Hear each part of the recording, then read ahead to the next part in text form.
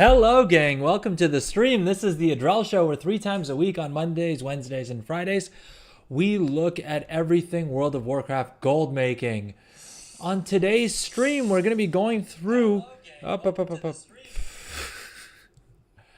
On today's stream, we're going to be doing something a little bit different. We're not going to be looking at gold making too much. In a way, we will be. But we're primarily going to be looking at the WoW 20th anniversary event. And so there's a bunch of cool little games and things. Sorry, guys, give me a second. I'm hearing an echo. I'm trying to figure out where the heck that's coming from. I have something open somewhere that's playing back my own audio. Sorry, folks. Give me 1 second. Jeez. As usual, today's been a nightmare in terms of... Okay, I think I found it. All right, there we go. We're good now. Sorry about that. Promise the stream will only get better from here. I can hope.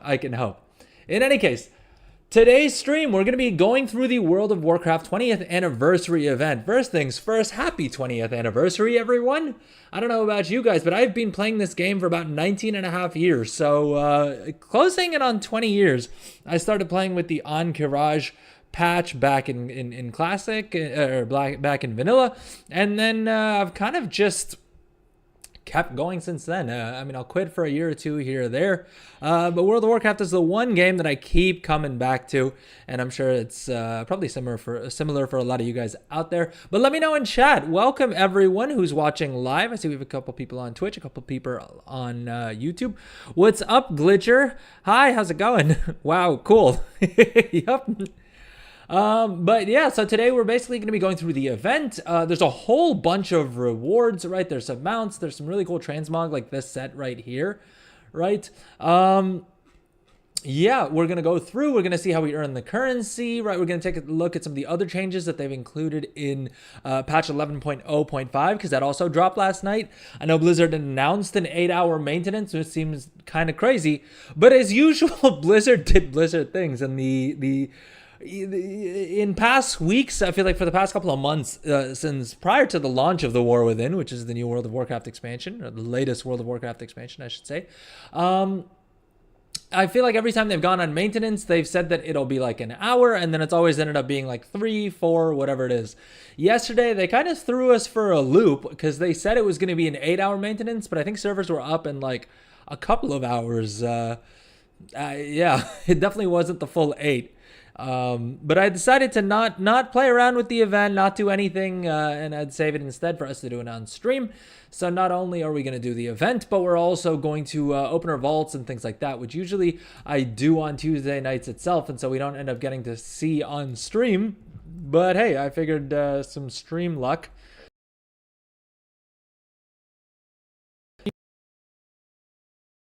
Oh.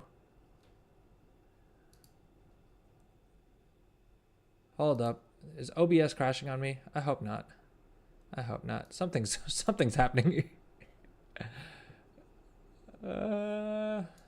If you're watching live, drop a message in chat. Let me know. Are there any issues with the stream? Uh-oh.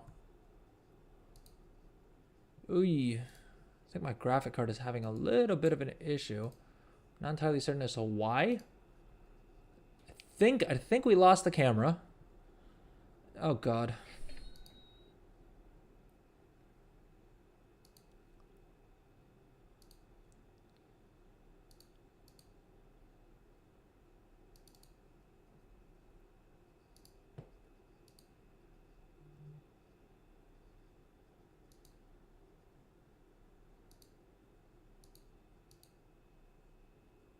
Sorry, folks, give me 1 second. Let me try and sort this out.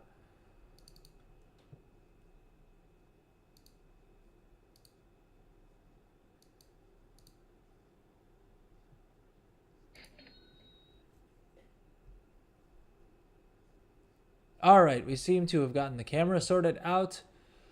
We have a little bit different music today, as you guys may have noticed. I decided we'd try out a different playlist.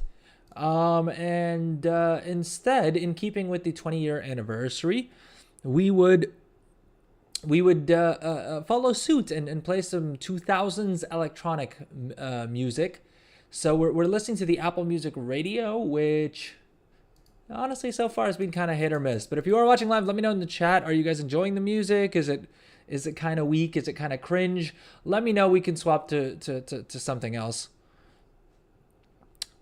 Glitcher on YouTube. What's World of Warcraft? I've never played it. World of Warcraft is, as far as I'm concerned, the greatest game ever, the greatest video game ever made. It's an MMORPG, which means basically you play online with thousands, if not hundreds of thousands, and I think currently like millions of other players, right? And so all of these characters that you see here are all other players who are also playing. And it's basically a role-playing game, witches, wizards, magic spells, hunters, rogues, monks, the most of the classic fantasy cliches. I think that's probably the simplest explanation I could give about it. But I feel like that's definitely not doing justice to a game that's literally been around for 20 years and still has millions of players actively paying a monthly subscription. And then I'm sure there's probably, and I don't know if I don't know if Blizzard's cool with people mentioning it these days, but yeah, millions of additional players who are probably playing the game without paying paying a subscription as well. I mean, one way or another, suffice it to say, it's definitely one of the biggest video games that's ever existed, and definitely one of the like most memorable and like biggest impact ones. Is it free? Well, so you can set up a free trial account and play up till level 20 completely free. And yeah, at that point you will need to, I think you still need to buy the base game these days. But you can usually get that on sale for like a couple of dollars. It's not super expensive. And then if you watch a YouTube channel like mine or watch me live on Twitch, you'll learn how to make gold, which you can then use to pay for your World of Warcraft subscription. So yeah, I mean, technically you're supposed to pay. I mean, technically you do have to pay every single month for it, but thanks to something called the WoW token, which is basically this thing right here. You can basically, if you're able to make enough gold in the game, which honestly isn't that difficult, to make 200,000 gold every month. It's honestly not that tough at all. You don't have to pay anything. You can just pay it with the in-game currency. So hopefully that answers your question, Glitcher. Is there anything else I can go into more specifics about? I'm giving you a very, very quick and dirty summary, to be fair, which again is not gonna do the World of Warcraft justice. It's too big of a game. It's got too much. It's had too much of an impact. It has too many players and everything to give any sort of description that would really do it justice. At least that's how I feel. All right. I think there's still something janky happening with my PC here. Because for whatever reason, it's not showing me my actual. There we go. Okay, it was just an issue with Afterburner. For a second, I thought maybe it was using my integrated graphic card instead of my like actual graphic card, because it was showing my GPU at 0% utilization, which is never a good thing, right? 0% is always a little sus. But okay, let's go ahead and get into the game. Let's get into the event. There are some really cool changes that they've made that I just wanted to touch on real quick. So one of my absolute favorite features.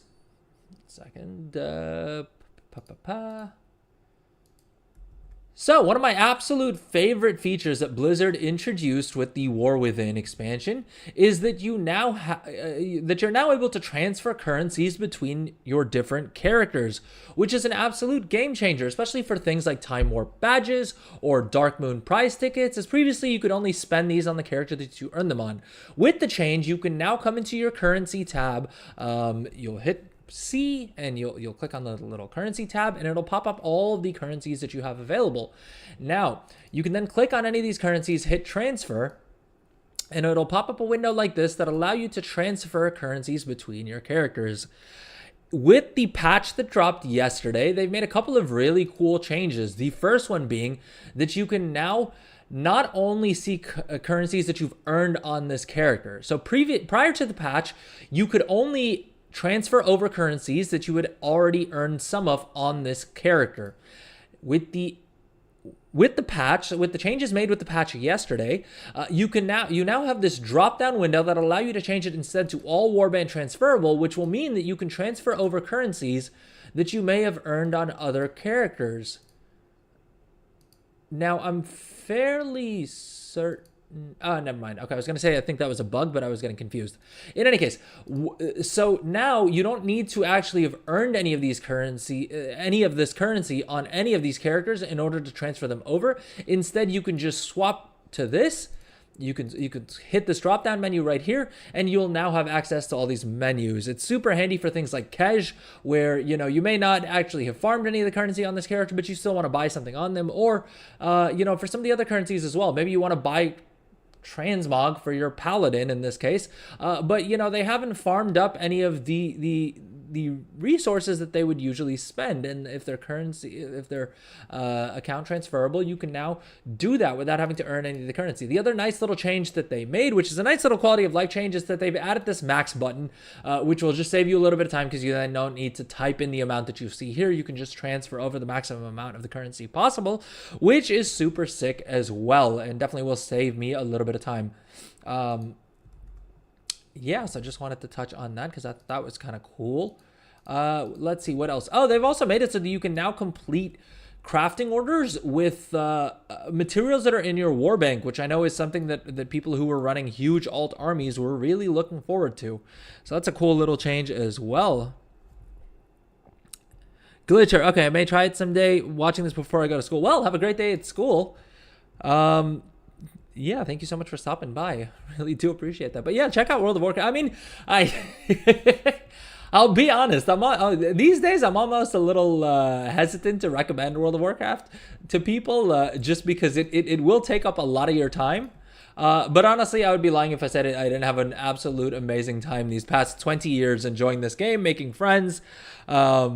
And yeah, just exploring the world of Azeroth. So I'd say make sure you're still doing your homework, because I know that back when I was in school, I definitely skipped a lot of my homework in order to play World of Warcraft instead. And so don't do that. Do your homework first, and then play World of Warcraft after that. And make sure you're still hanging out with friends and things like that. Oh, thank you so much for the sub. I really appreciate that. But yeah, it's a really, really fun game. There's a whole bunch of different classes, races, a whole bunch of different expansions that you can play through. And they keep having events. I mean, today's stream, we're basically going to be doing the event that they've launched for their 20-year anniversary, which, has some really, really cool rewards you can get, some really nice gear. It'll make leveling up characters super easy, and I think you can do all of that on a starter account. But okay, let's go ahead and actually get started with the stream. You know what? I'm just realizing it's probably worth checking when we have our next ad break before we get into things. So I think we will just run a quick ad break right now, get that out of the way so that we can come back and get into the event without any breaks in the action. All right, so let's take a quick little break, and then we'll come back and get into the WoW 20th anniversary event. If you're watching live, drop a message in chat. Let me know how it's going. If you're watching on Twitch or on YouTube, please consider subbing. It really helps your boy out. And if you're watching on YouTube, drop a like as well. It really does help me out. Thank you so much for watching. Other updates. If you're watching on Twitch, please consider dropping a sub. It really helps me out. You'll also get 3 months of Discord Nitro completely free. If you watch the stream on Twitch for 4 hours, you'll get the Sand Scarab pet, which last I checked is selling for like 200,000 gold on the auction house. I'm sure that price will probably drop now that the Twitch drops are live, but I'm sure you can still probably get a couple hundred, probably at least a few tens of thousands of gold for that pet at the very least. So, my Go Live notification wasn't clickbait. If you click the notification, you could literally make gold just by watching for 4 hours, which we'll try and keep this stream to at least 4 hours, so that everyone can get the pet by the end of this stream. What else? Yeah, I think that's more or less it. Am I wrong? Am I missing anything? Oh, we have the gummy pet giveaway on Friday's stream. So you can see the gummy pet right up there if you're watching the vertical stream, right up there. Or down here if you're watching the horizontal stream. And this pet you can only get if you live in the US, or at least if you're able to buy candy in the US, which I would assume means that you live in the US. But lucky for all of us, I was able to snag some codes from someone I know who lives in the US who was willing to buy some sour candy for me. And so we will be giving away another one of those codes on the stream on Friday. And so if you don't live in the US, or you just don't want to buy candy in the States, or are not able to, please consider joining the stream on Friday, because we will be giving away one of those codes, and it'll be open to everyone.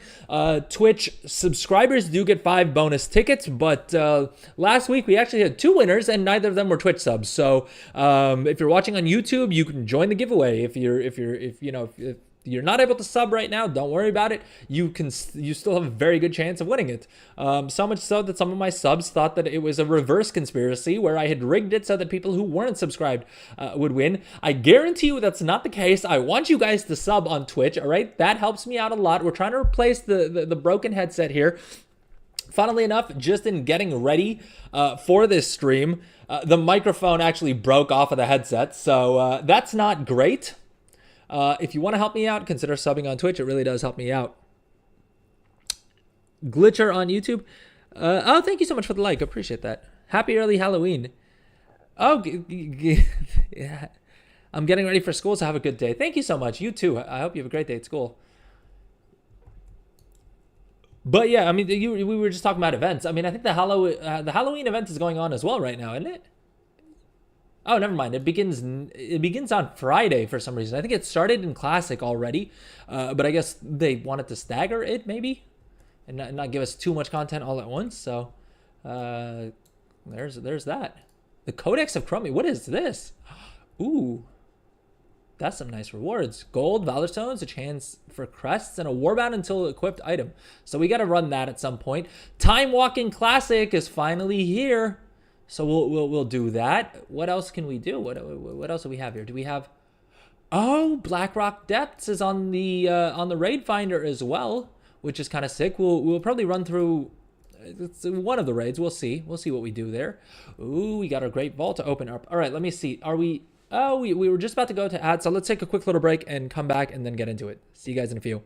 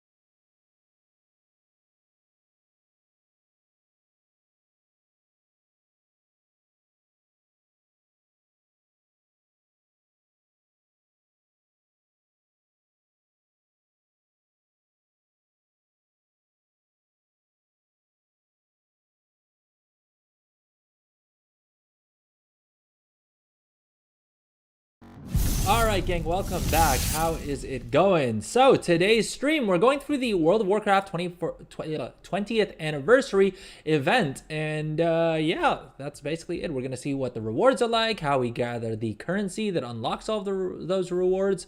We're going to go through the little events. There's a whole bunch of stuff. We may even run the raid. Echo is never fun.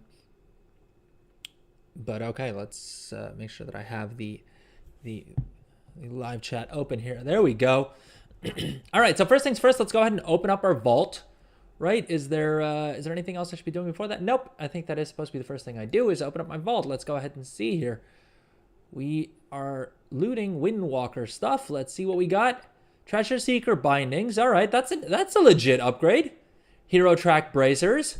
Haste Mastery. We don't have the avoidance on them, but that's not too bad.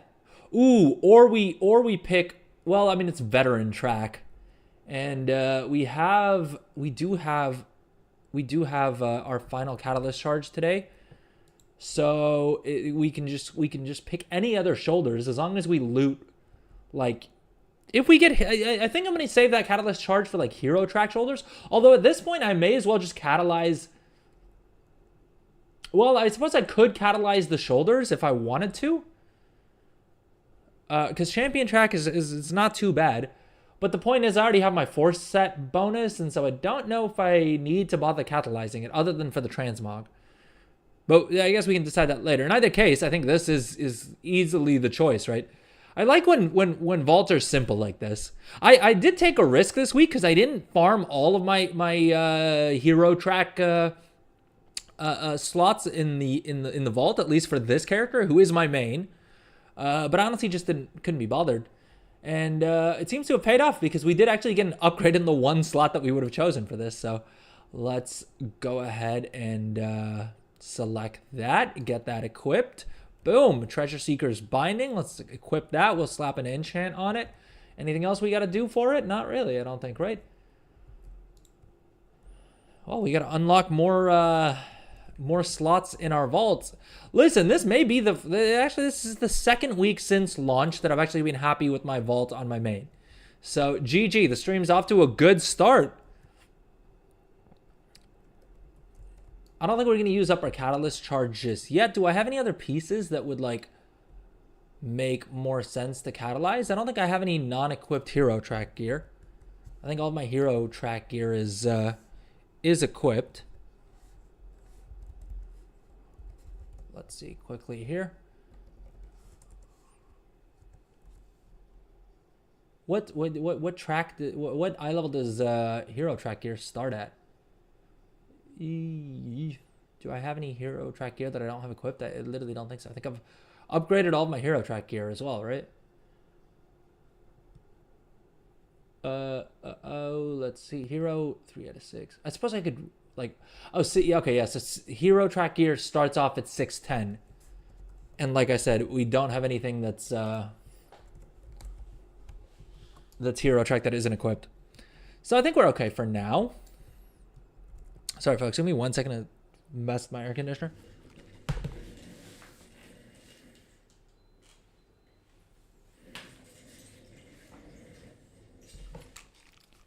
All right, and we're back. So we looted the vault on my main. Let's open up our chore tracker here. So this add-on is this add-on right here. I'll move it to the center of the screen just so our vertical viewers can see it as well. Is an add-on called Chore Tracker, which is absolutely great. It basically just reminds you all of the different weekly things you need to do on each of your characters, which is super handy. It's collapsible as well. There is a week aura that does it as well. I just find the add-on to be a little bit easier to customize because you can sort of pick and choose things very simply through their interface, and it also supports all of the Dragonflight stuff as well, which is kind of nice if you're still trying to get any of the rewards that you get from there. It has event rewards, it has anniversary rewards, event rewards, your delve rewards, and then all of the war within caches and things you can unlock through that as well. But okay, I think first things first, let's grab all the different quests that we need to for the week, right? We have the dungeon quest. I've honestly picked this quest up every single week since the start of the expansion, and then I haven't bothered completing it once. Now, interestingly enough, it doesn't look like the Pinnacle Cache quest is up here. I wonder where we're getting our Pinnacle Cache from this week. I see World Boss. I see... Oh, here we go. Okay, we get it from the Delves. Percussive Archaeology. Recovered... Oh, this is a new one. Recovered 30 Khaz-Algar archaeological fragments from Delves in Khaz-Algar. Okay, I wonder how many Delves we'll have to complete to get that. But this is going to be our first source, at least that we're seeing, for the Bronze Celebration token, which is the currency that we're going to be gathering to buy all of our rewards for the event. I think we also had like a... From the adventure log here. World of Warcraft anniversary. So... probably worth mentioning. I guess you guys may have already seen this in the thumbnail, but basically this is the mount that we're going to unlock that I think comes from the meta achievement. Like I said, I'm going to this event completely blind. I mean, I've read through some of the Wowhead articles and stuff like that, but I thought it'd be fun to explore it on stream, figure out what we're doing. Ooh, thank you so much for the Twitch Prime, Mr. Cadillacness. Am I saying that right? Cadillacness. Thank you so much for the Twitch Prime. Very, very much appreciate that. Thank you, thank you, thank you. Definitely helps me get closer to my goal of replacing my headset that is now so broken that the mic is literally on the desk in front of me. So that really does help me out. Thank you so much. How's your day going? How's the war within treating you? Have you been making a bunch of gold? Have you been farming gear mainly? Are you raiding? Are you PvPing? What's up? Are you looking for how to make gold? I suppose that would make sense as to why you may have joined the stream.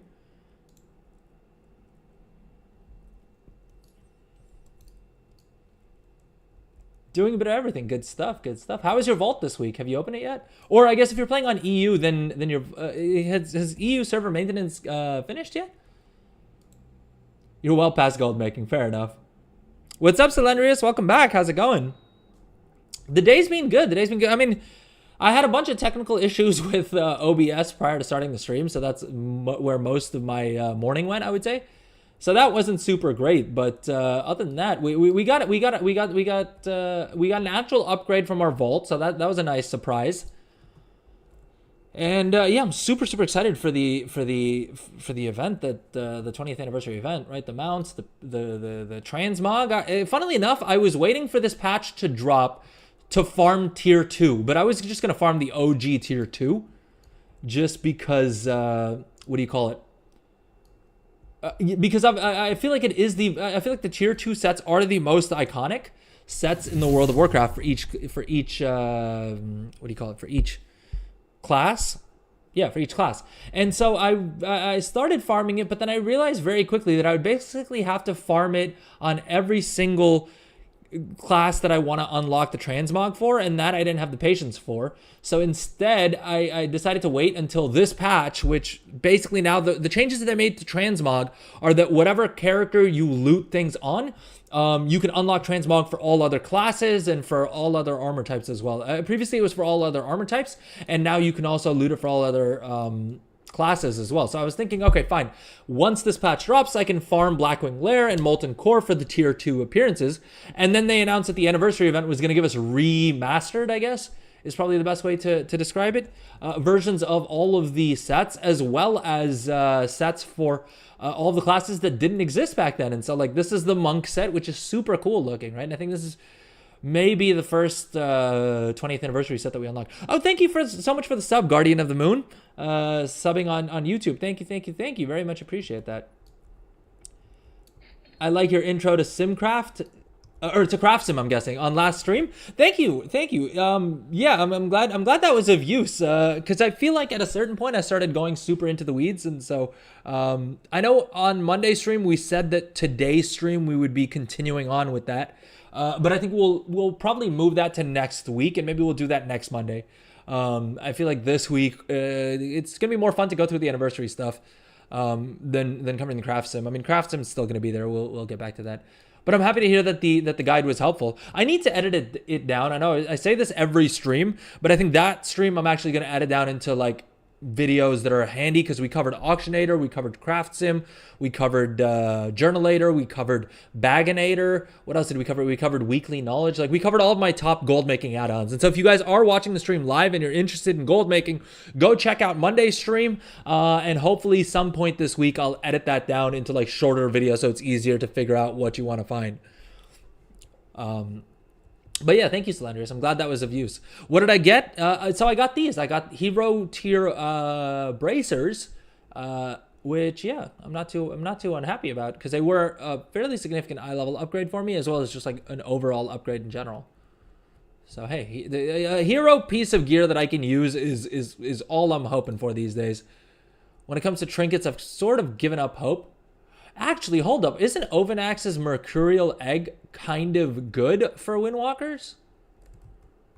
All right, guess we got to check the updated BIS list that Wowhead has up for monks. Let's see here. Trinkets. Ovanax's Mercurial Egg. Never mind, it's C tier. And instead, the two trinkets we have equipped, which is the detachable fang and the quick candlestick, seem to be the best that we can get from delves. Are any of these non-delve trinkets better? Void Reaper's Contract, I don't think I have that. Treacherous Transmitter, don't have that. Scarden's Grace, don't think I see that in my bags either. So yeah, I think in terms of hoping for better trinkets, I've kind of given up hope.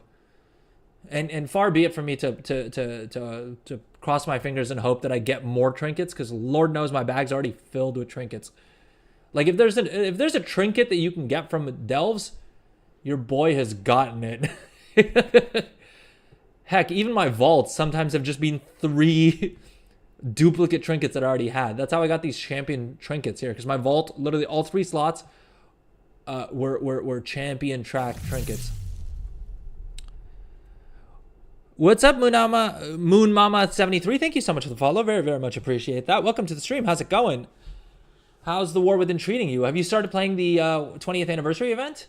I literally, like, it went live last night and I was awake, which is rare because it was maintenance was supposed to end at like 3 a.m. and I thought it would get extended. It didn't. So I was technically online when servers went live, but I was like, you know what? I'm not gonna play any of the event until we do it live on stream, because I thought it would be more fun to explore the event together on stream.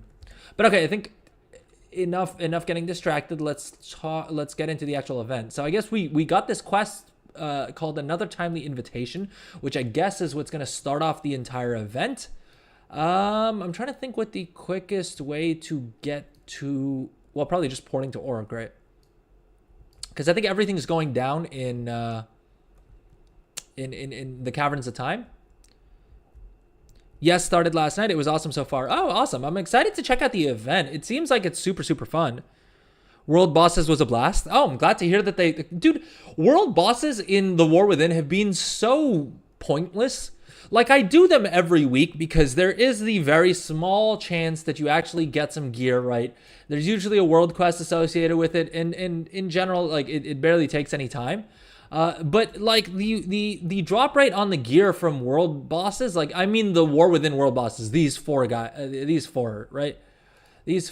right here, they drop champion track gear, which is cool, but you can sort of infinitely farm that on tier 8 delves anyway, so there's not really a great reason to do it. And second of all, the drop rate on them are so low that I feel like the world bosses are just kind of like a bit toothless. Like, I feel like that, you know, have them drop something that you can't get from delves, or have them drop some gilded crests, or I don't know, something that makes them feel better. I'm not a big fan of whining about things in WoW, to be fair. If you're joining the stream for the first time, please know that I try my best to not whine about things in the game, because I think there's enough people out there who whine about World of Warcraft, but that is one of my few gripes. But yeah, I'm happy to hear that they at least did the world bosses for the event well, because I was really looking forward to that.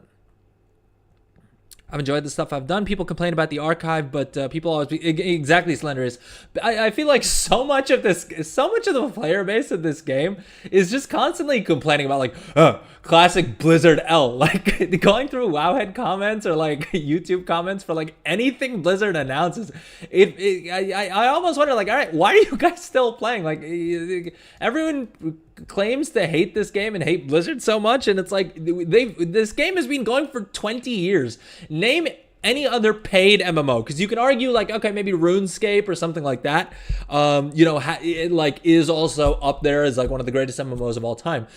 And I'm highly biased because I've played World of Warcraft for 19 and a half out of those 20 years, right? So I was literally like, I don't want to do the math. I was going to do the math to figure out how old I was when I first started playing World of Warcraft, but it's just going to make me sad and make me feel old, so we're not going to do that. But yeah, so I may be biased, but I feel like no other MMO has had the cultural impact, has had the longevity, has had like, the same amount of passion and everything behind it as World of Warcraft has. And that's as a paid game, you know what I mean? Like it's from its inception, you've had to pay to play this game. And so they've clearly done something right. You know what I mean? I think they've had mistakes along the way, right? I'm not going to sit here and pretend that like Shadowlands or BFA were great expansions, because I don't think they were. But I mean, they've rectified course. You know what I mean? Every time they've had a bad expansion, they've come back better and stronger. And I honestly think The War Within is some of the best content that Blizzard has put out. I think the game is right now, for my money, in 20 years of playing this game, the game is the most fun it's ever been.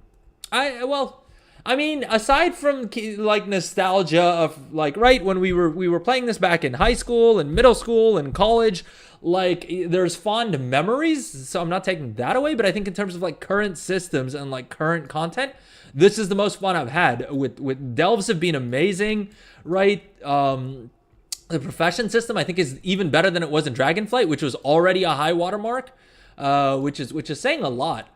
Right, because Dragonflight professions were pretty lit. Yeah, I feel like the game is definitely in one of the best states that it's been in a lot. Like Dragonflight was a great high. I mean, it was hard to.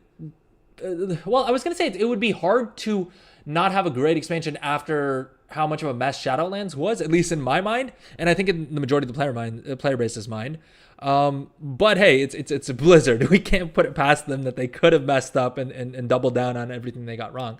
I feel like they definitely got a lot of things right with the War Within.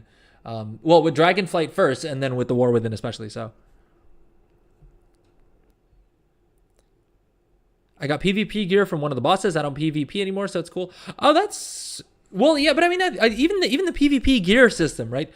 Like, I think having PvP gear, that has a pretty decent eye level for PvE content and then scales up for PvP is great, right? Like, that's a perfect fix for like PvPers who still want to feel powerful and be able to do world quests and things like that without being penalized for just earning their gear from PvP, while still not giving them a huge edge over people who actually do PvE, right? I think it's great. I think they've figured out so many of the systems, with 20 years of trial and error, you know what I mean? I agree, it feels great. This expansion, new systems added that are great too. Yeah, and the thing is, things like the Delve system, I really hope are here to stay. I hope it's not going to be another one of these systems that they add in, we have fun with it for an expansion, and then it kind of falls by the wayside in the next expansion, you know what I mean? Like they kind of did that with Torghast, with what was the vault thing that we did in the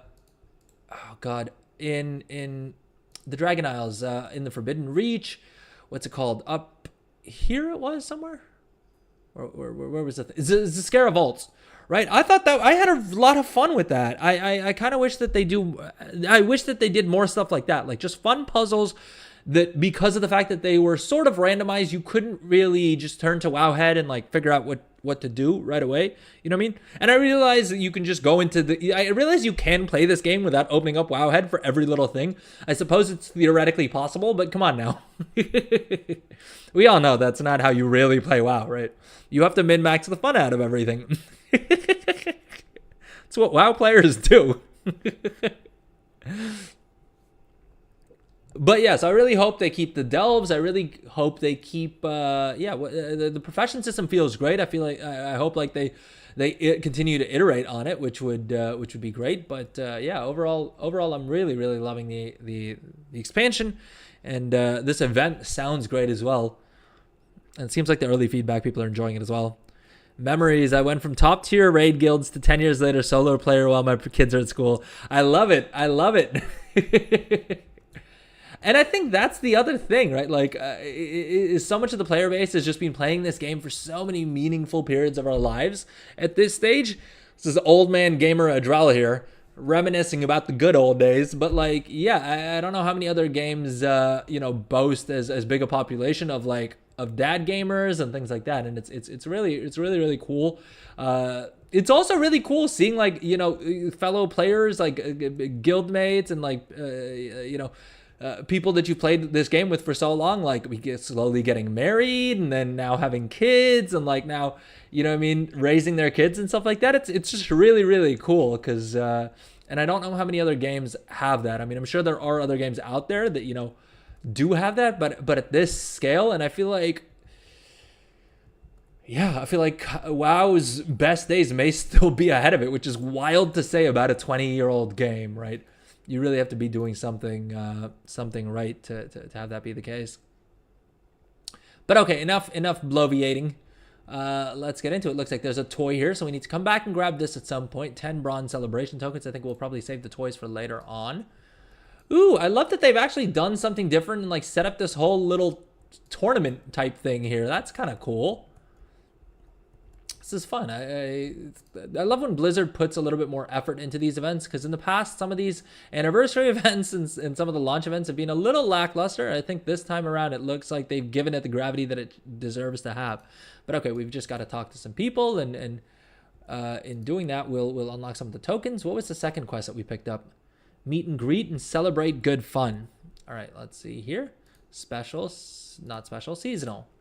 Celebrate good fun. Participate in celebration activities to unlock our 10% experience and reputation gains. Do you guys know is this account wide? Do I need to do this on every single character? Because I am also planning on using this event to level up a bunch of my alts that I haven't got around to, either getting to max level or getting to level 70 so that we can unlock professions on them. And so it would be nice if this was account wide. Hey, what's up, Bipolar Taco? Welcome back. You've been dethroned as a raid boss. Yeah, I didn't even notice that actually. But yeah, you did. And if you guys are curious what I mean by that, you can just drop ! Raid boss into the chat and you'll get a little, stream boss into the chat. And it'll give you a little bit of an explanation as to that. But basically, you guys as chat on YouTube and Twitch are fighting the stream boss. And currently it's Mr. Cadillacnus, who's the stream boss. And if you get the killing blow on the stream boss, you become the new stream boss. But yeah, basically every YouTube sub or Twitch follow does 5 damage to the boss. Twitch bits do 1 damage per bit, 300 damage for every single Twitch sub. And if you land the killing blow, you become the new stream boss. What's up, Wolfpack Leader on YouTube? I'm at 29 celebration tokens now. Good stuff. That's almost enough for 1 set, right? Or no, it's the first Transmog set costs 60, right? And then you basically, after you unlock that, you get a discount. But okay, let's roam around a little bit before we actually get to completing quests here. What's this? Timely trinkets. All right, so I guess this is the vendor that we're going to buy a lot of these rewards off of.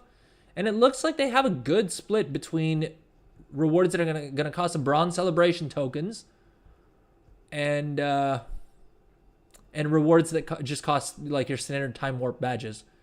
I am kicking myself that I didn't farm up more of these time warp badges during the previous event. But yeah, am I planning on doing the drops as in the Twitch drops? Yep. The Twitch drops are very much live. If you watch the stream on Twitch for 4 hours, you'll unlock the Sand Scarab pet, which I was surprised to see you can actually sell on the auction house. I was gonna have a little thing on screen during the stream, but I feel like my stream, like at least the horizontal stream, is a little bit too cluttered during stream. I feel like I have too many things going on, and so I thought you guys may have noticed I removed like the ad countdown timer. I took down like the some of the other text and things that were all over the stream to try and just clean things up a bit. Is it looking better this way, or did you guys prefer it the old way where there was like just a lot of information on screen? And I'm not gonna lie,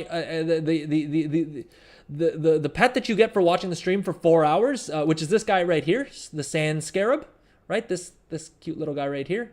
Let's probably center that for the vertical stream viewers. The sand scarab pet here you'll get if you watched 4 hours of the stream on Twitch, and if you sub on Twitch, you'll also get 3 free months of Discord Nitro. I don't think Twitch Prime subs count toward the Discord Nitro, unfortunately. But yeah. And then also subbing gets you 5 bonus tickets for the giveaway on Friday for the gummy pet, which is down here. It should be down here in this corner. Am I pointing to the right corner? No, I'm pointing to the wrong corner. Down here for horizontal viewers and up there for vertical stream viewers. Yeah, what else? I feel like there's so many things to cover as well. That's why I was like, my entire overlay was just like covered in different things. What else do we have going for us? Yeah, I think that's it. Am I missing anything? But yeah, so those are the drops. Are if you watch for 4 hours, you'll get the thing. Still waiting on my email from my pet. Wait, which pet?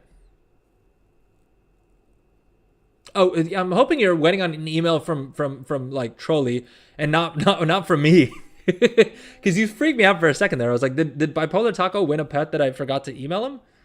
But then I remembered I've been giving out the well, so far we've had one winner and I've given out that code on Discord.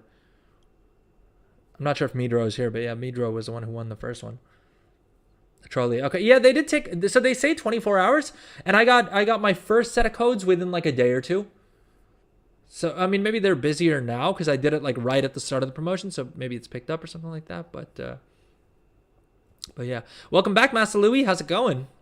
I don't like distractions; they distract me. Okay, cool. Well, hopefully then you're appreciating the cleaner stream overlay interface thing. But okay, no, the other thing I was saying was that you'll see here that the sand scarab pet that you get from watching the stream for 4 hours, and we'll make sure that the stream's at least 4 hours, so anyone who's watching here can get the pet this stream itself. But what do you call it? The pet that you get from watching the stream for 4 hours is currently selling for 170,000 gold on the auction house, at least on Illidan. Now I'm sure this price will drop, but I'm sure of two things. One, you can probably find a different server that you can sell it on for a higher price. And second of all, I'm sure while prices will drop in the short term, this is still a super rare pet. And so at the very least, I would hold on to it for a couple of weeks. At the very least, after the drops stop, and this will continue to appreciate. And you can probably sell it for a token. So I'm not saying watching the stream for 4 hours will give you a free month of World of Warcraft game time, but I am saying that could happen, right? If you play your cards right, you could make that happen. But okay, so I think this chick has some of those pets. I like that they use the like old school troll model as well. Let's see here. What is Frostwolf Supply Officer? What's he selling here? Oh, the PvP transmog stuff. I guess is this just transmog here? Or no, it's eye level 541. I mean, okay. I think the main point of this is to unlock like the rep rewards that you would normally unlock for from like Stormpike officers, which battleground is that? After the event, it will probably go for a bit after for anyone that missed it. Oh, for sure. People are definitely going to be, like I'm saying, it'll definitely appreciate. I would be very, very surprised if it didn't. Have I got all the mounts? Which one? The event mounts? Not yet. We literally just zoned in. Hold up, can't you also sell Hate Spark? Because this vendor right here seems to be selling pets. And Luminifarian, we've already collected. That you can only collect one of one. But I think Nixian Whelpling, Hate Spark the Tiny, and Baby Blizzard Bear you can sell. Dude, Hate Spark the Tiny as well. There's another 120,000, 130, 120 to 280,000 gold right here as well. So yeah, I mean, you can definitely make gold with this event as well. Hate Spark the Tiny. I remember this. I think this was, yeah, the Molten Core Anniversary Edition, right? And I think I had some of these in my mailbox or in one of my characters' banks for some reason, but I don't have that. But yeah, if you're interested in selling pets, Hate Spark the Tiny, there's another one. Probably sells for a pretty penny right now as well because the currency is going to be worth more as well. Onyxian Whelpling, I guess that's Spawn of Onyxia. I don't think you can cage this one. Right? No, Onyxian Whelpling is something else. Why is it not showing up on the list here? Onyxian Whelpling, is it not collected? Sort by other. Onyxian Whelpling. I feel like you can sell this. Because Spawn of Onyxia, I don't think this pet is the Spawn of Onyxia. I think it's literally Onyxian Whelpling, which I'm fairly certain I've collected or have somewhere.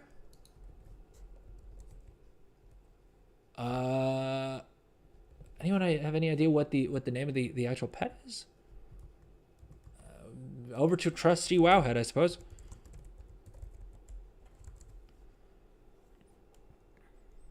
The hell is this song? Yeah, so for today's stream, I thought we'd change things up and not do our usual playlist.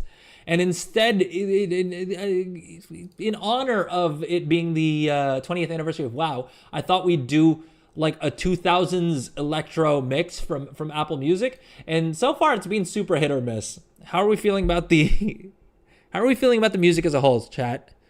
Is it cringe? Is it weak? Should we go back to our usual music? Or do you guys have any other ideas for other music we can play? I was gonna play, I did find like an actual like playlist of like all of the like gamer music we used to listen back then. But the problem is it's on YouTube, and that just gets a bit, I haven't set it up yet in OBS to like play YouTube music super easily. So instead I've been doing Apple Music, and I haven't really had the time to put together a playlist with like stuff like that. Oh, you're watching, right. You're watching on YouTube. So yeah, no music on YouTube. Yep, Twitch viewers get the music as well. Sir Shady has died in value. Jeez. I mean, that was gonna happen at some point, I suppose. Just because the undercoins were gonna get easier to farm as people got more and more gear, and also had less things to do in the game overall.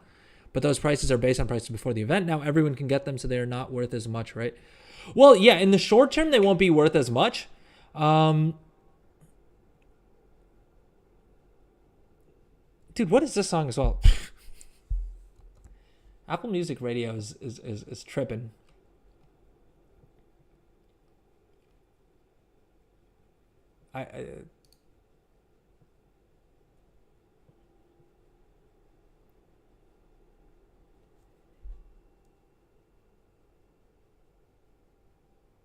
It's down to below 200, as in below 200k. Well, 200k is still not too bad, to be honest, for a pet. I guess it takes 1,000 undercoins, but like, it probably didn't take you that long to farm up 1,000 undercoin, right? I mean, a decent bit of time, but for 200,000 gold, I mean, that's a month's worth of WoW sub, right? So I would assume it's still worth farming.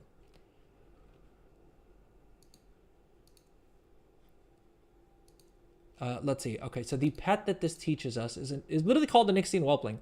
Now, I'm not sure why it's not showing up in-game, because I could have sworn that I had the Onyxian Whelpling pet. Jeweled Onyx Whelpling. No, that's not it. I do YouTube in case I have to pause so I can catch up. Fair enough. Yeah, that makes sense. I mean, yeah, I think Twitch is a better viewer experience if you're watching live. In a lot of cases, but YouTube definitely, like the pause and the rewind and stuff like that is kind of nice. I'm not entirely sure. I mean, I'm sure there is a reason why Twitch doesn't allow you to rewind, but it's always seemed a little bit weird to me because sometimes you get distracted and then there's no way of really catching up.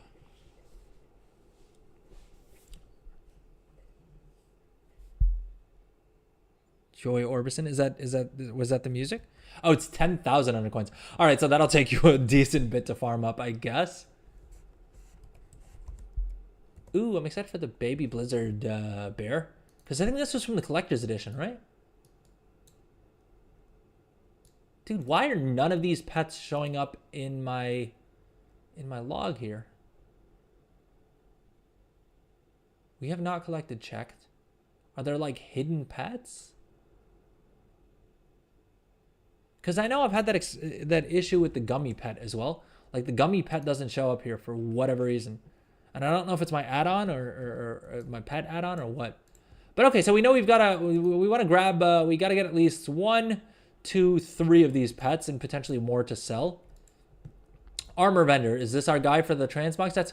Ooh, here we go. This is what I'm most excited. Well, this is one of the things that I'm most excited for. Is this, what are we? Oh God, what are we? All right, I wanted to get rid of the weapon. There we go. Let's try out these different armor sets, and I'm gonna center this for our vertical viewers so that you guys can see what's going on. Lewd. Yeah. All right, let's slap some armor on him. I don't want to get banned by Twitch for showing too much skin in a video game. What's the hottest set? I guess we can find out. But okay, so this is the Death Knight set. Pretty cool looking. This is, I'm guessing, the Demon Hunter set, because it says Demon Hunter on it. I mean, I don't know. I have this issue with Demon Hunters. I have an issue with Demon Hunters and with Evokers, where I feel like all of their armor sets look the same. I would struggle to tell you the difference between what each of the tier sets and stuff like that. You know what I mean? I mean, yeah, I know the details are different, Cylindrus, but I mean, like, they all look vaguely the same to me. And I think it's partially because of the fact that Demon Hunters have the horns, and so, like, that doesn't go away. And I feel like there's probably some cooler things they could do with it. And the Evokers, I guess part of the issue is that you only really see, what is it, the shoulders, the chest, and the belt when you're in, like, Drakthir form. You meant all the armors in... Oh, okay. Yeah, all of the armors look really sick, though. People have been, as usual, I mean, Wowhead and stuff, comments have just been trashing Blizzard for these sets.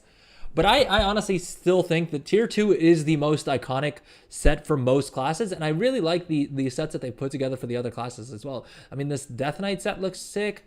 I mean, this is a pretty sick-looking set. My only gripe is that, like I'm saying, I feel like Demon Hunters, most of the sets look the same. The Druid one is still super classic, right? Like, especially with the fact that we have the Warband now. Like, the Warband showing at the login screen. I feel like it's gotten me a lot more interested in Transmog, just because even if I have characters that don't play that much, I want them to have sick Transmogs because they're on that homepage. And yeah, so something as iconic as like the Tier 2 sets would be sick.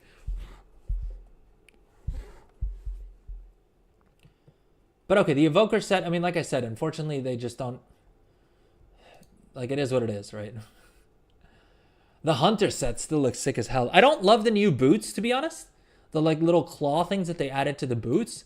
But overall, I mean, who's going to complain? I mean, it's the most iconic set, and then they've remastered them. I mean, I'm a fan of it. The Eye of Sauron vibes, I do kind of like that. I'll give you that. That looks pretty sick. What other sets would people want? Exactly. I mean, T3, it would be low-key hilarious if after people have spent just millions of gold and like hundreds of hours farming up Tier 3 sets and like all the other brutal ways to get Tier 3, if they just gave you like a higher res version of it in this event. That would be kind of hilarious. And I'm only saying that because I haven't bothered farming it yet. But I mean, it is on the long list of things I want to one day do in the world of Warcraft. And apparently you can make a decent bit of gold doing it as well. So we may do that on stream whenever I run out of content.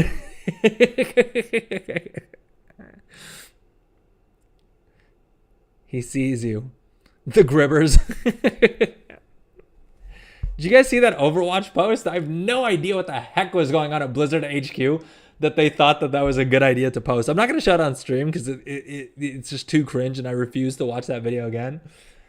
But they basically released a cosmetic for Overwatch and they literally said, like, check out the grippers, and then zoomed in on one of the female characters' feet. It was the weirdest thing, and it was posted on main. Like, Blizzard, the Overwatch team posted on main. I have no idea what the heck was going on at Blizzard.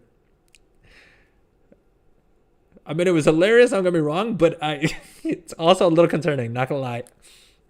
Or hey, maybe they just really know their market really well.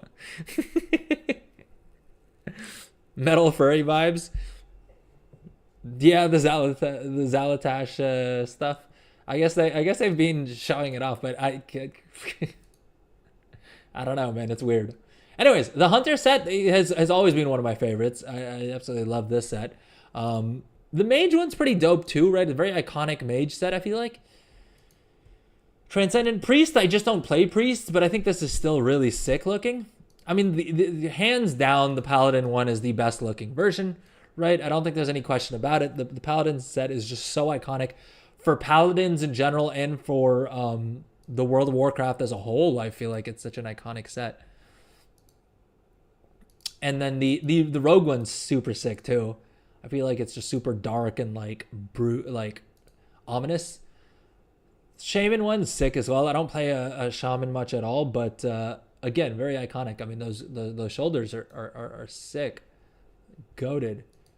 The Warlock one is maybe my favorite. I think tied with Paladin for sickest set. Right? I cannot wait to deck my Warlock out in this set.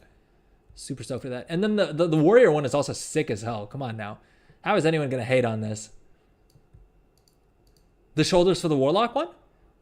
Or the Shaman. I mean, the Warrior one is just sick as heck. I mean, like, there's so many blades on it. But it's just, yeah, I don't know. It's one of my favorite sets in the game as well. And I do love that Blizzard didn't do their usual FOMO thing of like, oh, you know, you can only realistically farm up like 3 or 4 of them. And then if you want to unlock all of them, you're going to have to grind an ungodly amount of hours. They didn't do that this time around, and they actually learned from previous events, which is kind of wild, but they've made it so that like the more you farm, the more like after a certain point, after you've gotten your first set, basically. So basically what they've done is after you get your first set, like the first set, I should probably talk about that real quick if in case anyone hasn't been checking Wowhead as obsessively as I do. But basically the first set that you'll unlock will cost you 60 of the currency, right? The Bronze Celebration token, which will take you a while to farm up, and that's working as intended. But then basically the second set that you get will only cost you 40 of the currency, and then the third set that you get will only cost, like the third and onward set that you get will only cost you 20 of the currency each. So it'll be a lot easier to get additional sets. The other thing is, let's probably take a quick look at the achievements as well. Is it, do we have it categorized under something here? I probably should have updated my add-ons prior to the stream, so I'm just going to do that real quick because I'm sure a bunch of the add-ons probably got updates both for the new patch as well as for the event, which will probably make things a little bit simpler. But okay, I think we'll also take a quick little break right here just while I'm doing my interface stuff, and then we'll come back and look through the achievements that we're going to get for this and cover a little bit more as to how Blizzard has made it easier this event to like actually get all the rewards. So okay, quick little break and we'll come back. If you're enjoying the stream, please consider subscribing. Drop a follow, drop a like if you're watching on YouTube. And I'll see you guys in a few.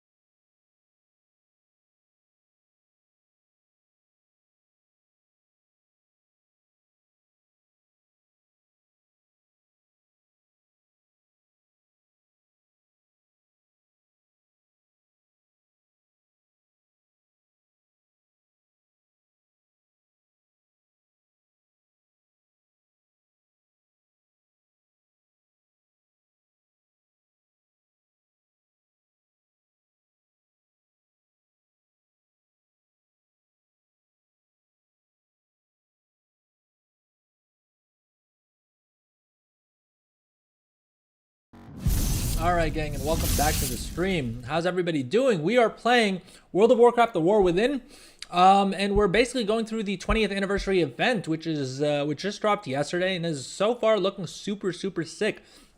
We went through some of the rewards that are available, and I was just going over some of the nice little changes Blizzard has made to this event to make it easier to catch up. So basically, these armor sets are one of the big rewards, right? They're the iconic tier 2 sets. Especially this one, right? The Paladin set. I feel like even if you don't play World of Warcraft, you've probably seen this Transmog somewhere or seen, some characters wearing this gear. And you can get it through the event. But basically, the first set that you get is going to cost you 60 Bronze Celebration tokens. The second set will be 40. And then every set after that is only going to be 20 of these tokens. Now, I think there's an achievement that actually gives that to us. Let me see if I can locate where all these achievements are categorized. Are they under feats of strength, maybe? Promotions, events, I guess would be the spot, right? Let's see. I have the 7th anniversary achievement. What's the oldest feat of strength that I have here? 2019, 2018, 2016, 12th anniversary, 2015. All right, 14. Are they? Okay, 2010. So somehow I only have achievements going back till 2010, which seems kind of weird.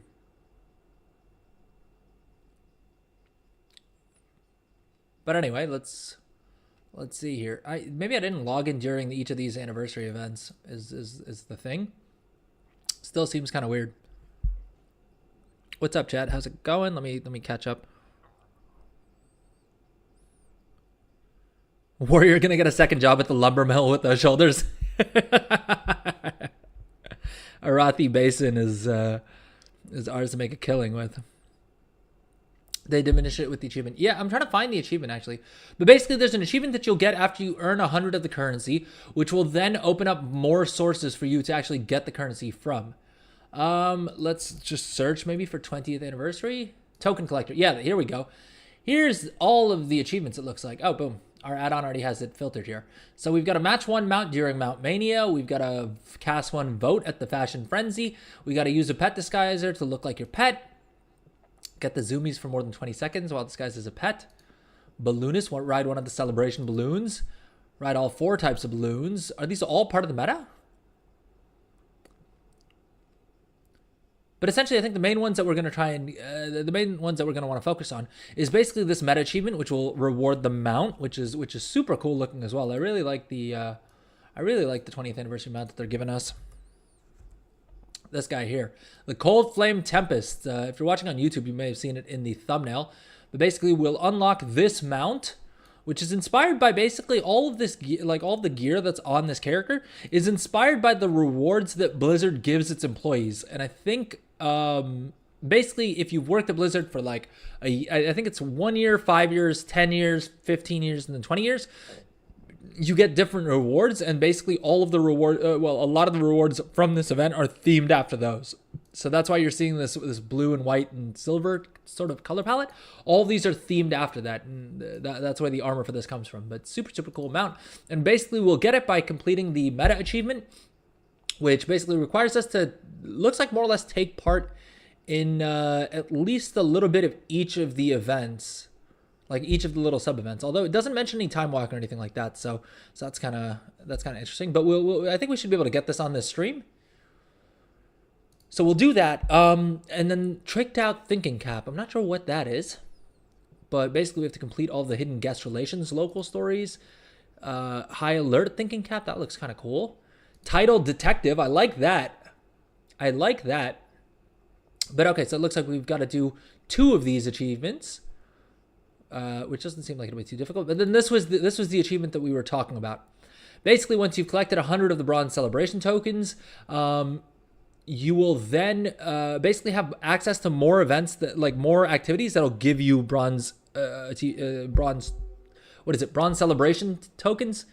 I love that we had bronze during time running, and then they were like, well, we can't do bronze tokens. You know what? We'll make them bronze celebration tokens. That is a mouthful. I feel like celebration tokens would have been good enough, but I guess I wanted to add bronze in there as well.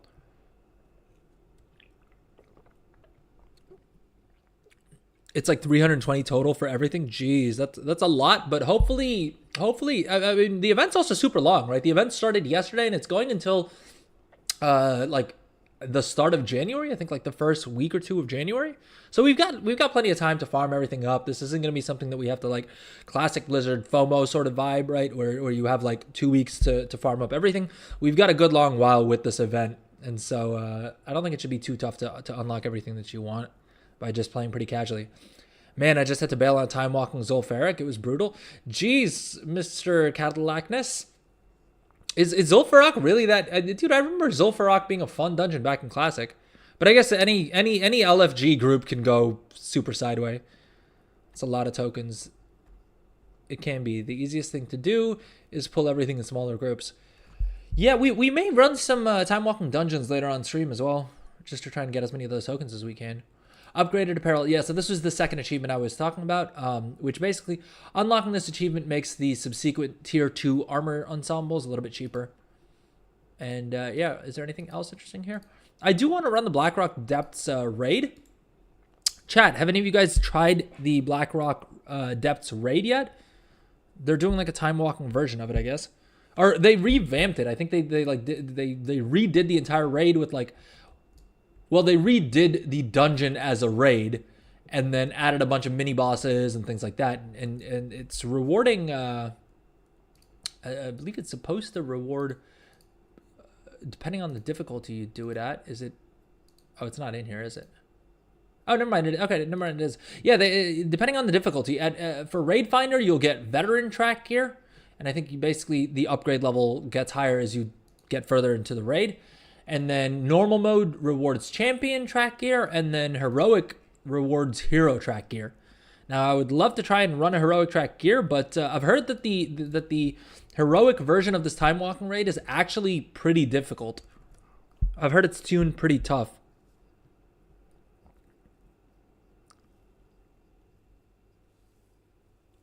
In LFR as well, it's a little rough.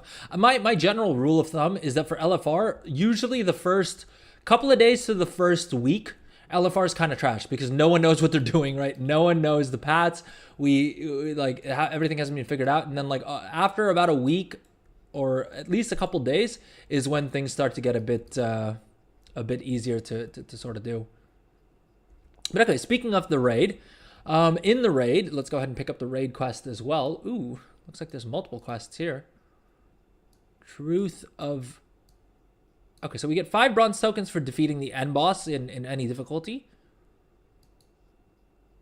And then... Obviously, when I need it to not automatically pick up quests so that I can see what they are and talk about them is when my add-on is working perfectly fine. But okay, so... defeating the main boss, the end boss, I guess, which we can probably do in LFR, will reward not only a cache of Dark Iron treasures, which will give us a piece of level 597 gear, which I think is that adventure track? No, that's going to be champion track as well, right? 597? Because adventure track maxes out at 593, it looks like. And then 500 time warp badges, great. 45 valor stones, 10 carved harbinger crests, and 3 bronze celebration tokens. Ooh, that's kind of nice. But the other nice thing about it is that you'll have basically, if you guys remember from Blackrock Depths back in the day, you would loot these like relic coffer keys. And so the upgraded version of it also drops relic coffer keys. And I think basically you will be able to farm up a maximum of enough of the currency to get 3 pieces of gear that you can just buy off of these vendors here. And there's vendors for each level of difficulty. And yeah, so basically you can get 3 pieces of gear.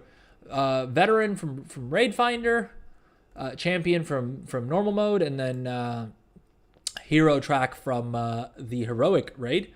That you can completely pick. What they did do that's kind of interesting, though, is some of these items can actually drop off the bosses, and the only way to get it is off the vendor. Now, each player, like each character, is going to be limited to only being able to get enough currency to get 3 of these items.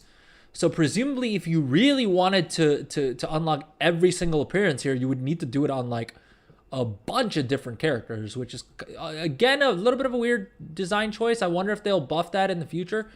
Because it seems like Blizzard learns 90% of the lesson, and then the last 10% they still kind of get wrong. Because they did this with...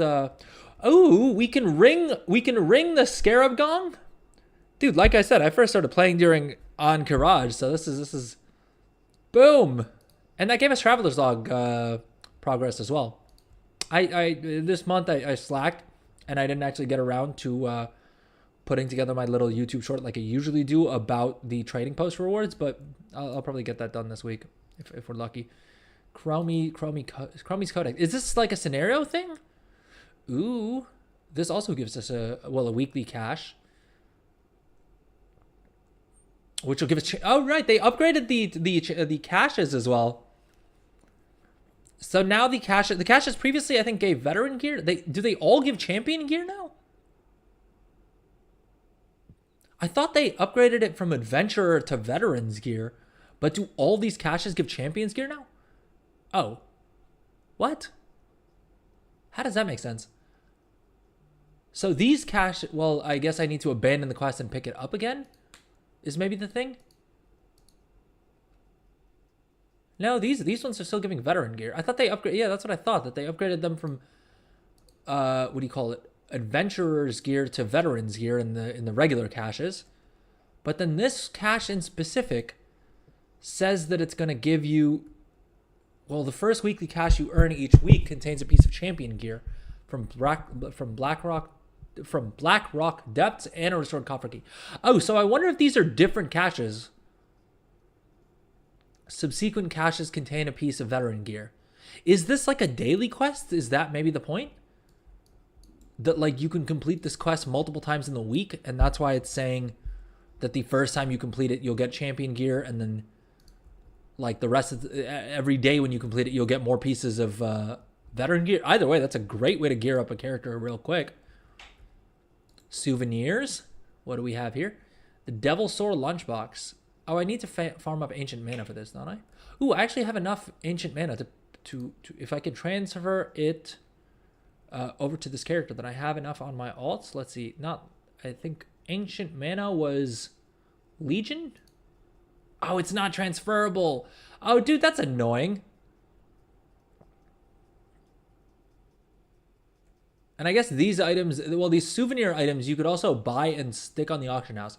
Now, they won't sell for a lot right now.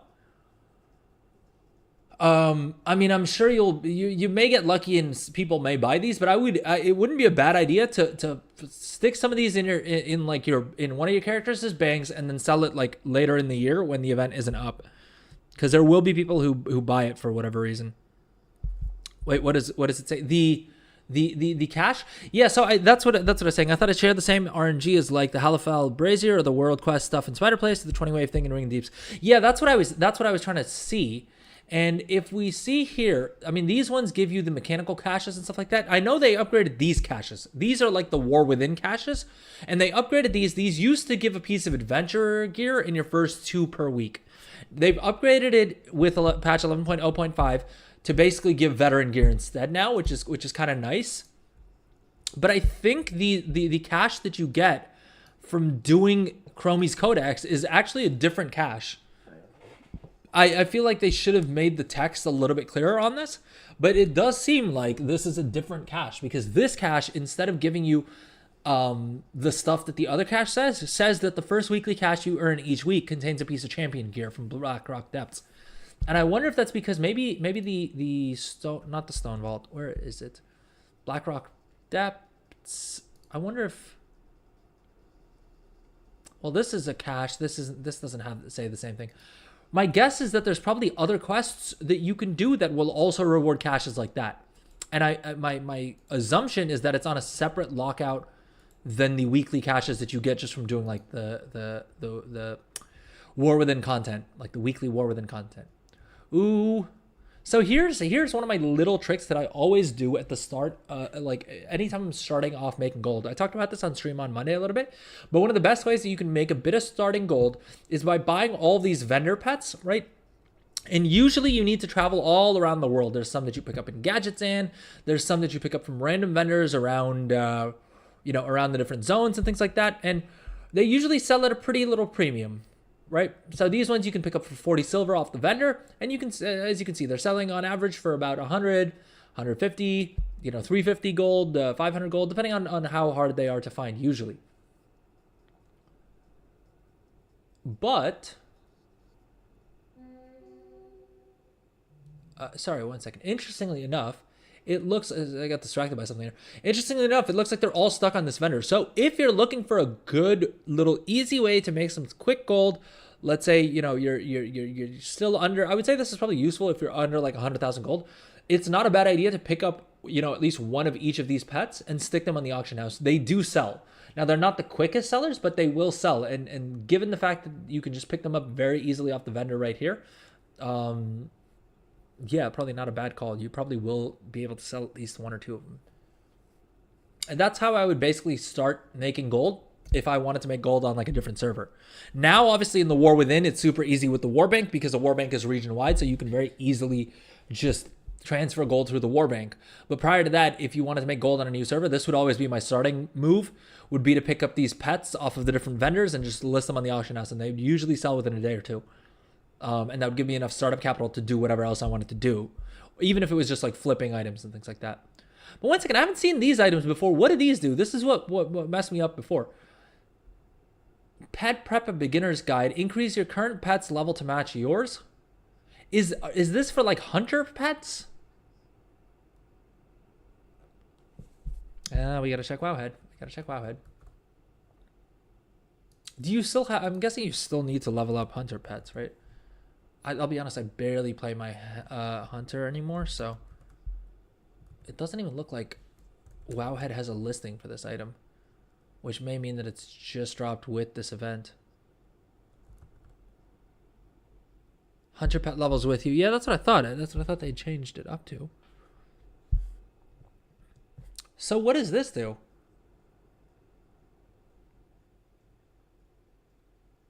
Is this can't be for leveling battle pets, can it?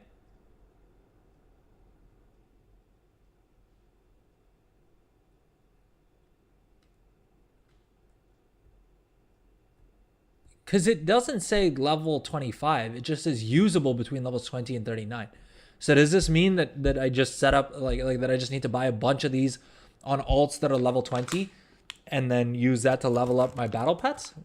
That would be kind of broken because battle pets do sell for more if they're at level 25. Bear with me. Grab some snacks while we're on break, by the way. I'm trying to clean up my act. Eat a bit healthier. We got our diet iced tea on deck. And we got some beef jerky. Dude, I've been trying to cut out sugar. And I'm not going to lie, it's been pretty difficult so far.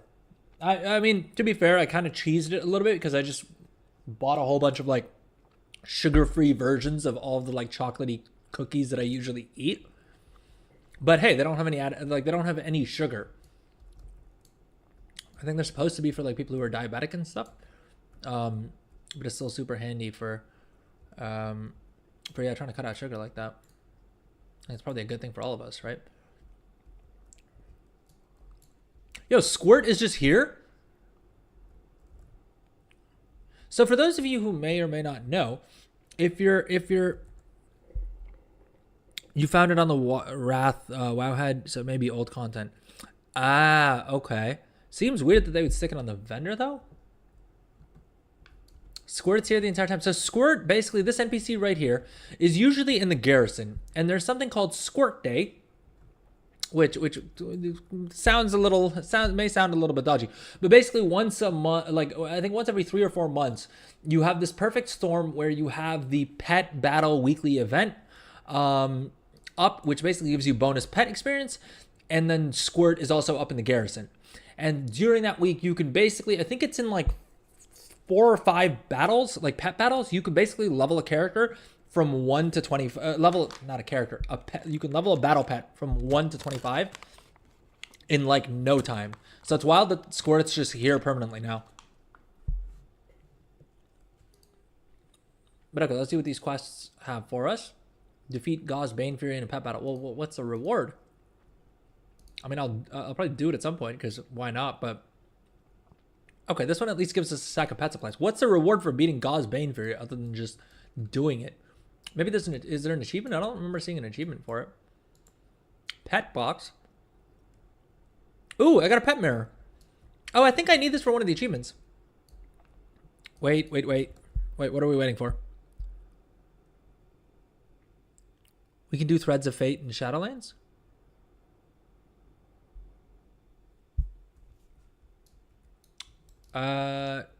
Wasn't that always a thing?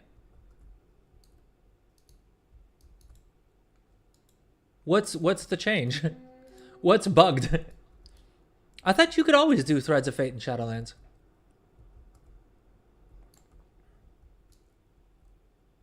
They took it out during Dragonflight. I don't think so, because the only reason I know that is because of the fact that I for a while I was running all of my alts, like all my remix alts and things like that, through the intro for Shadowlands to basically get to farm more anima for myself, so that I could buy the mounts and buy some of the. I mean, yeah, basically I was using it for the mounts, and to do that you would do Threads of Fate. And so I know at least since like the pre-patch, and potentially sooner, you could do Threads of Fate. So maybe they fixed it after that then? Dude, I love that they still haven't learned the recipe from Shadowlands. Like, if players don't want to do your content, don't, like, forcing them to do it is not the move, Blizzard. But I did see something about that in the patch notes, I think. 1 second, let's see here. No,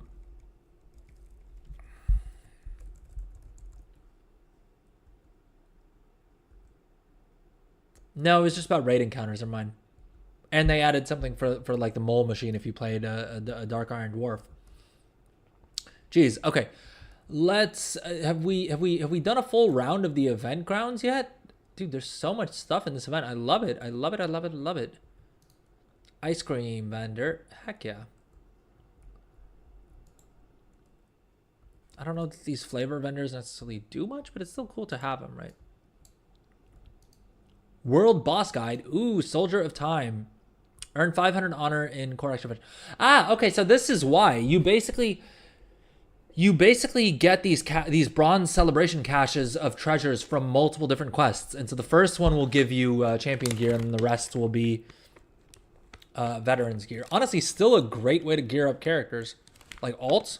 I know I have a couple of alts that are at like 76, 78 that I plan on pushing to level 80. And I'll probably use this event to gear them up. At least the ones that I care about getting decent gear on. Oh, geez. Of course my quest log is full. Dude, I've said it before, and I'll say it again. I don't get why we have a cap on how many quests we can have in our quest log. Or, at the very least, why Blizzard doesn't have the decency to tell us how many quests we have in our log. I know they increased the cap from 25 to 35 at some point. But I mean, because of the fact that all these quests are in little windows, I can never tell how many quests I actually have up or like accepted in my log.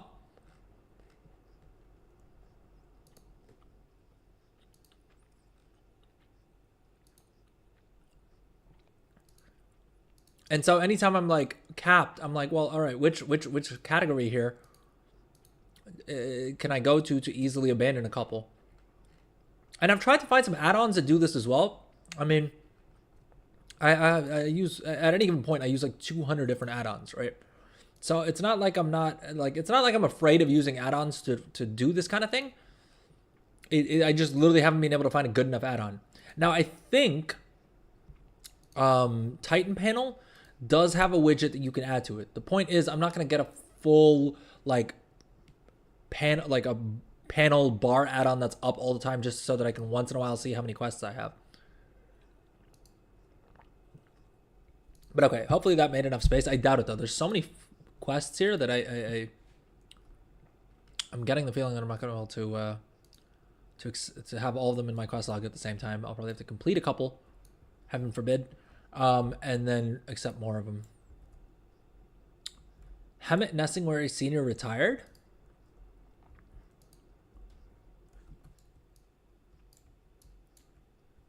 I guess I've always just thought of Hemet Nessingwary, and I've never really noticed the difference between senior and junior. But presumably there are two different... They're two different characters, I guess. which kind of makes sense. I do remember reading Hammett Nessingwary Jr. I guess I just never realized if the guy that we first started. Oh, Leroy Jenkins is here. No nonsense fried chicken. There we go. Spicy fried chicken too. Grimboo's Thunder Brew. Storming Saison. All right. Bartender Bob. Let's see what he's got for us. I don't think any of these vendors have collectibles. I think these are just like flavor vendors, right? Am I missing anything? Is there anything like actually that I'm actually going to care about to summarize things, I guess? Ernest Hemingway. Oh yeah, I guess that's what the it's a play on the name of. Dude, I'm such a moron that I probably have had this realization at some point in the past 20 years of playing this game, but I forgot that was the thing. So thank you for the reminder, Master Louis. Historian Jones, or Harrison Jones. I was like, Harrison Jones sounds familiar. Team Solid. What is Team Solid? Oh, is that the Ray? Maybe that's the guild that was part of the Leroy Jenkins thing.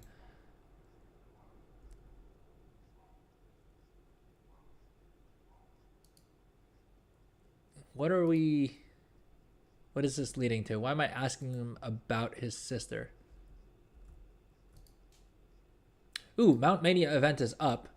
And I guess I have to, I think, oh, boom, there we go. All right, so we got our first achievement of the event. So basically we just come into this little area, and then when a mount pops up, we click, it'll have this little thing right here on the screen. And if you hit the mount button, if you hit this button here, you'll copy the mount, and you'll get that first achievement. I think there are achievements for, yeah, there we go. There's another achievement for matching 20 of them. And I guess we just stand here and continue spamming this button until we've matched all of them. How do I participate? Can I run on stage and, or is it like defined? If you wish to compete and show everyone what's in your stable, then stick around. My sister Abigail is leading the event from the stage and is assembling an eclectic ensemble of beasts. This event, this part of the event, I'm definitely super stoked for, because Lord knows I've whined about it on stream before, but they've not really shown much love to us mount collectors in the War Within. Not only did they not give us a 600 mount achievement collection award, achievement. Not only did they not give us an achievement for collecting 600 mounts, which I specifically ground out 600 mounts prior to the War Within launching, hoping that I could have that unlocked the second they drop it. But they also messed us over with the Otterworldly Autocarrier, which is the reward for collecting 500 mounts, by making it not dragon rideable or sky rideable, which is also kind of trash. How do I participate? What kind of mount would I want for 600 mounts? I don't know, man, but something cool, right? I'm not even gonna complain about the fact that they don't give us unique models for collecting a whole bunch of mounts. They just give us like recolors, because this is still a pretty cool recolor, right? This is still a pretty sick looking mount, and the fact that it was the only Audic mount that could fly was pretty dope. But the fact that they don't allow it to skyride is just super janky. So yeah, I mean, I guess if we keep it in theme with like the way that they've done things in previous expansions, is when they add a mount, right, they use like a unique model that was introduced in that expansion, and then give us like a super funky recolor, right? And honestly, if I had to pick any of these to get like a recolor of, I think there's enough recolors of this model. I don't like the crabby mounts anyway. And I'm not a huge fan of the bug mounts either. I mean, I'll collect them just because I like the big number, but honestly, out of these models, I would say probably either like the Belladar spawn, do something like a spectral version of this or something like that. That could be kind of cool. And yeah, I don't know if there's any other of these mount models particularly that are like especially interesting to me. I mean, definitely something that flies. It's pointless when they give us ground mounts. But yeah, I think probably if I had to pick, I would choose. Ideally, I would choose what is it? Probably either like the one of these shackled shadow type mounts, right? Like one of these, or one second? What's the mount that you get from? Or this, I guess, but I feel like these don't lend themselves particularly well to the spectral thing. I mean, it would still look cool in a spectral recolor, but or like a spectral mech suit could also be kind of cool, I guess, and would be more fitting with like the theme. I don't want this one because this we have enough different recolors of this, but getting a recolor of this in like spectral would be kind of cool. And I feel like collecting 600 mounts is not really that much easier than Keystone Master, right? So I feel like the people who got the Keystone Master mounts can't be super like annoyed by that.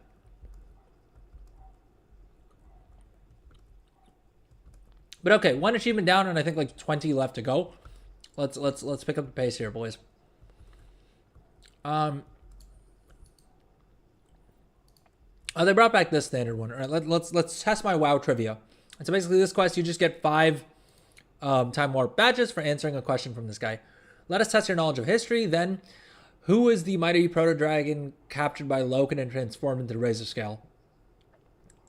I genuinely have no idea. Let's guess Galakron. Incorrect. Kind of saw that coming.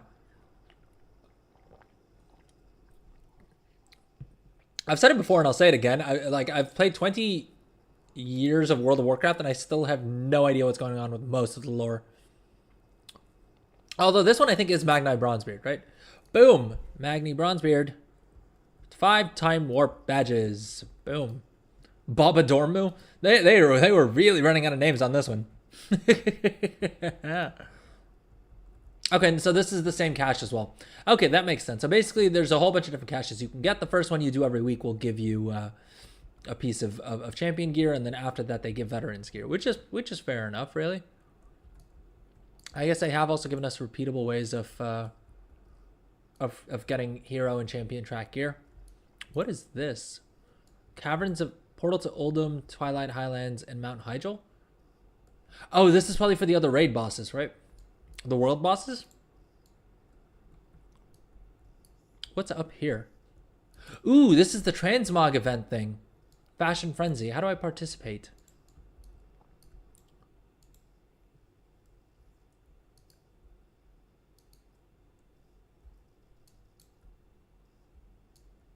Dude, I have no idea what's going on with the music.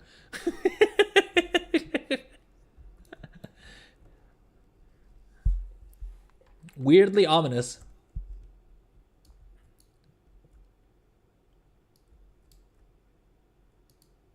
What is this event? Did you come to tell a story? Is there time to learn the whole history? Oh, I think I saw someone else doing this on stream earlier. And I think basically you have to sit in the audience and then there's an achievement for unlocking this. Which means I'll probably do it off stream and just like AFK it. Because I don't think it's particularly... Oh, does this just show the... Oh, this is kind of cool.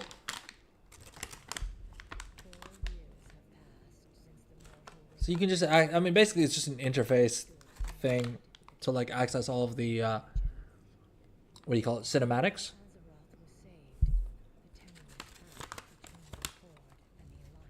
I'm gonna keep this running for a few while I chomp down on some beef jerky here.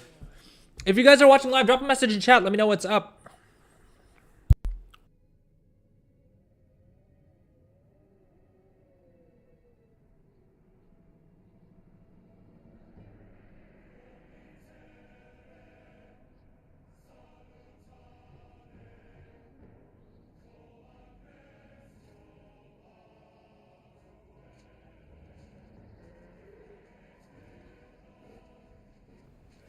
Dude, watching the cinematic will never not like make me feel some kind of way.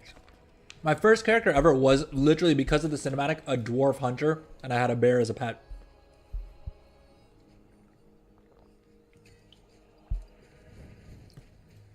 And then I also had a Night Elf Druid, obviously. I feel like every class that was like featured in the cinematic, or like every race and class combo that was featured in the cinematic, I created at least one of at some point.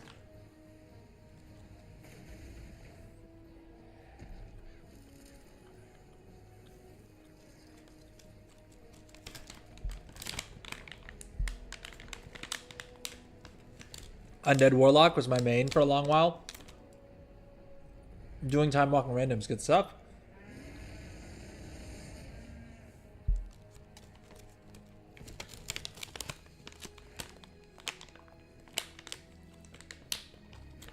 I'm guessing this is a Tauren Shaman, right? Tauren Shaman is one of the only classes that I haven't really ever played all that much of.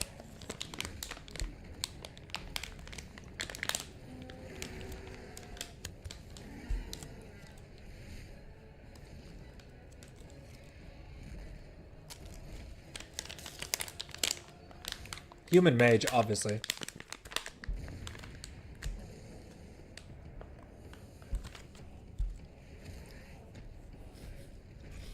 The Tauren smacking with the totem was always kind of funny to me, though.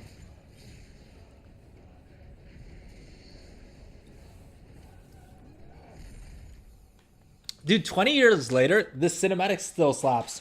I'm not gonna lie. It holds up. It holds up. Especially with how just good the CGI looks. All right, we gotta swap with the music. I have no idea what's going on here. Raise your hand to the storyteller. What does that do?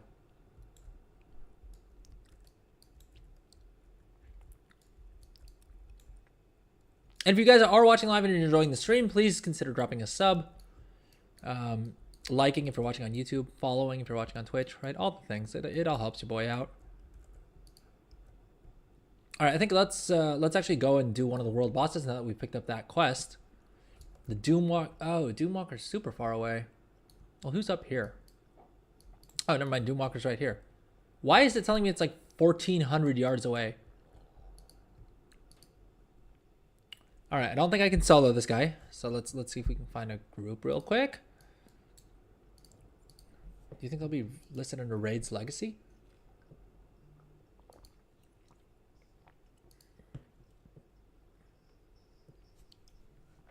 Stone Watcher. Now, hopefully this group hasn't already taken out the Doomwalker.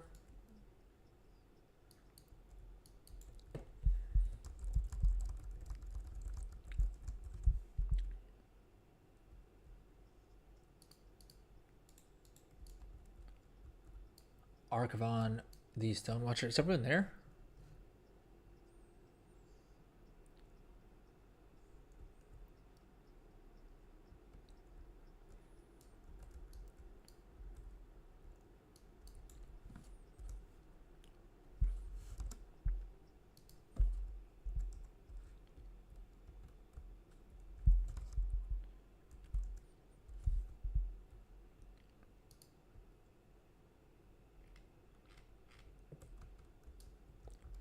Dude, this is why I hate joining groups in the group finder, because I feel like so often the leader is just all over the place.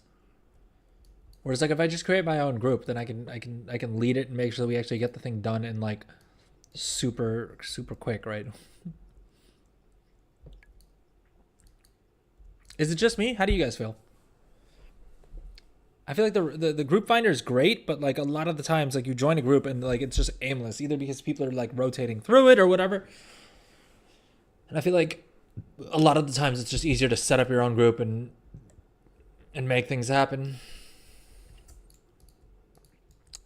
I do not think we have enough people to do this, but I also don't think they've probably tuned the world boss that difficult or like that hard, right?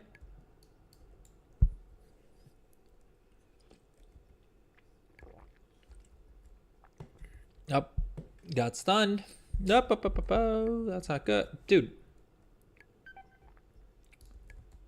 All right, I gotta move out of the way of the thing that's damaging me instead of just like hanging here and taking damage. I think it's probably the move.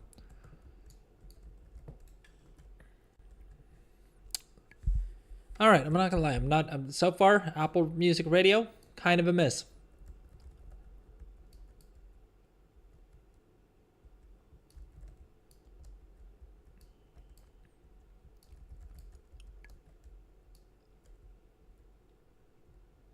Why did it take a screenshot?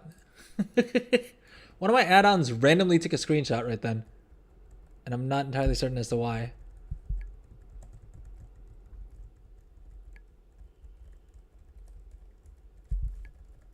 Please tell me we get credit towards the quest in a raid as well. Gate Crasher, boom. At least one of the... Okay, so we unlocked another achievement. I don't think we got any loot off that guy, did we? Why would we? It's a world boss. We got 25 Valor Stones, which is not too bad, and 200 gold, which is also nothing... Not really anything worth complaining about.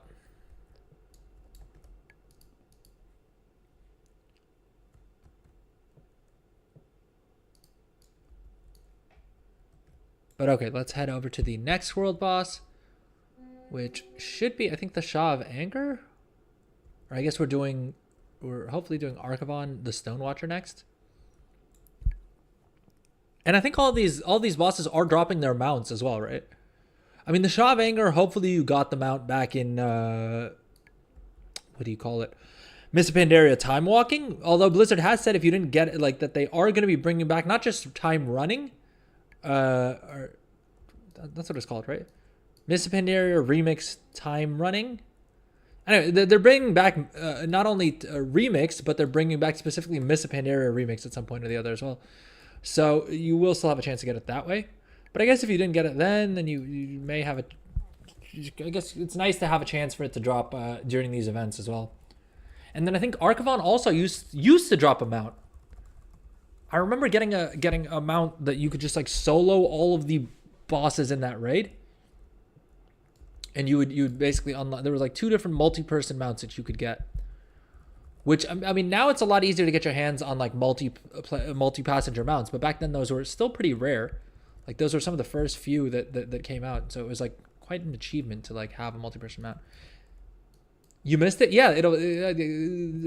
Again, I'm really, really happy that Blizzard's bringing things back and not just leading on this FOMO thing of like, if you didn't have an active subscription and know what was going on with WoW for this very specific period of months that we ran this event, you can like, you're kind of SOL. That's never been a fun feeling, and so I think it's great that they not only did that, but also that they plan on bringing it back for players who missed it. And I say that also because I was burned super badly, because the period that I decided, like the longest period I think I took a break from WoW for was during Battle for Azeroth. And obviously that was exactly when they announced and released when they announced the thing about the long boy like auction house mount going away. And now I'm still trying to figure out how to get that mount back. Dude, hold up. What? The time walking gear is disenchanting into the War Within stuff? That's not supposed to happen. Or at least doesn't usually happen. Usually it disenchants into mats from whatever expansion you're time walking in. I wonder if that's an oversight. I wonder if they'll hotfix that. If that is the case, though, get on it. The farmers in the chat, get on it. That is crazy though. Especially if you're like leveling up alts through like time walking dungeons or whatever. Because then you will get a whole bunch of loot along the way, right? But heck, it's probably worth it to just like run through time walking dungeons just to disenchant the stuff and farm the War Within mats that way. Although maybe they've realized that actually, oh geez, dude, only I would die in a time walking raid boss, a world boss, that too. Jeez. That is wild though.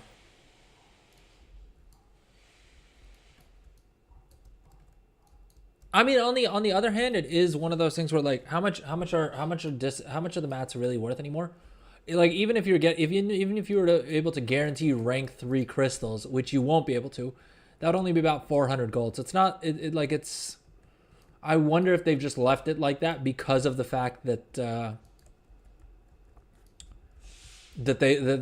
mats just aren't worth all that much anymore, and so they were like, screw it, might as well just leave it. Although knowing Blizzard, I think it's more likely to just be a bug. It bonked me. Dude, I was reading chat, so I wasn't even paying attention to what was going on screen. So if you wouldn't have told me right then, I would have had no idea what caused me to die. Dude, I'm so used to just hitting that release spirit button. Oh, I probably got hit by one of these shards. Oh no, never mind. It's lunges for the dude, and I just got hit in the crossfire, or it just smacked me specifically. Dust and crystals are more expensive. I mean a little bit, but probably not much, right? I mean the gleaming shards rank 3 are selling for 226 gold, and then dust is like 200 gold each. So I mean, again, I think the most you could probably get from disenchanting one item, even if you're fully spec'ing it, is probably somewhere between 400 to like maybe 600, very, very rarely 800 gold. Again, I don't think that means that Blizzard intended for it to work that way, because I don't think they I think their logic doesn't depend on what the auction house value of any of these items are. It's more so that like it's how difficult is it to get those mats otherwise. And honestly, it just isn't that hard to get any of the enchanting mats this expansion, because of the fact that if you want to farm resolute crystals, that's what they're called, right? Refulgent crystals. Oh. Gold making streamer, folks. Made like 5 million gold with enchanting this expansion, and I still couldn't tell you what the names of each of the crystals and things are. But the refulgent crystals you can basically get super easy by just buying the Dark Moon decks off the auction house, and those will disenchant into refulgent crystals anyway. So yeah, you can get those pretty cheap.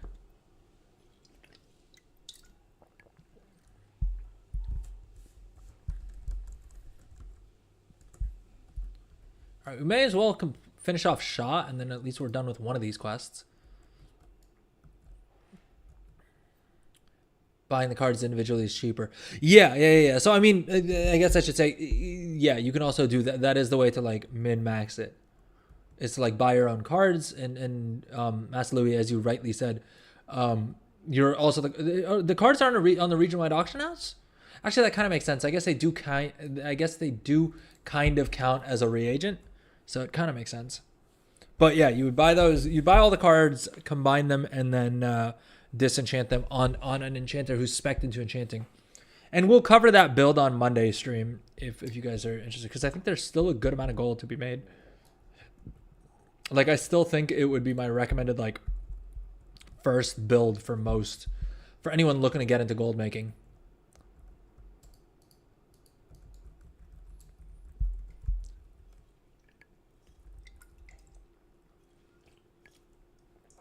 All right, sorry, folks. I'm going to hit Goblin Cam for us for just a couple minutes here. But don't worry, I'm still here, and I will probably still end up dying to this boss at some point. Knowing how things go.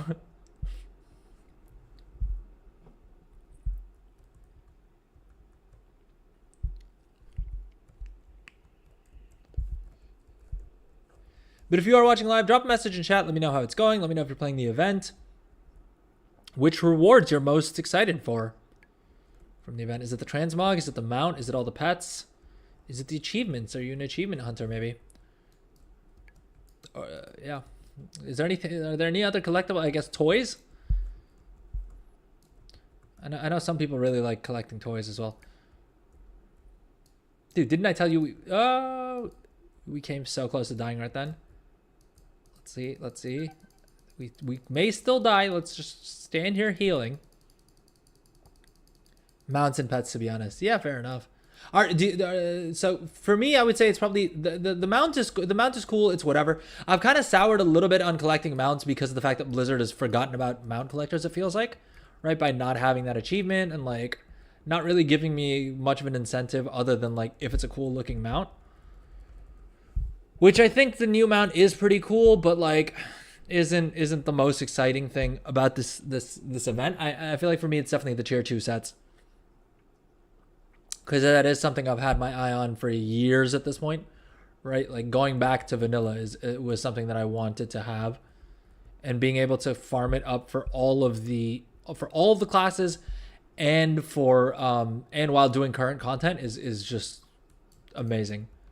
I cannot say enough good things about Blizzard's thinking with this. if I release, will I still get loot on the boss? Dude, it's so janky that I honestly don't trust that if I release Spirit and if I don't make it back here in time, I have a feeling that it may not credit me with the boss kill. Although I'm not certain. So I'm just going to hang out here while being dead. Oh, dude, I could have done this on 2 of my characters at once. I just realized I could have multi-boxed this. But I guess I'll do that with my second level 80. And we'll figure it out. Oh, well.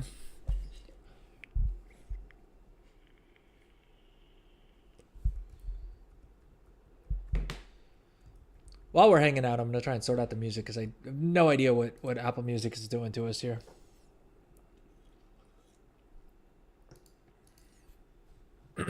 Okay, we got another one of the achievements for defeating all 3 of the world bosses. Are there not more world bosses, though? I thought that's what the... Yeah, Terrar, Dragon of Nightmare, Azure Ghost. Are these not like event related? Are these just like world bosses that are up in general? It's keeping me on my toes. Did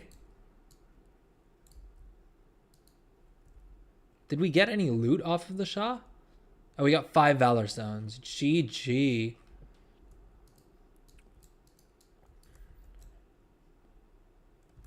Alright, sorry, I was supposed to fix the music. Alright, let's just go back to our usual playlist. Do we mind, chat? Do we mind? Is the music getting annoying? Is it getting repetitive?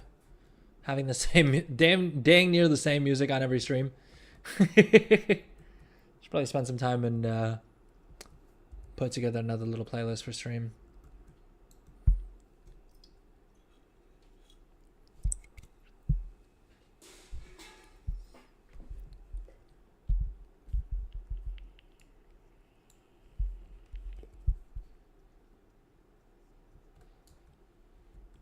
Indifferent, fair enough.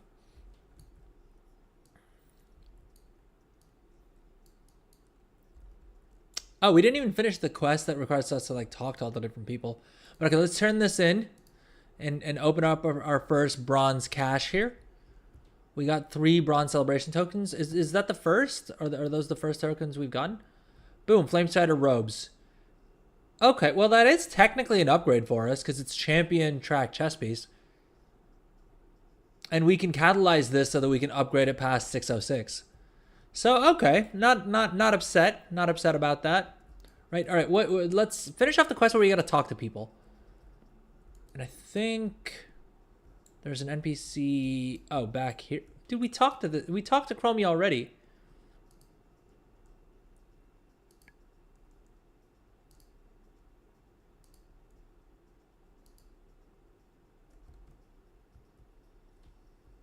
Oh, never mind. That's how we queue up for it.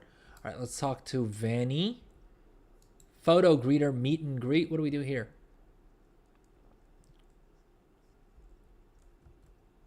Oh wait, yeah. Wait, where's the vendor that we buy the? Oh, is this like a selfie booth?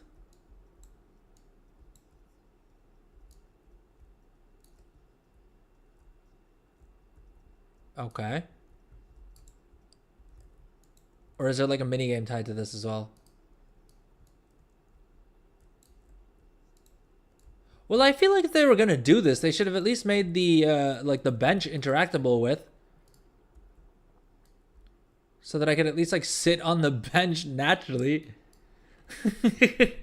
Cause now what? I'm just gonna take a screenshot like this of me either sitting on the floor.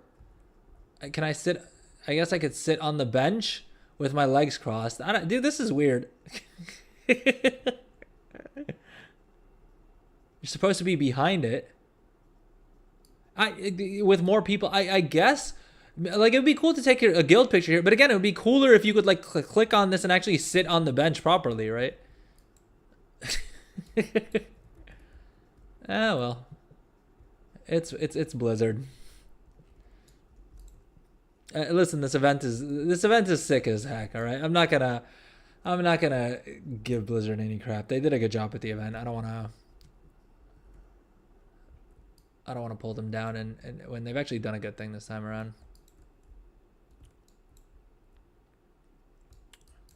how do I compete in this? Like, all these events are great, but it's not really clear to me how I compete. How do I enter the why am I at the bottom of this thing? Oh, am I just in what? Oh, I'm too late. Oh.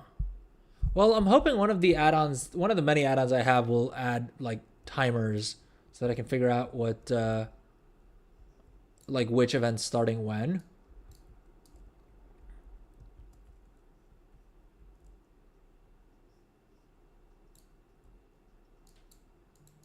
Wait, how do I vote though? Oh, I guess I just missed it. Dang it. Okay. We gotta come back whenever the event's back live again.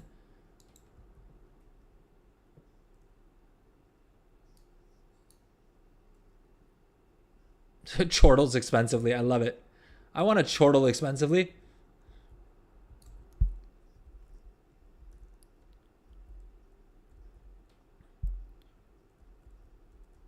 Where your energy is, grab ribbons. Well, I guess the event's over now, but the table on the west side has ribbons. Ah, okay. Right, this table here, right? Although it says theme alliance versus horde. So can I... And it's showing results here.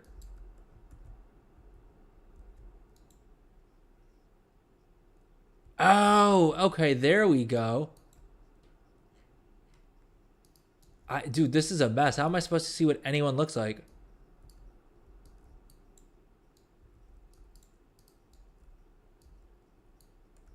Alliance versus horde is the theme.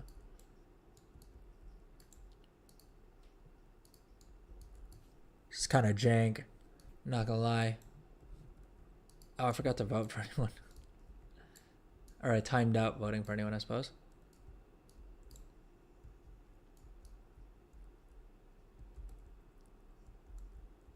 You got 2 votes and you can even multi-vote someone? Oh, that's kind of cool. I wonder if I do this at like 4 a.m. server time, I can just like cheese it on my alt and give myself all the badges. Is there an achievement for like winning this event?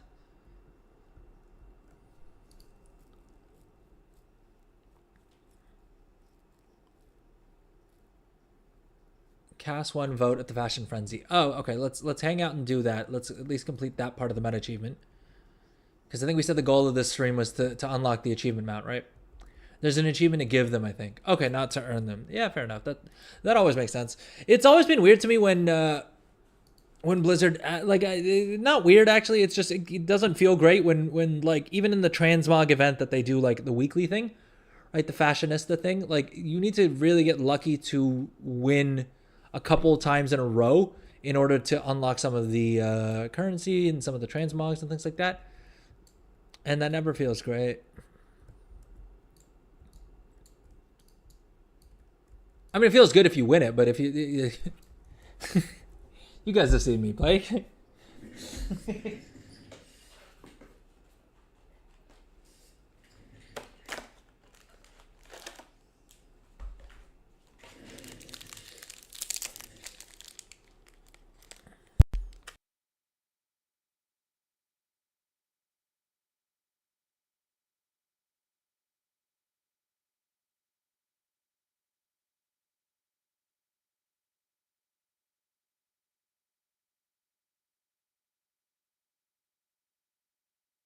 The best pet is in the shop. Is it this guy with the like little cooking hat? Why does he have a cooking hat on him, by the way?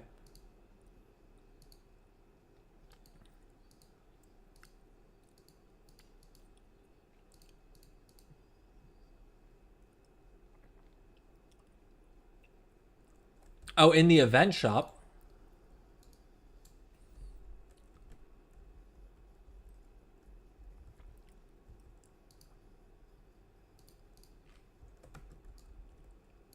Oh, it's a turban. Okay.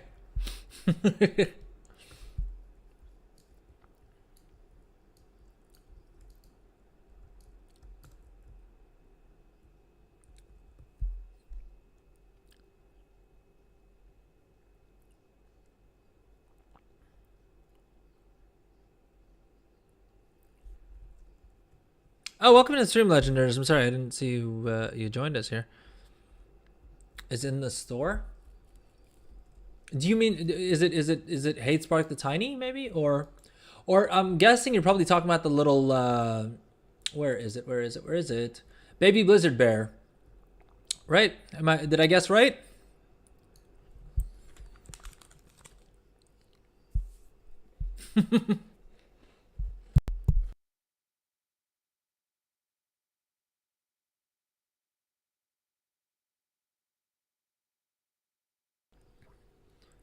My second guess is going to be a Nixie and Whelpling. Because if it's for pet battles, a Nixie and Whelpling is great in a lot of comps. At least from what I recall the pet battles. But okay, let's go ahead and turn in this quest. I'm wrong again. Jeez.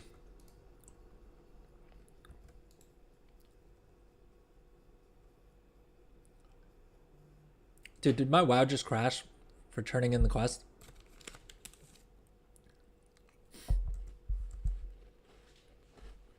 Dang it. Okay, let's take a quick little break and then we'll come back and get to it.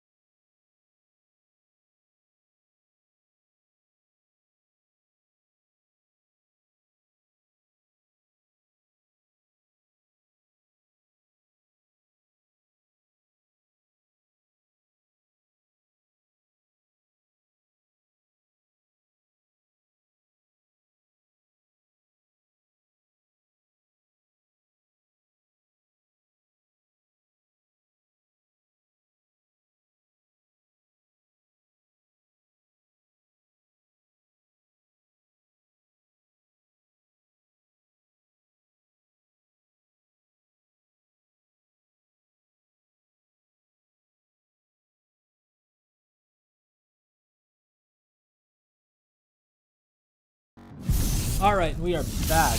How's everybody doing? One other thing that I wanted to show you guys real quick, that was a change that I don't know why it didn't work, that I don't know why Blizzard didn't make sooner, but is a very welcome addition, is that you can now search by realm in the search box up here, like on the character sheet. And yeah, so that's I don't know why it didn't work that way before. But if you're trying to figure out like what characters you have on like a different realm, so let's say on Dalaran, previously you wouldn't be able to search by that, but now you can do that, which is actually a great improvement. The other thing that you can do is you can also search by spec, which previously it didn't let you do. But that could also be handy as well if you have a bunch of different alts, I guess.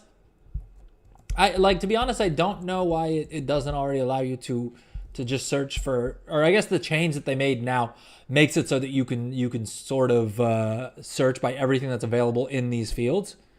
I guess professions were always possible, and then searching by level also always worked. But yeah, being able to search by realm is a game changer for me, because I have so many alts across different realms and having to manually go through. I was literally using an out-of-game tool called WoW Thing, but you have to have like a client, and you have to upload it to the website, and like it's a whole thing. But yeah, shout out to WoW Thing. If you guys are interested, I can cover that as well on stream one of these days. All right, let's get back into the game. Let's log back into our character and get back to the event. We've still got an achievement to unlock with the mount. If you are watching live, welcome to the stream. Today's stream, we're basically just going through the WoW 20th anniversary event. We're trying to unlock the mount as quickly as possible. Well, not as quickly as possible. We're trying to unlock it during the stream is the point. Yeah, beyond that, if you're enjoying the stream, please consider subscribing. It really does help me out. If you're watching on Twitch and you sub, you will get one sub will get you 3 months of free Discord Nitro, which is kind of sick. If you watch the stream for 4 hours on Twitch, you'll unlock the Sand Scarab pet, which when we last checked was selling for like 150,000 gold in game. So even if you're not a pet collector, you can sell that for a pretty little penny. And I think prices may drop in the coming days just because of the fact that the Twitch drops are enabled, but the price of that will go up at some point. Will go back up at some point, simply because of the fact that the only other way to get that in the game is through the trading card game, which means you would probably have to spend like a whole bunch of money to buy that, right? Let's see how much the dollar value of that is, just out of curiosity.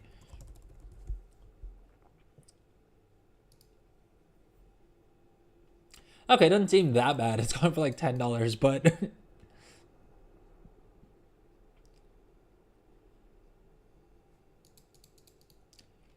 it's all right. The dollar value is not that much, but you can probably sell it for at least a token's worth at some point or the other.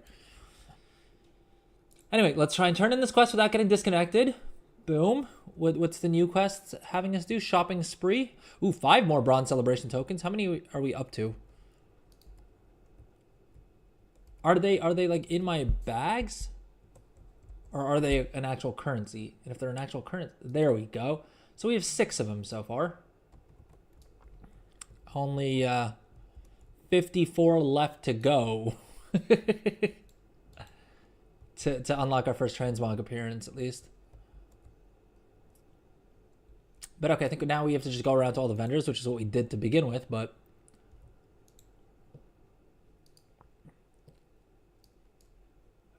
oh, this was the other mount that we need to pick up. Ooh, this is a pretty cute looking pet, to be honest, as far as pets go. Little gorilla. That's kind of nice. Toys. That's a very, very long sword. Hey,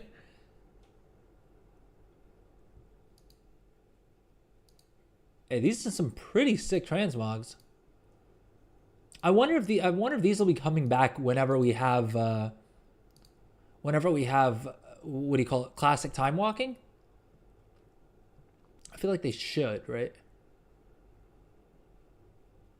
But okay, let's transfer over the time warp badges and at least pick up one of these mounts. Max. So like I was saying, this is the other quality of life feature that they've added, where you have this nice little max button that you can hit to just transfer over all of your currency at once. But okay, so basically this vendor right here, Baba Dormu, on the main pavilion, shall we say. Sorry, one second, let me So one of the mounts that you can get through the event is basically by spending 5,000 time warp badges to pick up the Reigns of the Frey Feather Hippogriff, which is available from this vendor called Babadormu right here on the main pavilion of the WoW 20th anniversary event area, I guess, right? Let's go ahead and learn that. And that's what this guy looks like. Pretty sick looking mount. Pretty sick looking mount. Boom. Skywriting enabled. Because it turns out Blizzard doesn't hate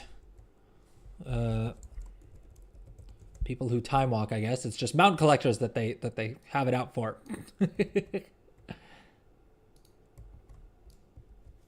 But okay, so we got our first event mount. Are there any other event mounts? Oh, this was the ice skating thing you were talking about? Oh, dude, this is fun.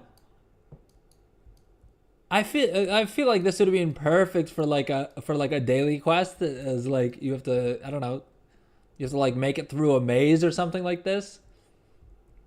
But this is really fun. I mean, it's really cute. I would love to see them do something with this. And like have like a maze you need to get through or something like that. Go through rings or something. Exactly.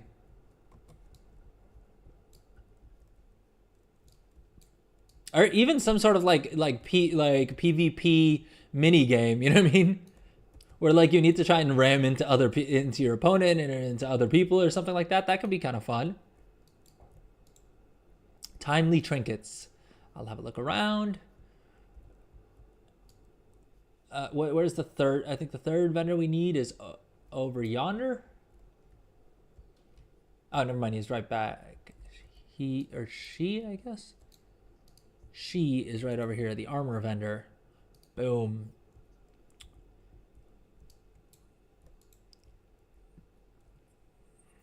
Low-key, there's a lot of cute and fun roleplay stuff here. Yeah, I mean, I think they've done a great job of like actually having a bit of a love letter to the actual game and to like the player base and stuff like that, and it's lovely to see. And then there are Karen Tor peeps who use a frost spell to keep it cold. Oh yeah, that could be a cool little bit of RP as well. That there's like, yeah, that there's Karen Tor mages who like have to keep refrosting things. Because we are technically in a desert. I don't know if Tenaris is supposed to be particularly hot.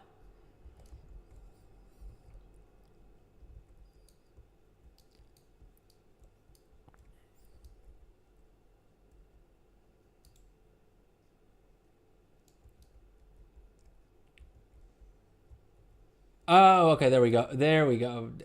Sorry, I thought you were saying that would have been a cute idea. Okay, yeah, so there are the Karen apprentices. That's cute. That's cute. I love it. I love it when Blizzard does some. I mean, like we've all played this game for so long that like it is nice when they do these little when they do the fan service, right? All right, I think one of the achievements literally we have to just sit and watch a play. Let's go back to the meta achievement here. Where is it? Pet mischief. Use a pet disguiser to look like your pet and explore the area. All right, let's summon a pet. Which pet should we do for this? Chat. Any choices? I think most likely I'm just gonna go for my favorite pet in general, which is my spectral tiger cub. And we got a mirror, right, from something? Go Murloc. All right, fine. Let's see.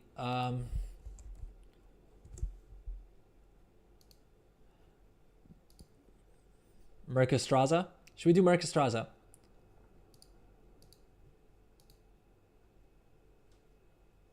All right, let's do Mercastraza. We got a mirror toy like consumable. This one only works on pets that can battle.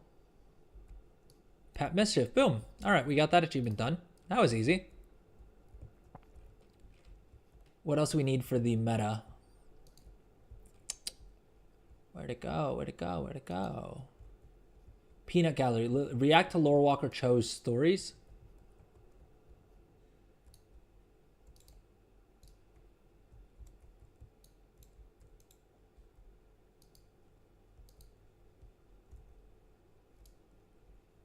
Next event, Mount Mania.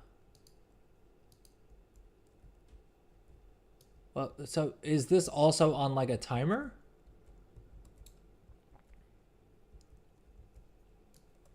Narcissisty? Yeah, so there's Narcissus's pet mirror, I think. Which I think you can pick up off the vendors here. Daily reset in 18 minutes. Oh, is there anything that's on a daily timer that I should probably try and get done before then?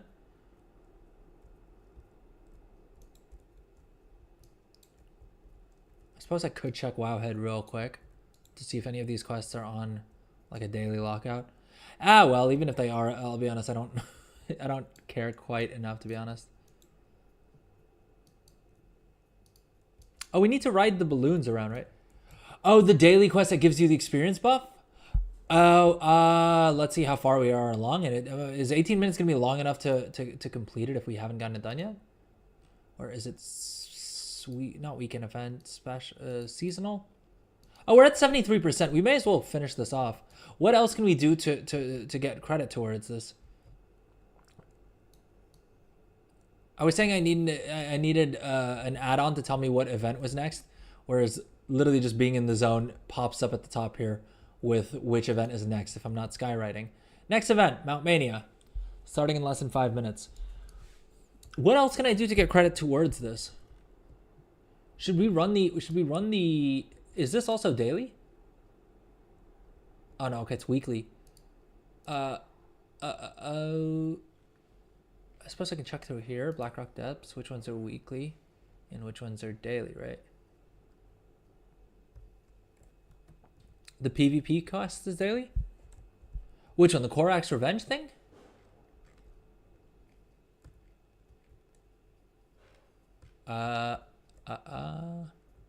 This one?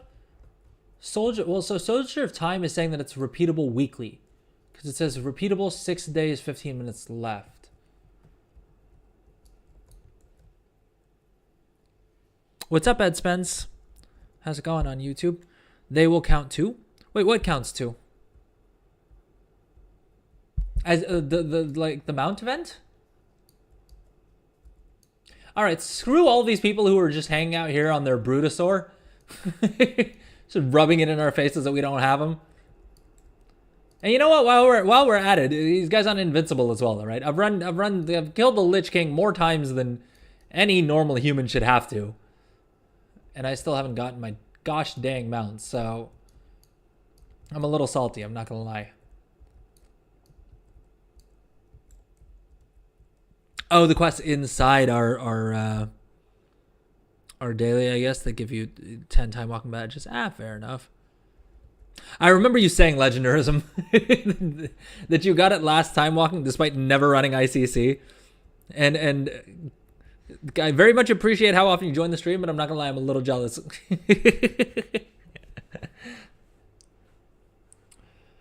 So I think, correct me if I'm wrong, legendarism, but I think basically the cash that you get from running the raid, you'll get, has a chance to drop a mount as well. Do we have a quest for Blackrock Depths that's the same? Well, I think this cash has a chance of dropping any of the raid mounts from previous expansions. Ed Spence, you're saying the dungeon mount, the dungeon quests will count too? Wait, do you mean the time walking dungeons? Should we just run a time walking dungeon real quick? Will that count to finish that off? Or should we run, how much time does the Codex of Chromie take? Because otherwise maybe I can run that real quick before the event or before the reset. Is matching mounts counting towards this? Because otherwise I'm just going to hang out here and finish this off real quick while we're here. Because this is the easiest thing to get into. 79%, 80%.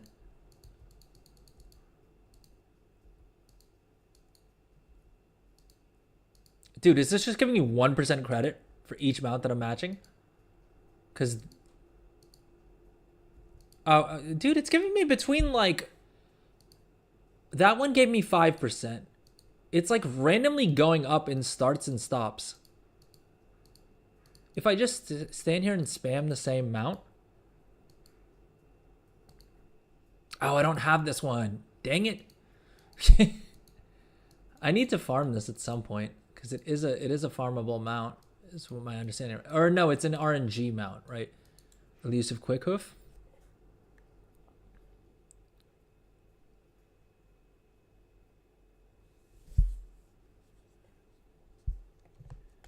The Chromies one did count. All right, maybe we'll run that. Let's see if we don't hit the completion level required by just running this event. See, 92%, dude. It goes up and starts and stops. But otherwise, we'll run Chromie's event. I mean, we need to run Chromie's event anyway, probably. Your Ashes of Solar was the first time ever going to the eye.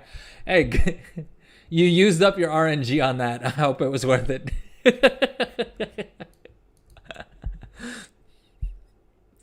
But I mean, if you were going to use up RNG on anything, a 1% drop mount is probably one of the better things you can do. Especially for a sick mount like Ashes of Alar. Ashes of Alar is one of those mounts that, like, even though a lot of people have it now, it's still one of my favorite mounts because it's just so cool looking. And also the backstory behind it. Are you guys familiar with the backstory behind, like, why Blizzard added that mount into the game? Because basically it started off as like a Make-A-Wish, like a mount that they created only one of. Okay, so basically the Ashes of Alar mount. Let's turn in the daily quest and then I'll bore you guys with lore, with like out of game lore. Now my hope is that this buff is account wide, but I doubt that it is.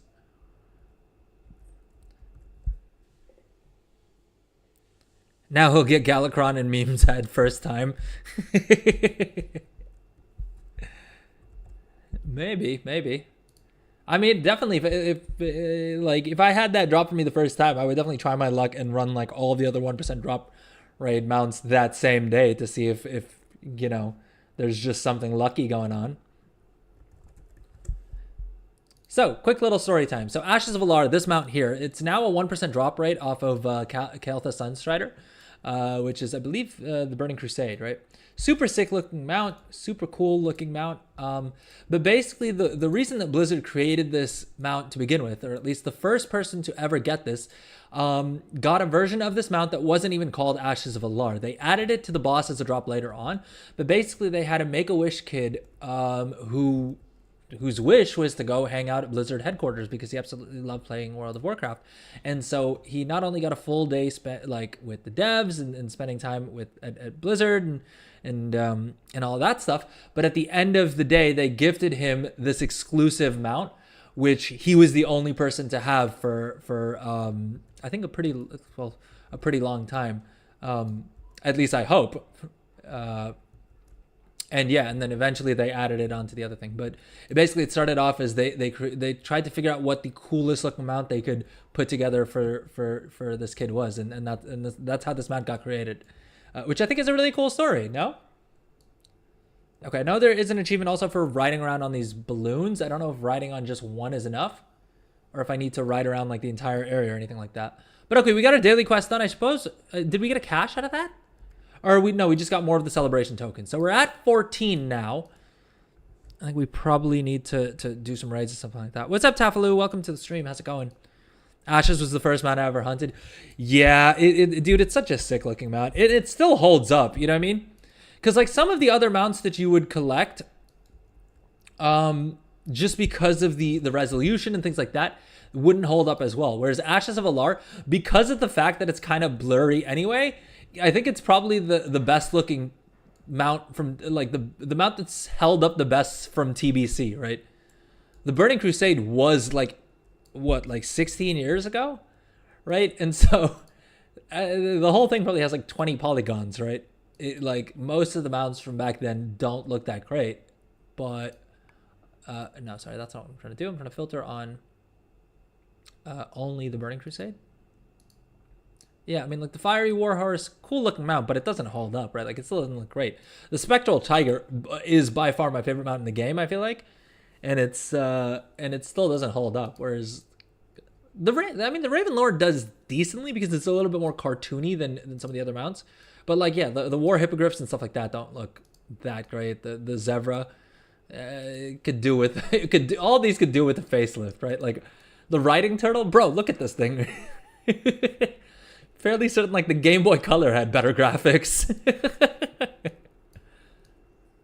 I suppose the nether rays didn't like hold up somewhat decently. They definitely don't look as crazy as like as cool as some of the newer ones.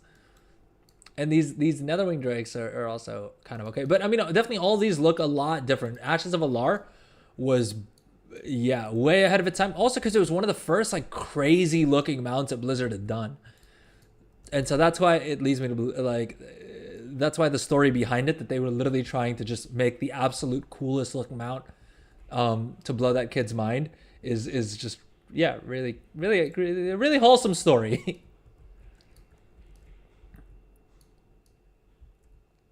Ravenlord is still really cool. Not that one I got on the first try. Dude, you got that. Why is everyone in my chat getting all these mounts on their first tries? I had to farm the Ravenlord for like at least weeks. Because I think it was a weekly lockout, right? It used to be a weekly lockout, if I'm not mistaken.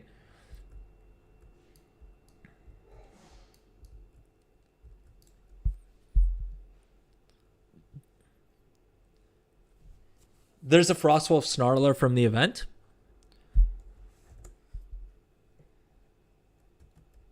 Yeah, the trail is super sick as well. Even the purple version of this that you get from the guild, right? From the guild stuff. What's it called? The Dark Phoenix. Even this version of the mount is pretty sick. You know what I mean?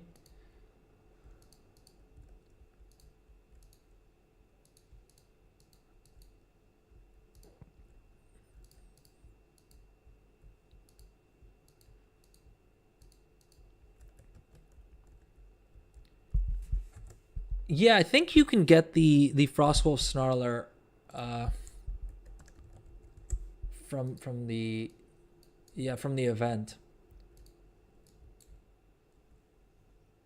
Hold up, do I not have Frostwolf Orcs at Exalted? Can I just go pick up this mount? Oh, I still need to grind out some more rep. All right, fair enough. Anytime I don't have a mount, I'm like, why don't I have that? Because if anything's even semi easy to acquire, I probably already have it. Which is why like I've wanted to do more like mount collecting content, but in a lot of the cases, like most of the easier to get mounts I already have, and so I would probably have to either like do it on a different account or more realistically just get the mount again on another character. Dark balloon, light balloon. All right, I think there's an achievement for riding all 4 balloons. I don't know if that's part of the meta though. I think we should probably get back to staying a little focused and completing all the meta achievements. All right, Fashion Frenzy is that next event is story time. All right, let's go over to the story time area because we need to get that part of the achievement done.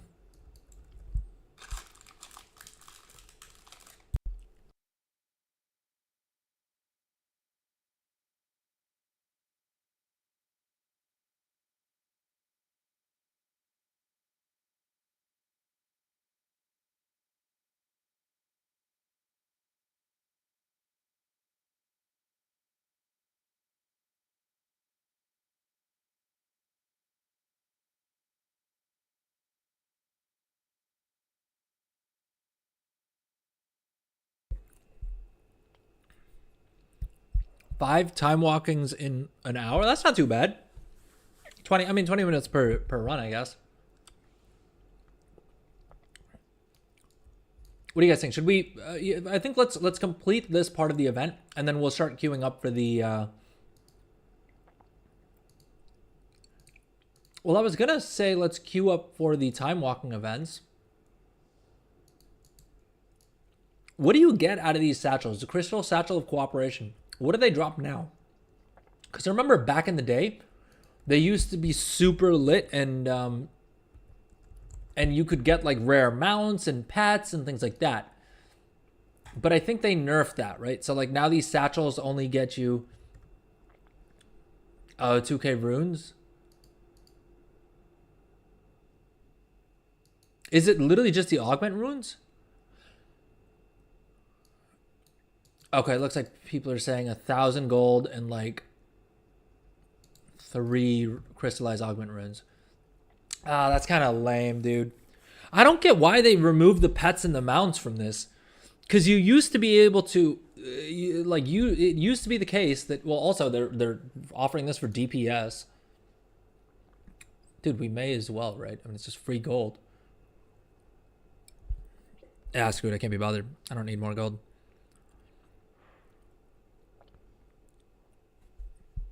But yeah, I remember when they first launched these, basically it was so that you actually had an incentive to do it even if you were fully geared. It was these satchels could drop like rare pets, including some that were BOE, which was amazing for tanks, right? I didn't tank back then, so I was super jealous that tanks got those. But they had a chance to drop pets and mounts. Very, very rarely mounts, but you would have a chance for that. You're queuing for Codex? Yeah, I'm down. I need to watch one of this guy's story because I don't know how long it'll take for this event to cycle back around. So what I'm gonna do is I'm gonna listen to one of his stories. I'll unlock the achievement to listen to all of his stories later on, but I think for the meta achievement, I just need to listen to one of the stories because I want to make sure we get them out during the stream if possible.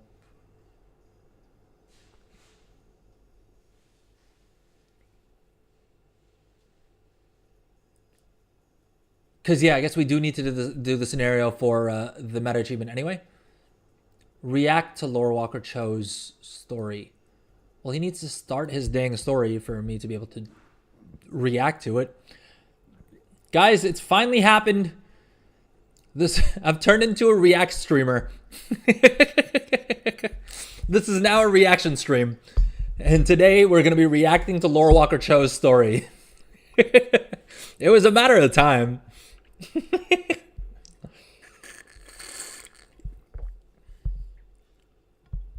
I heard there was a gap in the market for WoW streamers who react to vids.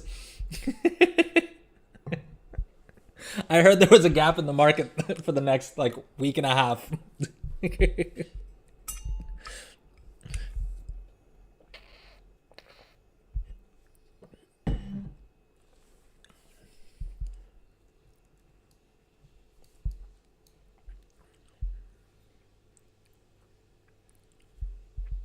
You know what happens to reaction streamers. Well, I mean, it doesn't happen to most React streamers. It's just if you have a trash take, like, yeah.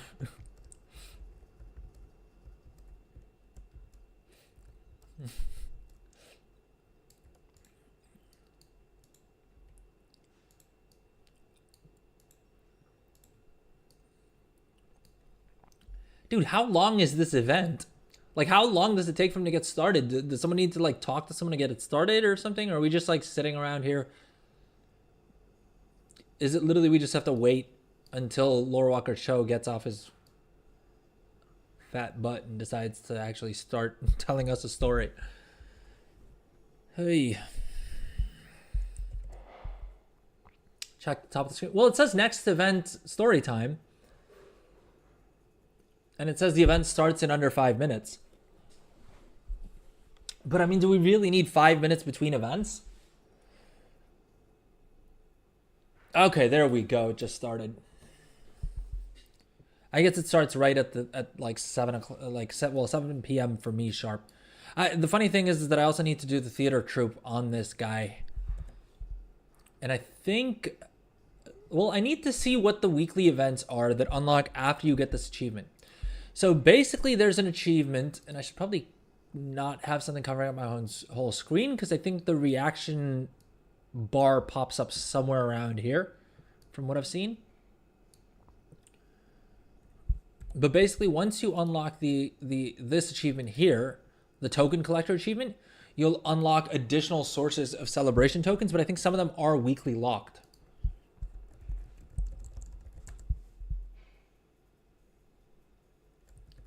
Token collector is the achievement, right? Yeah. Boom. Okay. Salute respectfully. Cry. Wait, how many times do I need to react? We reacted once. Oh, dude, and the bar went away? Is it not just reacting once? Dude, we have to react 50 times for the meta achievement? Oh, geez. Okay, never mind. We may not be able to do that on this stream. We may not be able to get the entire achievement on this stream then. Oh, that kind of sucks. I figured we maybe needed to react once, maybe 5 times. 50 reacts? Dude, what?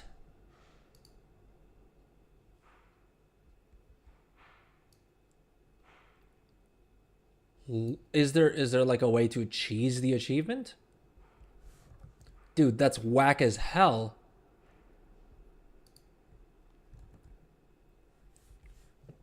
Let's check Wowhead to see if any of our buddies over there have figured out a way to make this less painful.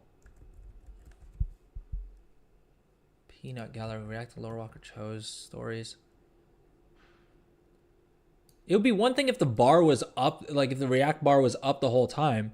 But at this rate, like the bar shows up every like 30 seconds to a minute. So they literally want me to spend like an hour watching this and just spamming these buttons? That can't literally be the plan.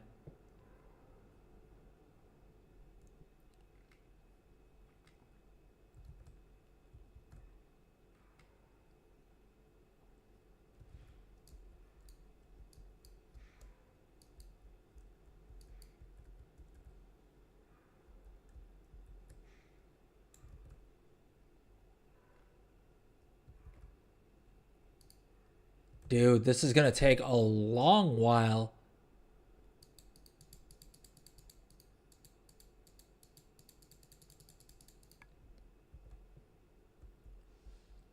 And it's not even like the button's up all the time so you can just like AFK spam it. Dude, that's a jank. I hope they nerf this. Like, I get that they want us to participate with the event, but of all of the things that they would set to 50, this is the least interactive part of the event.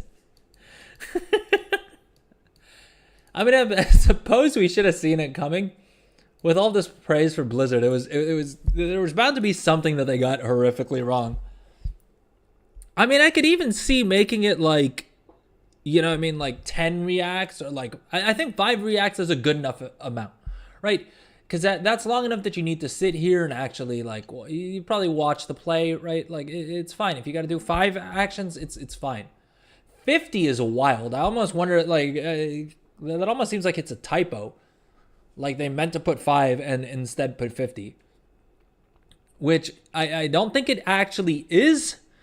But again, I mean, look me straight in the eye and tell me that you're 100% certain that Blizzard wouldn't make a mistake like that. Welcome everyone watching on YouTube. How's it going? I see we've got like a bunch of people watching on the YouTube vertical stream. Drop a message in chat. Let me know how it's going. We are going through the WoW 20th anniversary event. It just launched yesterday, and there's a bunch of mounts. Well, there's 2 mounts.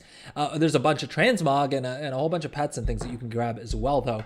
And we are now going through what appears to be the boringest part of this event. But we'll make it through. Apparently, we just have to sit here and react to this play. So I don't usually do react content, but Blizzard has forced me to become a react streamer for this portion of the stream. We're reacting to Lore Walker Cho's play. But if you are watching live, drop a message in chat. Let me know how it's going. If you're enjoying the stream, drop a subscribe. It really helps your boy out. If you're watching on YouTube, consider dropping a like, subscribing on YouTube. If you're watching on Twitch, please consider subbing. It really helps me out. I'm trying to replace my broken, janky headset here. It's so broken that literally right at the start of stream, the mic broke off the headset. So Twitch subs really help me out with that. In addition to that, you will also, if you subscribe for at least a month, you'll get 3 months free of Discord Nitro. If you subscribe on Twitch, and if you watch for 4 hours on Twitch, you'll unlock the Sand Scarab Battle Pet. This guy right here, which, as you can see, is currently selling for 170,000 gold. Now, I'll be honest with you, I think the price probably does drop a little bit in the days to come. but I guarantee you'll be able to sell it for some significant amount of money. Just because, yeah, outside of this, these are pretty hard to come by, and so once the Twitch drops stop, these will definitely go up in price a good amount.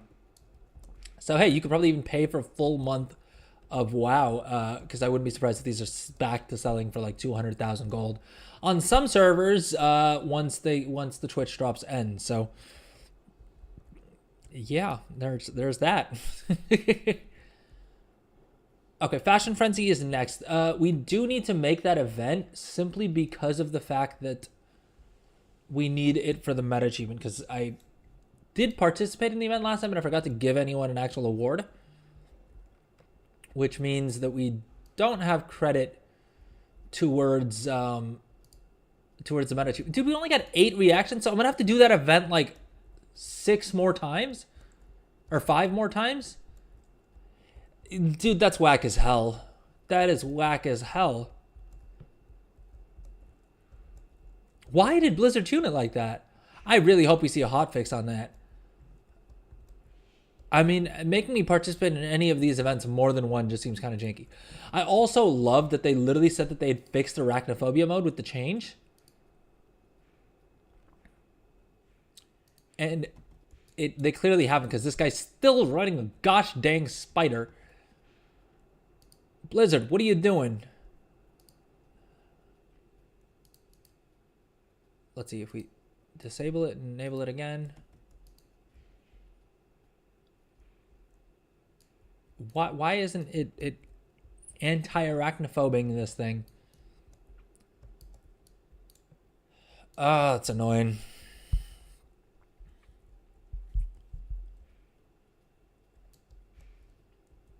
Luckily, that player was kind enough to unarachnophobe. It was kind enough to do his own version of arachnophobia by just not riding that mount anymore. Which suits me just fine. All right, I think we will just quickly run the Codex Acromi scenario. Let's go ahead and queue up for that. Should we attempt a time walk in Classic Dungeon? I hate that we can't queue up for both the dungeon and the scenario at the same time. That seems kind of dumb. But hey, it is what it is.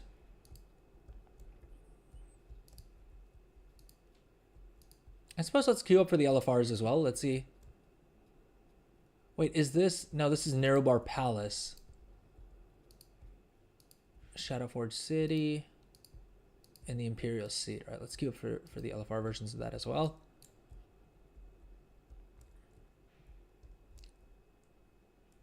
Hold up, what? The Chromie thing takes 10 minutes? Why is the queue so long? For the Codex Acromi, it takes 10 minutes? And this is day 1, so it's only going to get worse from there, you would imagine.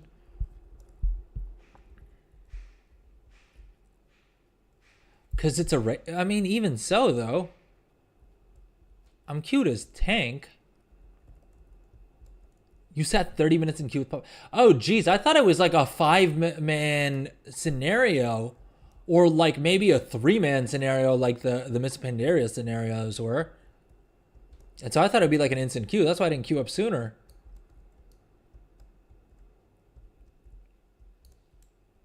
It's a raid? Dude, what?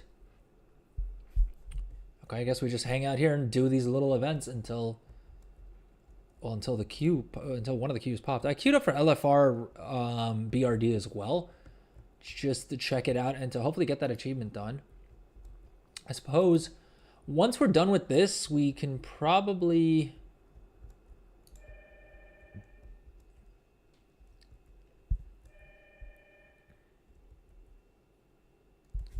Codex and summons. All right, wait, let me check. See if I can find a pre-made group. Is it under raids or quests or dungeons or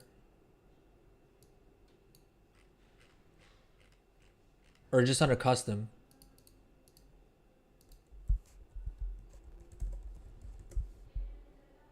Well, I don't see anything in here under custom.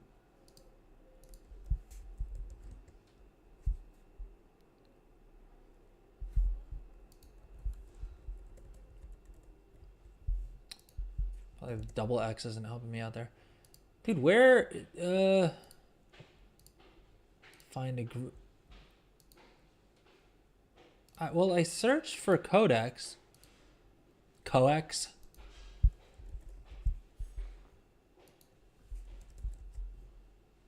No, there's nothing showing up under COD either. Under custom, at least.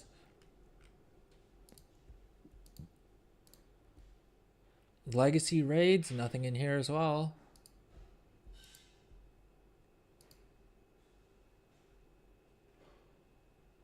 War Within raids.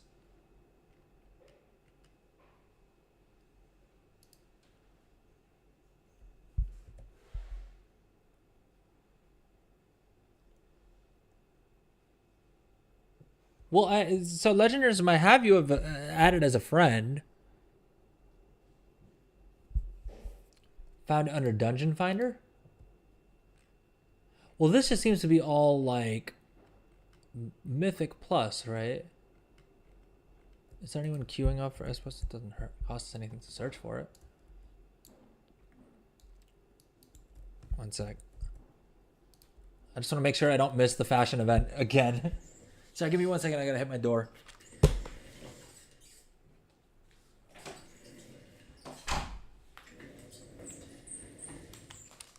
Close my door, rather. Yeah,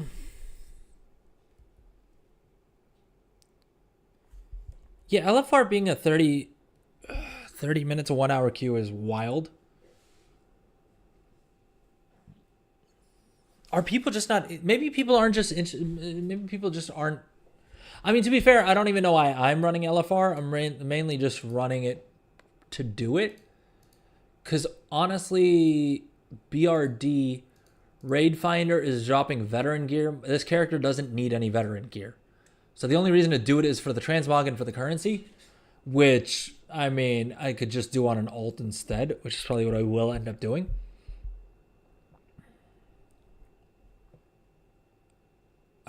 Pre-made groups under custom.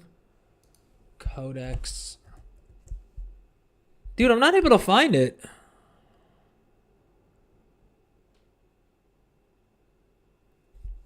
It's in the drop-down Dungeon Finder tab.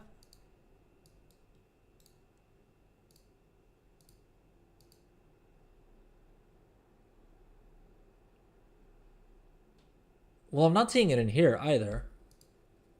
Under filters.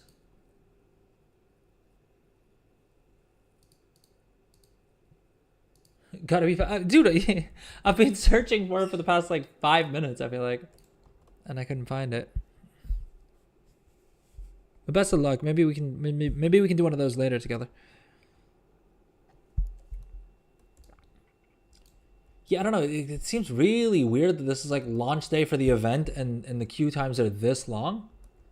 I mean, I suppose it is also like 10:15 a.m. server time, which is admittedly pretty early for most people. But I mean, the events have quite a few people here.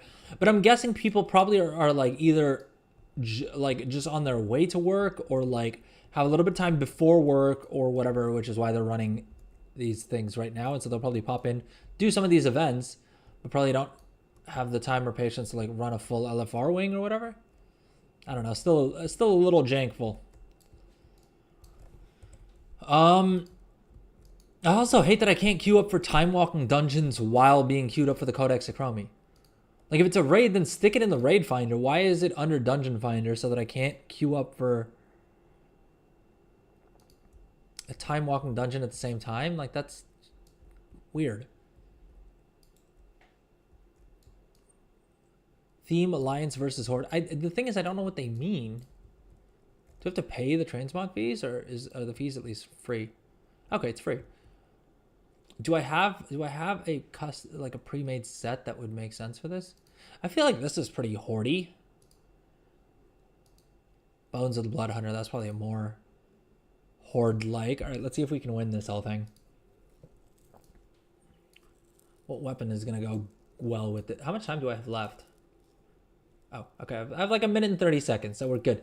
Chat, what weapon do I use that looks most like on brand with this with this outfit? Oh, probably like the oh god, what is it? The heirloom like horde sword that we got from doing like the BOA from Garrosh, right? What's that? Does anyone know what that staff is called? I mean, worst case, we go with this because that kind of works.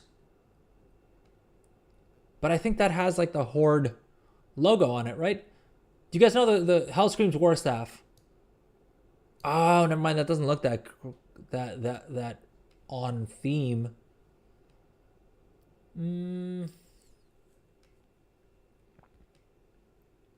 All right, let's go ahead and apply this. Boom. And now we're in the running. No, I don't like Horde. Fair enough. I suppose for one of these, I could also try doing it like an Alliance theme instead. Because it says Alliance or Horde. Alliance versus Horde. As Horde characters, do we have any like Alliance type gear that we can equip?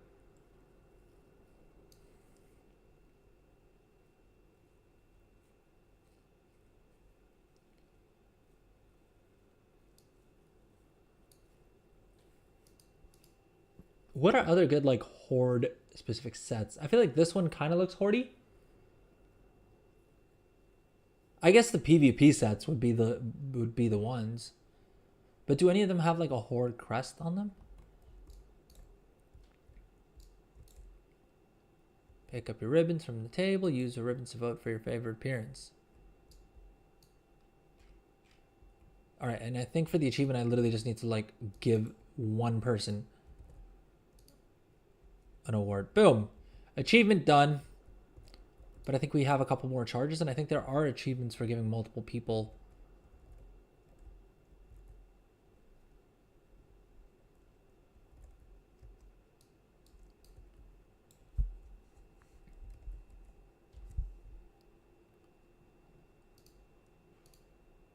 We're just voting randomly at this point.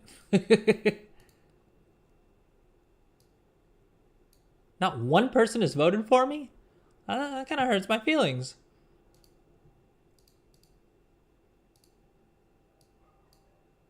Oh, we have 5 votes? Is that correct?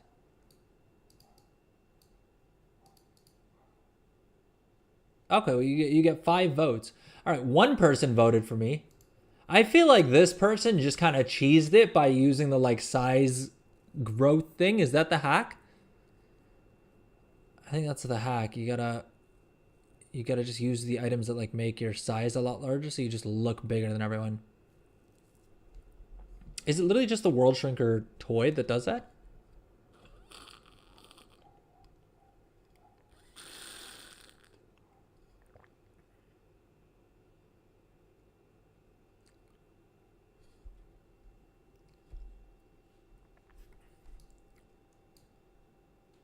Okay. So after this, I think we're... Well, dude, we're going to be in this queue for a while. Oh, never mind. There we go. The queue pops right as I say that. Hey, I'm not complaining.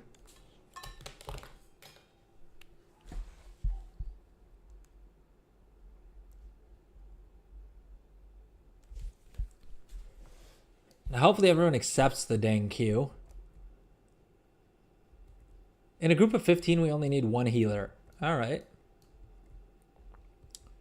What is the scenario like? I guess we're about to find out in a second here, hopefully. Everyone accepts the dang queue. 3 seconds, 2 seconds. Boom. All right, that worked out. I mean, I could have queued up on both of my accounts at the same time and maybe being a little bit more efficient about it, but you know what? We'll do that with my second character. So I'll do that off stream. Although I wonder if it's worth doing, because I think most of the rewards are once per account, right? Wait for Chromie's preparations to finish. All right. You invited us in, Chromie, so that you could start getting ready. What's going on? This is like when you have people over, when you go over to someone's house and they're like still tidying up when you get there. What's going on, Chromie? Plan ahead. You literally control the time ways, all right? She could have planned exactly when we get in here. she is one of the few characters in like in existence that can literally time everything exactly the way she wants. And she still is running around setting things up while people are showing up to help her out. What's going on, Chromie? We gotta talk. This is search for distortions with Chromie. I think I'm supposed to be a tank, but it didn't respec me to Windwalker, so I'm just gonna manually swap to it didn't automatically swap me over to Brewmaster. I'm still spec to Windwalker, so let's manually swap over to Brewmaster, if in case there is actually anything that we need to do.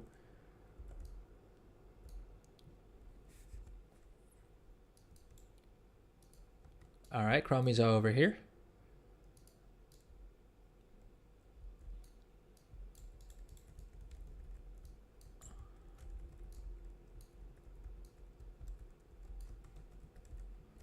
Are we're just farming mobs at this point?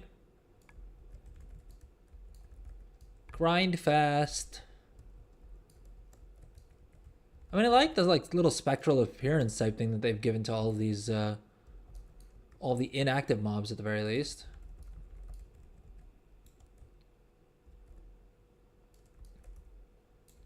Did they drop any loot? Does anything drop loot in here?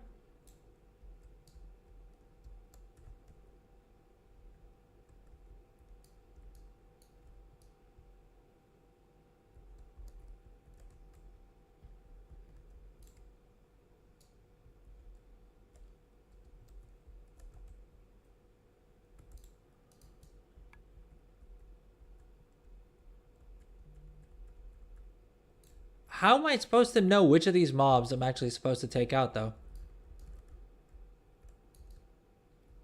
Because the hilarious thing is that there's 3 tanks in here, right? And there's only 1 healer. So I'm very confused as to how Blizzard expects this to work. I'm guessing none of these mobs hit hard enough that we necessarily need a healer. But I wonder if... Well, I don't even know how that makes sense. Because it's not like it's a flexible thing where, like, if there's more healers that are queued up, it'll let more healers in, will it? Although, I don't know, there's 4... Looking at the bar here, there's like 5 healers in here. So I don't know, something's weird about the queue. Because the queue said we were only looking for 1 healer. Which seems odd if there's 3 tanks. Follow Chromie, let's do it.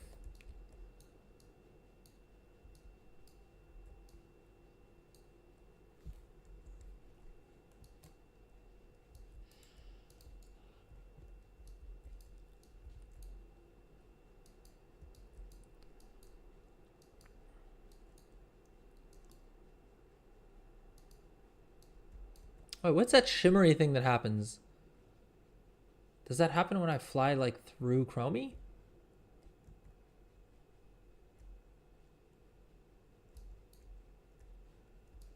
Sands of Power. Oh, this is that. Okay, so this just gives you more, like, main stat, I guess? Collected energy. Okay. Oh, it's an interesting event that they put together here.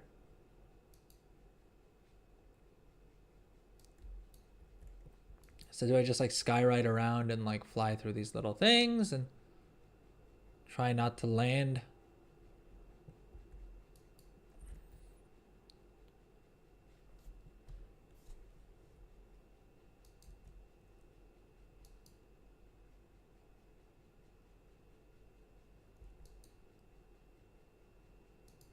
Boom.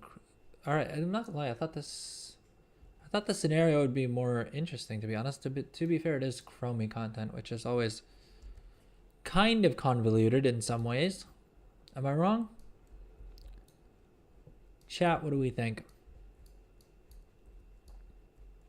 Welcome everyone for joining us on YouTube, by the way. If you're joining the stream, we are completing the World of Warcraft 20-year anniversary event, and this is the scenario that we take part in as a part of that event. The event just went live yesterday. You can earn mounts and pets, and most importantly, the tier 2 Transmog, which is one of the most legendary sets in the game, as in one of the most timeless set pieces. And Blizzard did us all a huge favor by updating it for the current version, like the current graphics. They updated all the graphics to make them current with these days, because otherwise those sets came out about 20 years ago, and so they looked kind of jank. But they've updated all of those sets, and so they all look a lot sicker these days.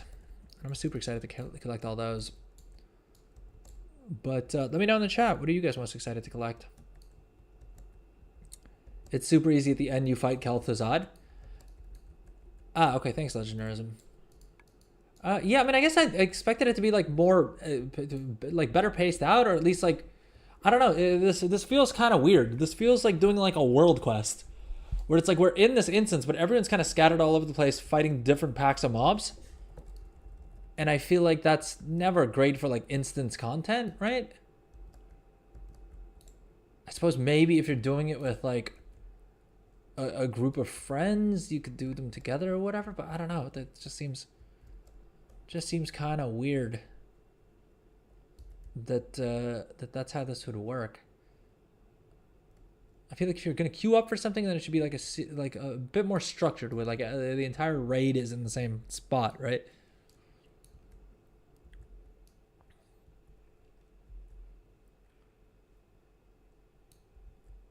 Follow Chromie. I'm guessing this is where we're heading.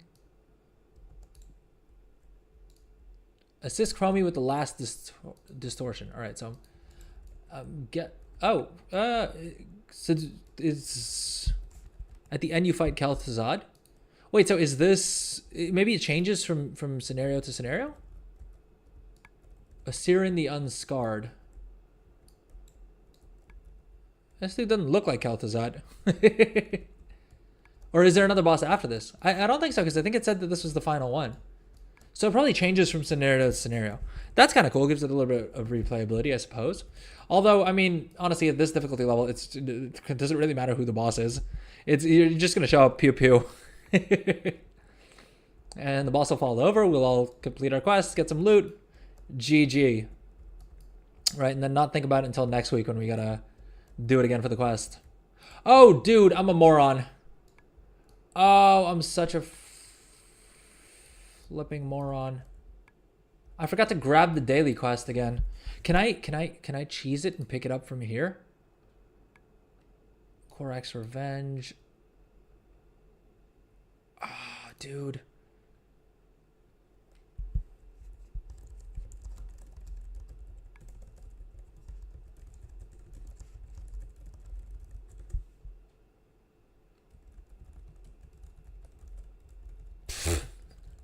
I didn't pick up the daily quest. Did I? I don't think so. We turned it in before before reset. And then I think I forgot to pick it up again after reset. Oh, that sucks. Because I'm guessing this would have given us credit towards that. But I guess I'll need to do that on alts anyway for the experience buff. So it is what it is.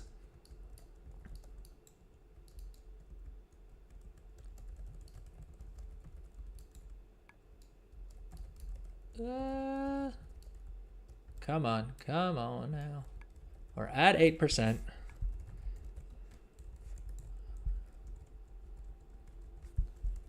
Does Siren the Unscarred really think that he's gonna win this fight? Come on, he's at like 8%. I was gonna say 8% battery, but that's not what I mean. Codex editor on Courage. Okay, so there's, yeah, so it looks like there's different codexes. And this is the Encourage one. What did he drop? Should we run BRD real quick? We got the premium goodie bag. I think we still have to turn in the quest. Let's leave the instance group real quick. Let's see if we can pick up that daily quest real quick before we enter the raid. Although I'm not entirely certain why I'm running the raid, other than I mean, I guess I'll get some of those tokens, but I think probably in... Oh, no. Did we lose the queue?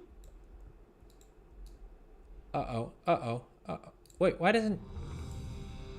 Oh, I got removed from the queue because I didn't accept it. Wait, the daily quest isn't up again. What the what? We turned it in before reset. Dude, is the daily quest bugged? I think the daily quest may be bugged because we turned it in before reset. And so ideally it should be on the NPC again.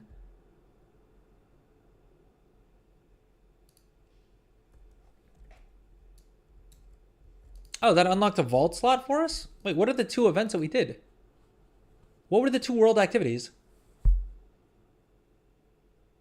Oh, I guess the world bosses counted towards the world activity. And then the Chromie scenario counts towards the world activity?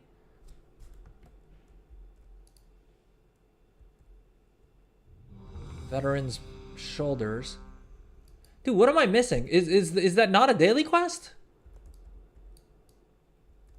Maybe that quest isn't daily. All right, you know what? Actually, I can't be bothered to do LFR right now. Leave queue. Well, we turned that in. I'm very confused. Because I thought that event thing was supposed to be a daily quest. So that you could refresh the buff. Wait, let me check what I wrote. All right, let's take a quick little break. And then we'll come back and, well, the next event is story time. So let's go park our character there. But we'll take a little break and then we'll come back and probably wrap up. Oh! We almost missed that react. And Lord knows we got to get 50 of these gosh dang things to get the mount from the event. Oh. All right, that's annoying. Anyways, let's take a quick little break. We'll come back and then probably start wrapping up the stream. Oh, we got a little bit longer. Like I said, I want to keep the stream up for at least 4 hours today so that everyone who's trying to get their Twitch drop pet will be able to get it all within this stream, right? See you guys in a few.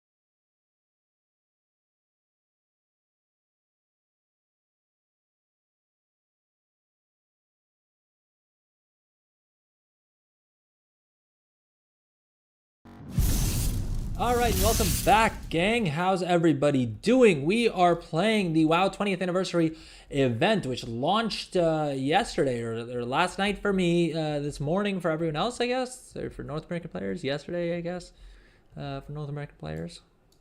But yeah, so far, we went through all the vendors. We went through all the different quests that are available, at least all the PvE quests. What's this telling us? Mount Mania is about to start. And we were trying to what we were trying to do is unlock the meta achievement on today's stream itself. But then we figured out that this stupid part of it, called the Peanut Gallery, requires you to just sit here, watch a play, and then hit these little buttons that show up.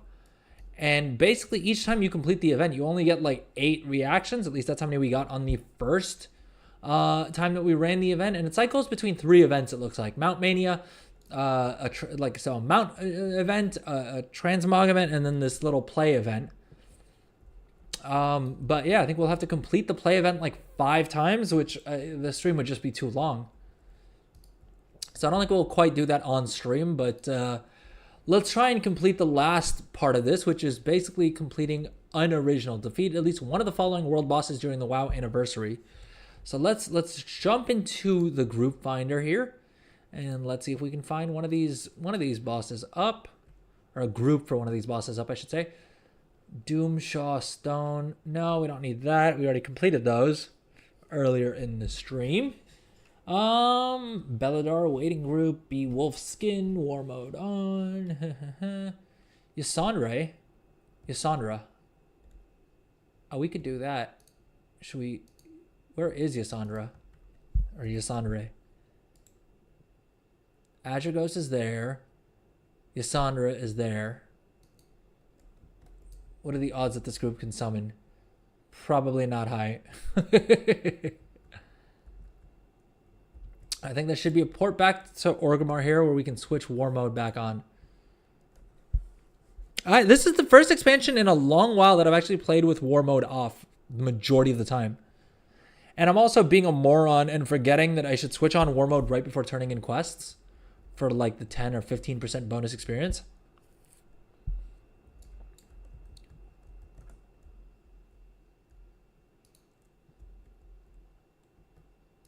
All right, now we got to get back to the Caverns of Time. And then I think we can take there's a portal. There's a portal right there, right? That'll take us straight to the world boss so that we can get that achievement done. Or at least, yeah. We can get that achievement done, and then for the meta achievement, I'm just going to have to do it off stream because I'm going to have to AFK at that stupid event for a long time. Dude, that seems really dumb. The event's great. I mean, I think Blizzard's done some amazing work, but having that stupid grindy thing is just so mindless. I don't get why they would design it that way. Twilight Highlands, Oldham, Mount Hyjal. Dang it! None of those are the zone that we actually need to get to. Are there more portals? Are there portals somewhere else, maybe? Because basically, I think we need to get to Fairless, right?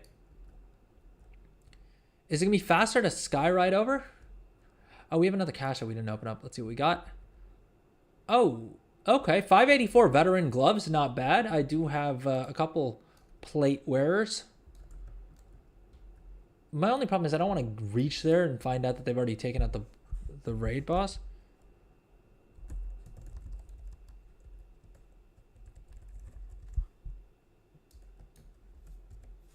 Because that would be kind of annoying. Because it is kind of far. I'm supposed to just like respawn.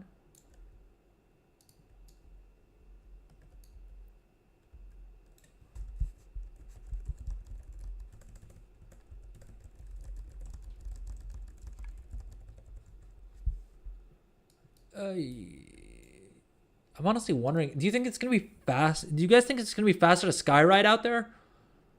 Or should I just like use a flight path?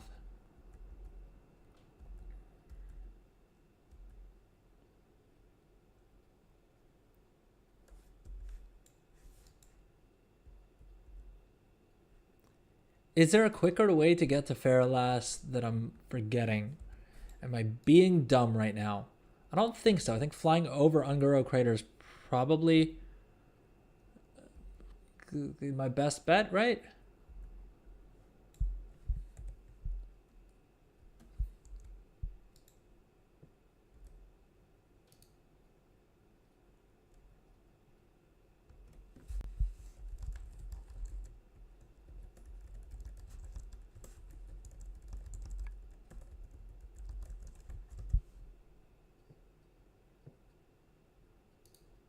And if you are watching live, drop a message in chat. Let me know how it's going. Are you playing the event? Have you gotten any of the rewards yet? How do you feel about the meta achievement requiring that stupid play thing?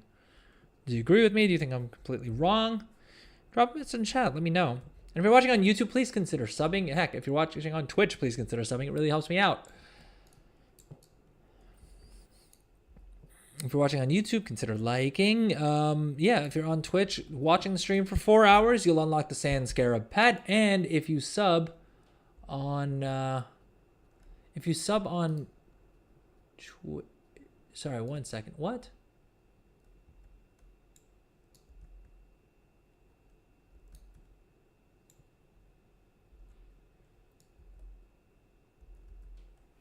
If you do sub on Twitch, you will also get yourself 3 free months of Discord Nitro, as well as help me replace my broken headset. The mic broke off earlier in the stream, just so you guys know exactly how bad it's gotten. But yeah, that would really help me out if you feel I've earned a sub.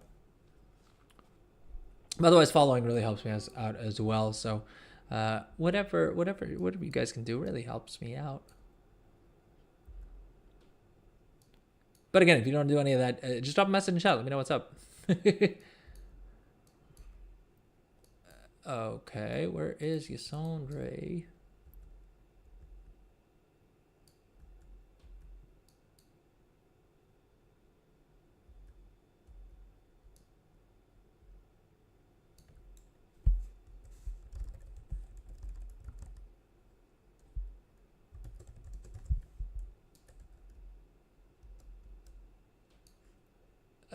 Dude, I hate being out of vigor.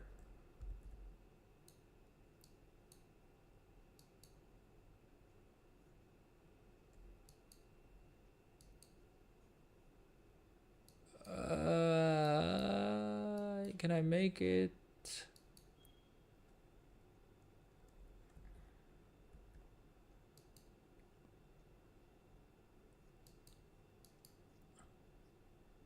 All right, I think. Boom, we made it. We made it, folks. Oof. Now, while we wait for these guys to pull, I'm just going to quickly check Wowhead to see if we can figure out which of these rewards are account-wide and which ones are... Dude, how does this guy have this map? Oi. This dude already has the mount. So he literally just camped out there watching the play. Gee, well, I mean, I guess there's always gonna be someone, right? However poorly conceived Blizzard's ideas are, there's still gonna be someone out there who does it. Dude, that's whack though. They should have set it to 5 activities, right? That's a good amount. I don't get why they triggered it to that. Oh, dude. Why didn't it reset?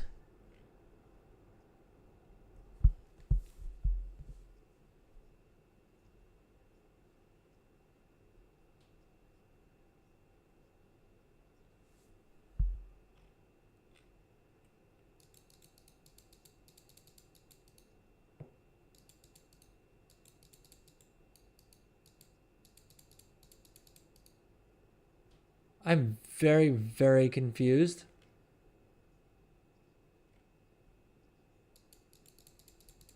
Because according to the Wowhead thing, it says that it is supposed to be a daily quest.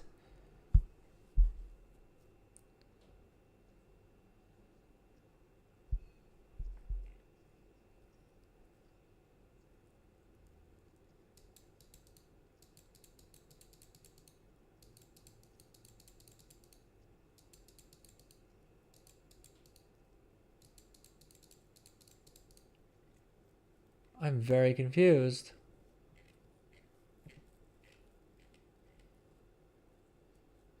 I mean, the Wowhead is the top Wowhead comment is also saying that it doesn't seem to be a daily reset.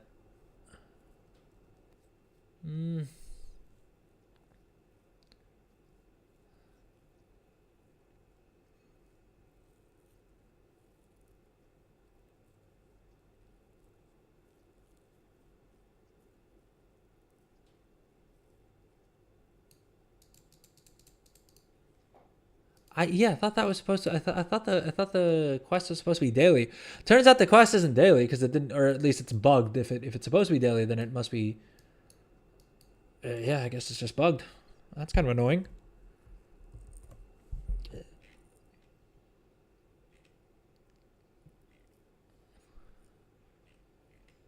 When you get the buff, it is per character. I mean, we know that, but. And we're finally pulling the boss.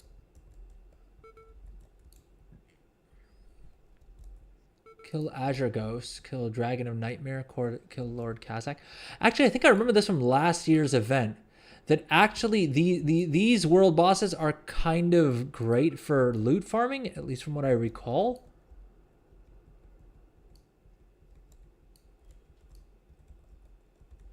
But I don't know if they still are. Oh, dude, I'm not paying attention. Oh, I'm getting caught by mechanics because I'm not paying attention. All right, let's focus here and try not to get stuck in the damn mechanics.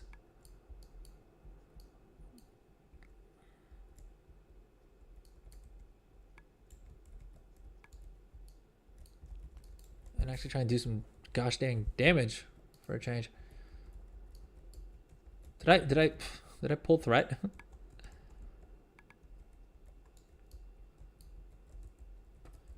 Let's see here. Blizzard, please give me bronze celebration tokens. BRD is a weekly lockout as well, right? It's not like a daily lockout situation. Because otherwise, that's definitely the meta for farming up that currency. Okay, well, I feel like if I'm gonna tank the boss, then the healers need to heal me. All right, I can't just be face tanking this gosh dang boss if no one's gonna heal me. Oh. Of course we didn't make it. Okay, so the boss drops veteran gear, which is not terrible, but definitely not as good as it was in Dragonflight. But I guess in Dragonflight it was also like season 3 that we had the anniversary event, right? Am I mistaken? And I remember then they were dropping super good, like they were dropping really good loot. But so that may just be because of the fact that we were further along in the expansion, whereas now we're still relatively near the start of the War Within, right? I mean, we just had the first the first major tuning patch, which also seems weird to me that they tuned so many different classes mid-season. I mean, I don't know much about it. I know people were complaining about the fact that they'd like buffed arcane mages and frost DKs who were like the highest on the damage charts from what I've seen, which seems odd. And then they also nerfed a couple of other classes that I think were already down bad. So again, it's always hard to figure out what Blizzard's balancing what around, but hey, I figure they're paid more than I am to sort all this out. So okay, well, with that said, how did we get credit towards Lethen? Who the hell is Lethen, by the way?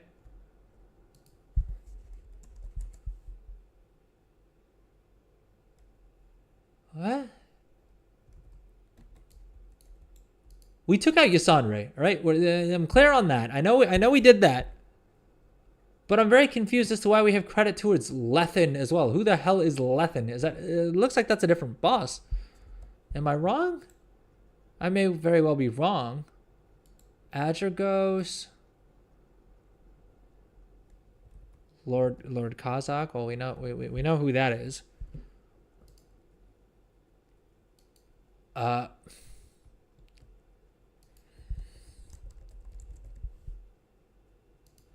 One second. We gotta check what's going on.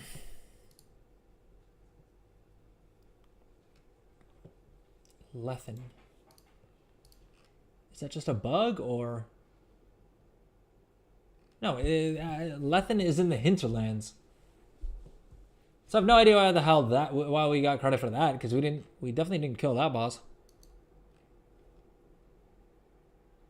But looks like other people are saying the same.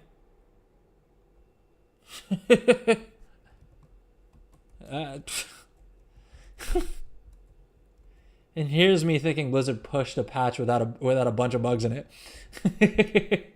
I mean, that was stupid of me, to be fair. But okay, so I don't think we can actually get the mount on this stream because it would just take too long. Because basically the last thing that we need for the meta achievement is basically the peanut gallery. And that's going to take a while to get. I need to do the guest relations stuff. I'm trying to think if there's anything else that we can do real quick on stream. I'm going to keep the stream going for a little bit long. Like we'll stream for a little bit longer just so that if anyone's trying to get the scarab pet from watching the stream, if you've been watching from the start, you'd be able to get the if you've been watching from the start of the stream, you'd be able to get the Twitch drop directly on this stream itself. Otherwise, tune in on Friday's stream. Let's show you boys some love. But okay, what else do we do for the currency now? Well, I know we need to do the Emperor. Like we need to do the BRD Emperor. I wonder if it's worth just running LFR, like running the LFR version of this. How many bosses are in there? Well, 2. But there may be some mini bosses as well. Half an hour queue. You gotta be kidding me, bro. We're not doing that. Ajagos and Lord Kazakh. Well, I don't think these world bosses are giving us the currency anyway, right? And annoyingly, that quest wasn't, in fact, daily. So is the raid and maybe like a random time walking dungeon the only way to get that currency? Let's check Wowhead real quick. Mine doesn't look like that. Wait, your what doesn't look like that? What is that achievement screen? Oh, this is I should probably shout them out. This is an add-on called. Well, I don't remember what it's called. I'll check for you in a second here. Let's see here. Not achievements reminder. The heck is it? I had to change achievement add-on. I think Crowie's achievement filter. I think this is the right one. Let me check on Curse Forge here. Crowie achievement filter. I think this is the one. Boom. Yeah. Okay. Let me drop a link to this. Copy add-on link. Boom. There you go. Yeah. So this basically a great add-on. Can't say enough good things about this as well. In terms of achievement add-ons, it's definitely my new favorite. I think it does this as well, where it shows you what events are still up for achievements that you need. But the other nice thing that it does is that it allows you to filter achievements by expansion, which is always handy. It expands the recent achievements that you've gotten to a longer list, so you can look back a little bit further, because sometimes you'll get a whole bunch of achievements at once, and then if I was trying to figure out what achievements I'd gotten right before this event had started, if I was just using the default Blizzard interface, I wouldn't be able to see those, whereas with this I can scroll back quite a bit. Also adds this PvP tab, right, and also gives you nice things like by events, by expansions, gives you specials like achievements in the current zone that you're in, which can be kind of handy if you're like a lore master or like a completionist, right? Or if you're just going for the meta achievements in Dragonflight or the War Within or whatever. There's also a mount collection thing. There's a title collection thing. There's a transmog collection thing. Oh, you know what we do need to do? All right, here's one more thing we can do on stream. We bought the 5,000 time walking badge mount. I think we're queued up for dungeons and things, right? There's a vendor that's selling titles. So I don't know if you guys have seen those ads for buy a title from Scotland or whatever, right? WoW basically now has that in the game. Where you can basically go over to an NPC and turn in time walking badges to unlock titles for yourself. So,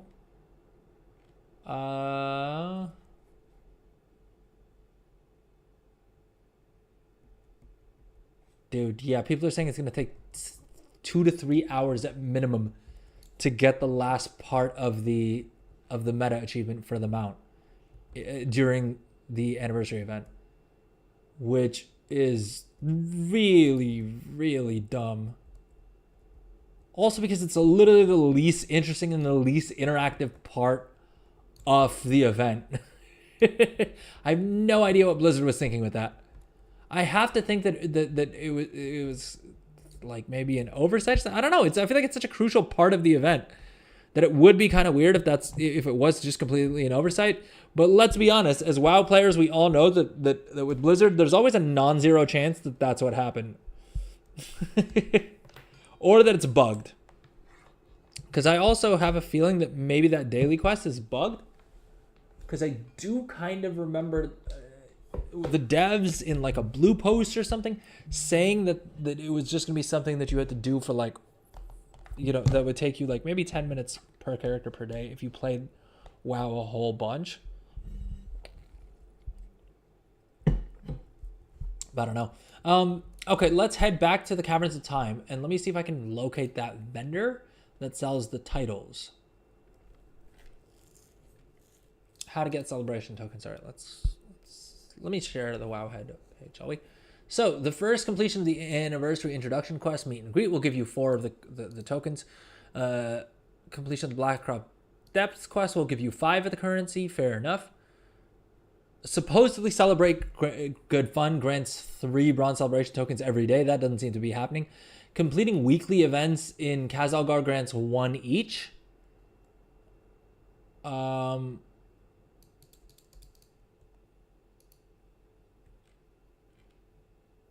Completing weekly quests in Khazalgar grants 2 each. Okay, so at a certain point, so I think at this point, the best way for us to farm the currency actually isn't going to be to continue doing event-related stuff. Unless I'm mistaken.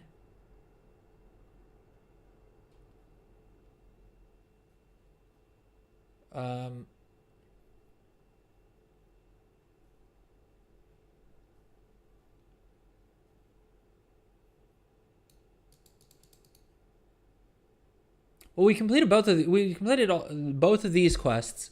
We completed this quest. We still have to do the Time Walking Dungeon quest and the BRD raid quest. But I don't think I'm gonna do those on this character because this guy, first of all, they're account wide. Second of all, the Time Walking Dungeons I'm better off running on an alt that I'm trying to level up anyway because this guy's not gonna benefit from the loot at all. So yeah, that's kind of pointless. I guess the reason to do it would be to get the cash. But what I love it as a cash drop. Let's check that real quick. Weekend event, original path through time. Champion gear. Yeah, this guy doesn't need any more champion gear. He needs hero track gear. So yeah, I'm just going to do that on an alt that actually either needs the gear or that I'm just trying to level up, right? Although I guess they won't get that quest through. Ooh, yeah, they won't get the quest through that. So I'll just do this on a character that has a lower eye level. Probably my Death Knight, and I'll probably do that off stream, to be honest. So that's that done.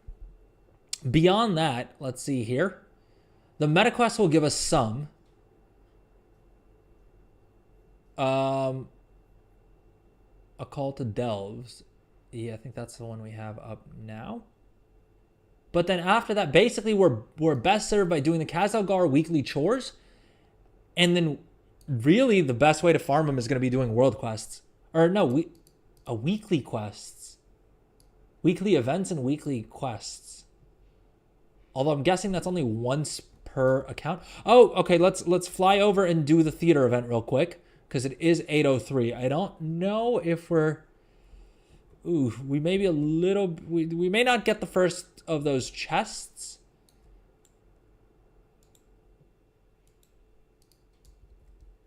Or we will, because no one's here doing it with war mode on, I guess. Should we go switch war mode? All right, I think we're going to switch war mode off real quick. Because I think it'll be quicker to complete the event with war mode off. Although I think it's timer driven anyway, so it may not make a difference, but I think the score will be lower with war mode on, just because fewer people run that event with war mode on.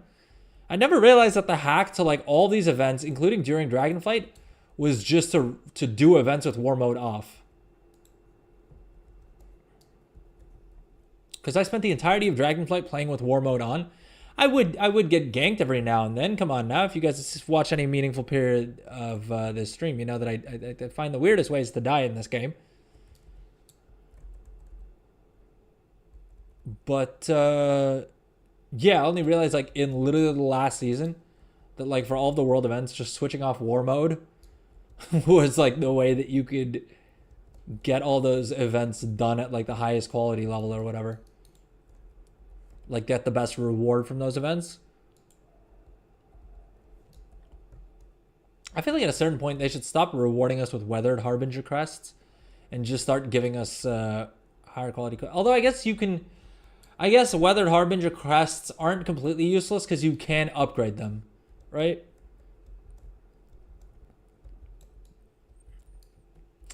What's up, YouTube? Welcome to the stream, everyone who's just joining us. I see we have a couple more people who join us on the YouTube stream. If you're watching vertically, what's up? Drop a message in chat.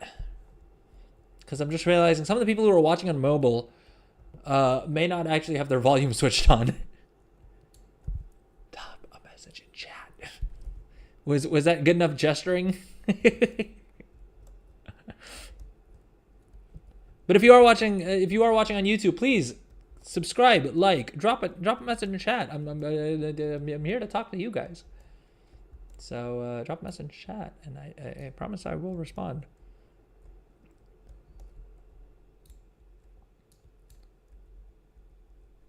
Collecting lost scraps of paper.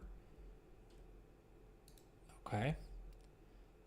I've gone from raid bosses to now gathering lost scraps of paper for people. What are we doing here? All right, either I'm the hero that's like saving Azeroth, or they've got me running around gathering pages that got scattered in the wind. I'm just saying, make it make sense. Make it make sense from an RP perspective, right? Am I the guy who's saving the world, or am I just running silly little errands for NPCs? I mean, it's got to be some perspective here. Come on now, Blizzard.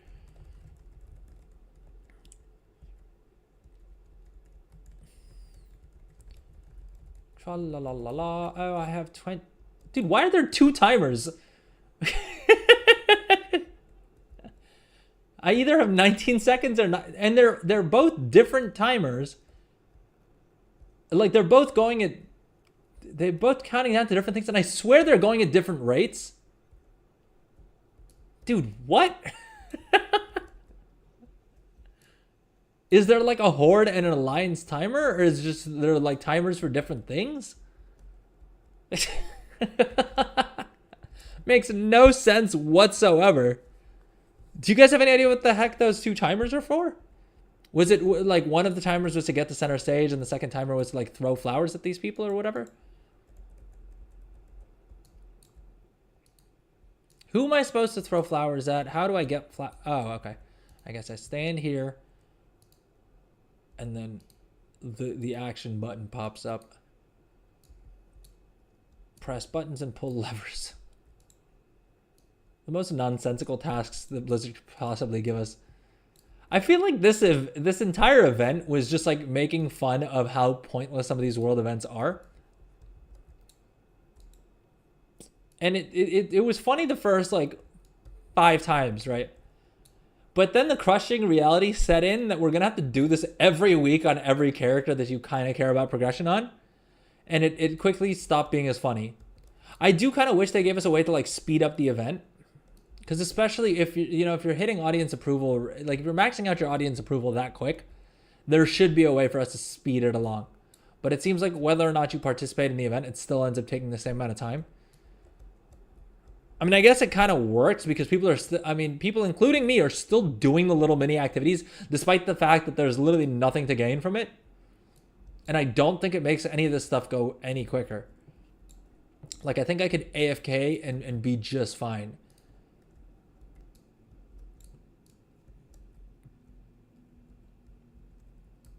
But instead, I'll do the WoW. I'll do what every WoW player does when we don't know what else to do with ourselves. So I'll run in circles, jumping up and down.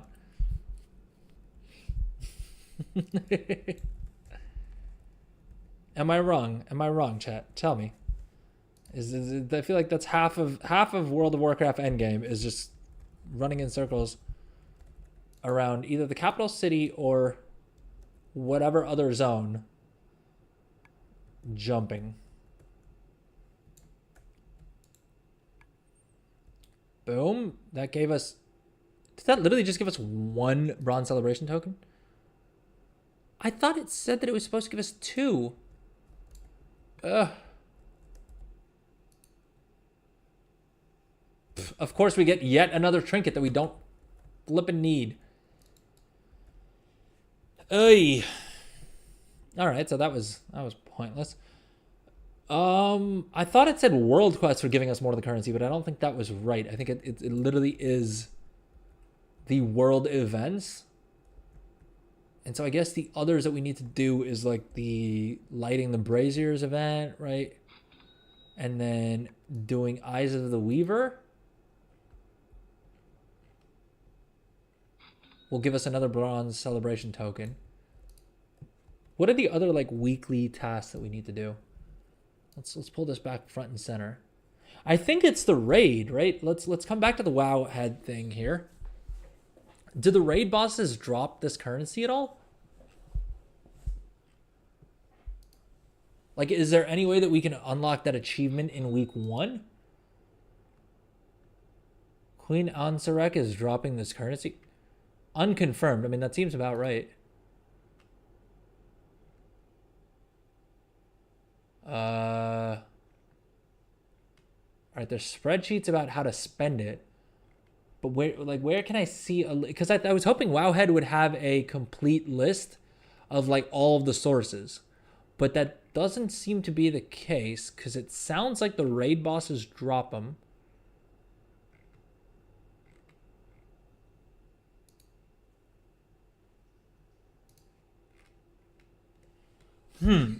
Chat, do you guys know? Do the raid bosses drop any of the currency as well?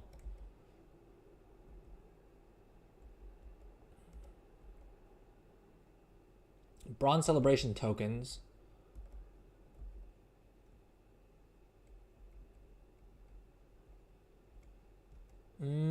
I swear there was another Wowhead guide that I remember having more information than this.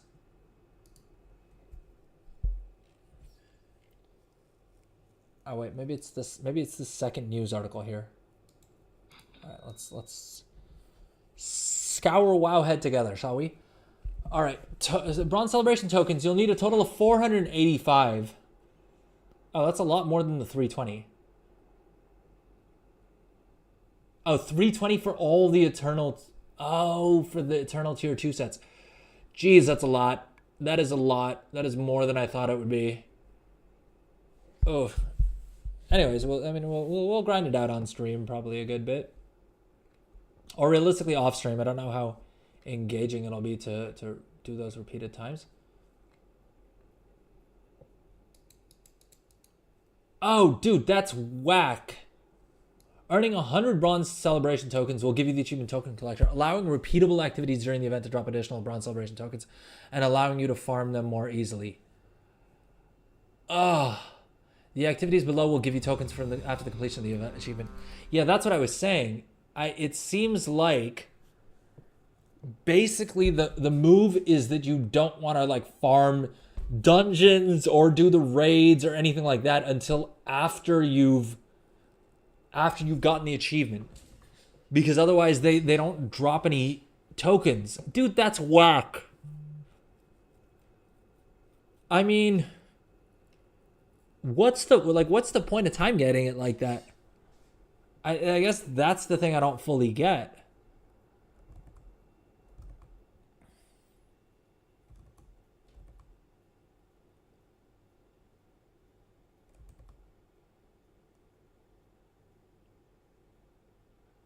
Well, so I guess completing this wing of LFR, hopefully it's not too trash. And hopefully we can swap back to Windwalker before anyone pulls anything. Because Lord knows that's always a challenge in LFR. But okay. So I think completing this wing should give us, well, so let's see. We'll complete this quest, which will give us another 3 Bronze Celebration tokens. And I think then there's one more. Yeah, there's this one that'll give us 5. But then the only thing we can do is like grind out all of the like War Within chores and like weekly quests and things like that.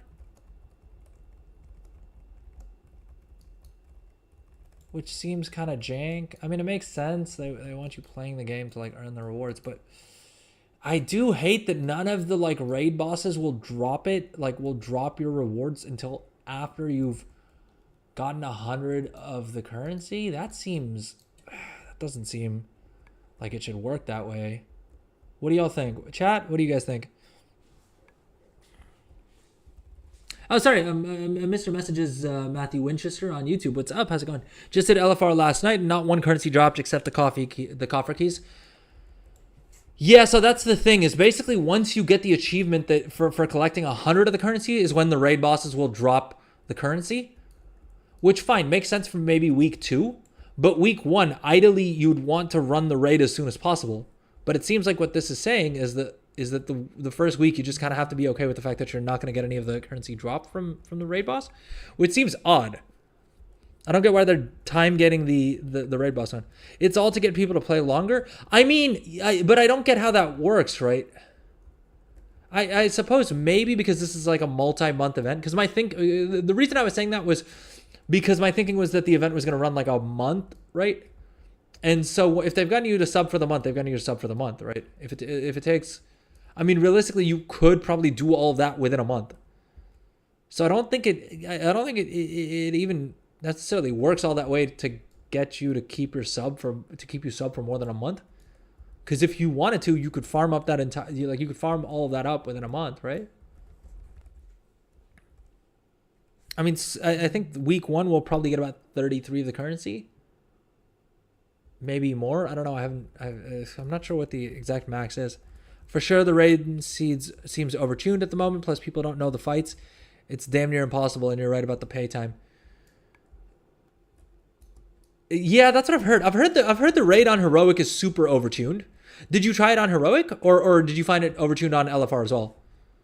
Because the thing with LFR is, I mean, with most raids, but with LFR in particular, I'll speak about LFR because that's the only like raid the only type of raiding that I do on any sort of a regular basis, and I generally tend to find that the first couple of days of LFR, up to like a week of any new LFR wing that opens up, it takes a couple of days to a week, depending on how aggressively tuned it is, for people to figure out exactly how to make things work. But it looks like we're about to down the first boss, unless something goes... Of course I die right as I say that. Gosh dang it.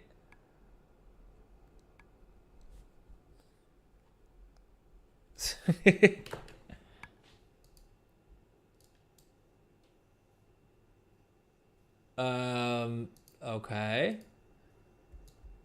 Yeah, I think you're probably right that the boss doesn't drop any of the currency, right?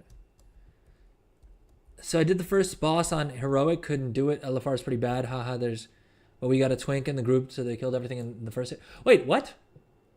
What do you mean a twink? So do you not need to be level 80 to queue up for this? So what level can you... Oh, that's sweet of that person. I literally wanted it for Transmog.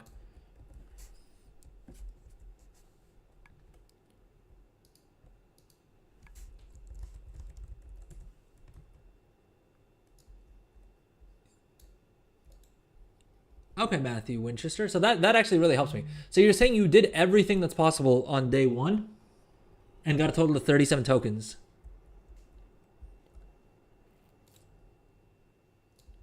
Okay.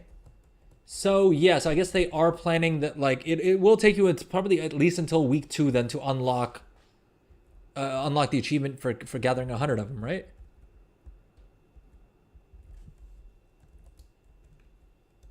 Did you find any daily sources of the currency?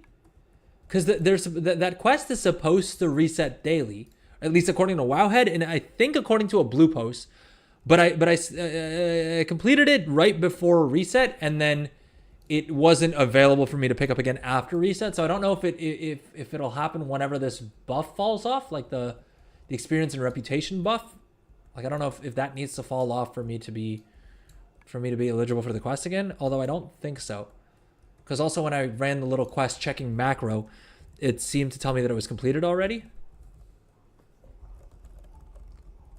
I recall seeing something about first week you can get a total of 97. Also, Dornagle weeklies give the tokens. Right. But I think the weekly, like, are there any other daily sources? Because presumably all of those things you can only do, if you can only do them, if the weekly quests are giving you those rewards, you won't be able to do them again until next week, right? So I guess my question is, I'm curious as to how we would get from 37. Like, where are we going to get those 60 extra currencies from? You know what I mean? Lower levels can join. We have we had 2 level at 38s. Oh, you can queue as low as level 38. It was the I wonder if the XP was any good. Although I suppose this wing is so quick to complete. I didn't realize both of the bosses are just in the same room. And I'm not saying you should do this, but you could probably kind of get away with AFKing in this LFR. Not saying that I've ever AFK'd in LFR. All right, make sure you don't accidentally AFK in this LFR. Oh, and there's a mini boss in here as well that'll give you some more of those time warped relic coffer keys. Although I think the thing is that there's a cap on these time warped relic coffer keys. Wait, where did they show up? Are they just in my bags? Oh, okay, yeah, they are literally a currency like this. But I'm fairly certain I read on Wowhead that you can only get enough of these to buy 3 items on each difficulty, which is also again janky because there's exclusive transmog that's tied to those.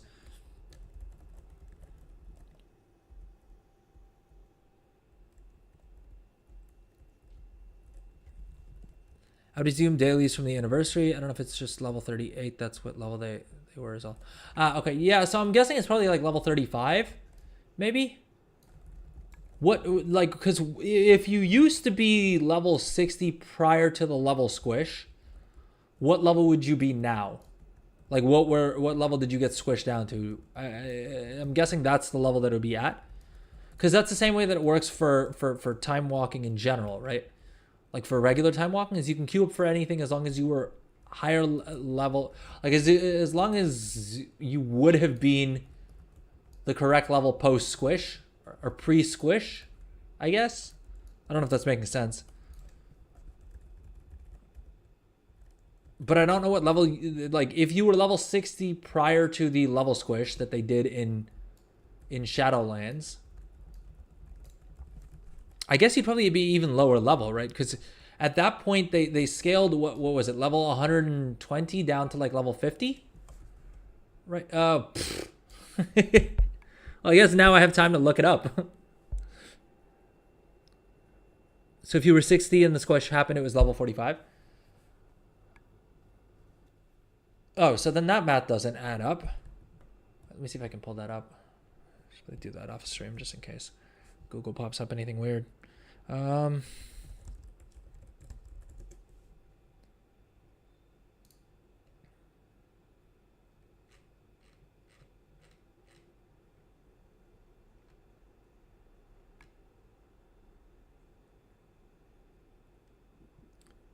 If you were level 60 prior to the squish, you became level 25. So yeah, so I'm guessing if you're level 25 and above, then you can probably queue up for the event. Or like queue up for all the event stuff. Although I'd be curious as to see what the experience is like. I'm guessing not that great. But once we unlock the achievement that'll give you the like daily currency, or like, well, that'll give you the event currency, then you can basically, any alt that you have that's above level 25, you can use those to endlessly farm the currency, right? So that'll be kind of handy, and hopefully by then LFR is a lot quicker. because people have figured out the strats and the twinks and the like all that stuff, right? I'm guessing right now people are still doing all the content on their mains, and I think when things will really start to get moving is when people are doing them on alts, especially to farm the currency, right? I'm just gonna hit the camera for a second. Still here, don't worry, we're still here. All right, everything's gonna be okay. We'll be fine.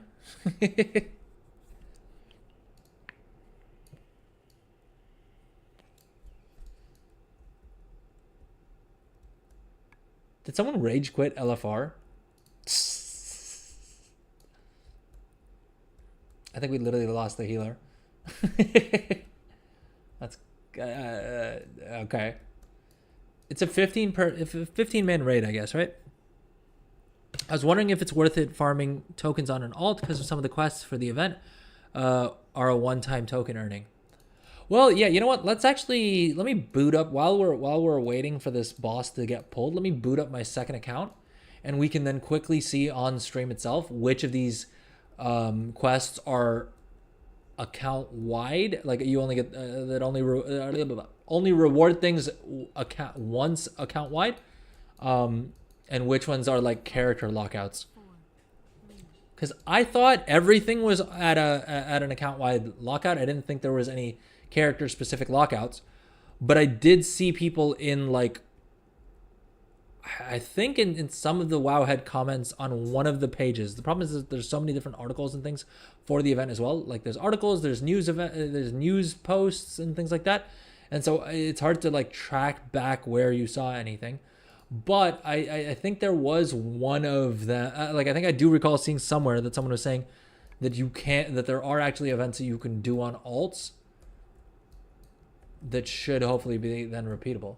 And Lord knows we all have a bajillion and one alts after remix and the launch event and stuff like that. So if there is a repeatable way to farm it, then what the hell just happened? How do we reset the boss? Lord.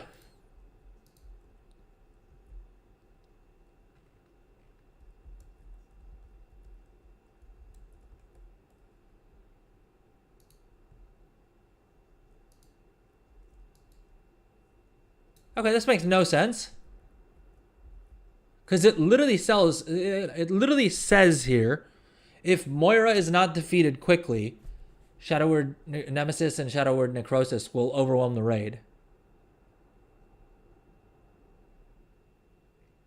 It says that for raid finder difficulty as well, though. The hell?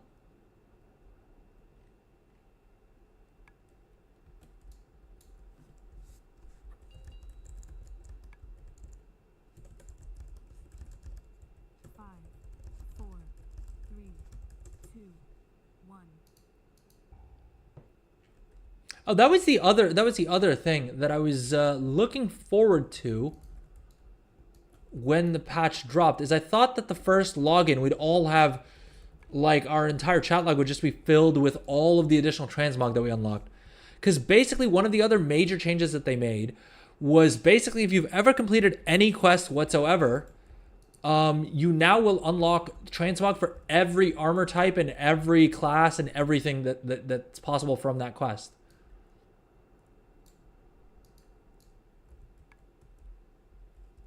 So I was thinking that we'd get a whole bunch. Dude, was Ragnaros always in here? The heck? To be fair, I haven't run BRD in years. The world bosses are a daily reset as well, and I believe they give tokens. Ooh, that could be an interesting way of farming it on alts then.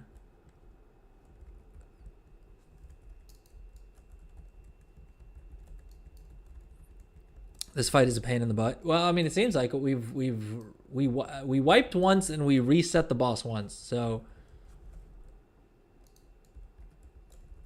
I don't know. I'm hoping we get it done this time around. I am kind of regretting that I didn't queue up on both of my accounts at the same time. Oh, somehow I didn't get this page. Like this page didn't load for me on my main when I logged in. I was looking out for... All right, sorry. I should probably pay some attention to the fight. All right, we'll check that out in a second. But yeah, I didn't get that login screen that I was expecting to see when I logged in on my main. Okay, that standing in the fire, not good. I've said it before and I'll say it again. Turns out this season, standing in the fire, not part of the meta. I was shocked to find out. But if any of you guys are playing this game and trying to be good at the game, turns out this season, standing in the fire, not meta. So hopefully that helps some of y'all if you're confused like I was. Ah. Dude, I'm fairly certain we're supposed to be DPSing Moira down because we just got stupid amounts of stacks on friggin'.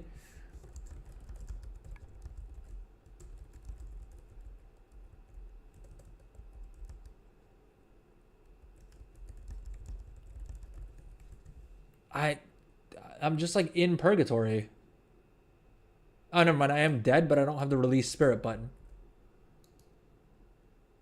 Dude, what? Why don't I have a release spirit button? Did WoW just convert into hardcore mode? Did I lose my main? It says I'm dead, but I don't have a release spirit button. What the heck is going on? I don't like this I don't like this patch.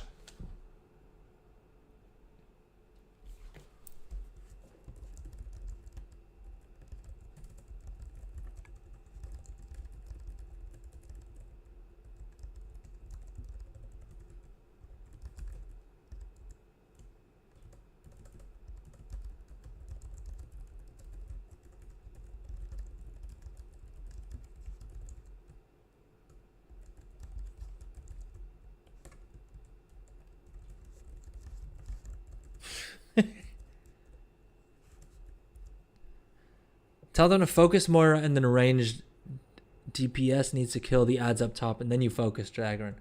Okay. Thank you, Matthew.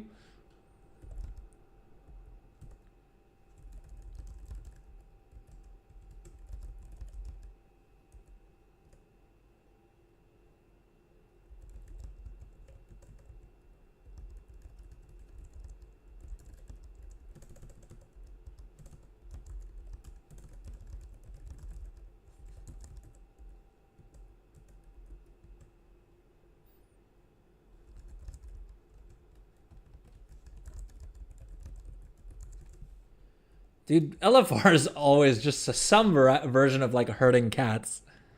The fact that I'm the one in here, 662 gold repair bill. That feels great. I mean, let's see. Oh, this is the wrong account. 1 second. All right. So yeah, I didn't get this what's new screen on my main for whatever reason. Drag Theater Class Expansion, Classic Time Walking. WoW's 20th Anniversary Start Quest now. But we're still, we're still above 40 million gold. To be fair, I haven't done any gold making stuff in the past couple days. I mean, since Monday's stream, literally, I didn't repost auctions, anything, which I should have done yesterday because I think the auction house would have been pretty lit last night. But hey, I'm getting comfortable and lazy now that we're above 40 million gold, right? I mean, I'm still gonna do more gold making content because I want to help you guys make more gold. But I'm definitely past the point of where I'm like, oh, I need to make as much gold as humanly possible for myself. Because I'll be honest, I just don't care anymore. The motivation's not there, right? The motivation's lacking. Coffer Quiche. Valor Stones. Okay, sorry, I got excited for a second. I thought that was like an event-related coffer thing. How can I see if... Oh. Let's see here. If we come to suggested content... Time Walking Start Quest. I should pay attention here. 4, 3, 2, 1. All right, focus, Moira. Come on, guys. Come on. I know this is LFR. Let's hope these people focus this time. Matthew, we're trying a strategy. At least I hope so. I put it into chat and no one said anything. So. But it makes sense because, I mean, it's the Shadow Word Nemesis is doing a boatload of damage to all of us.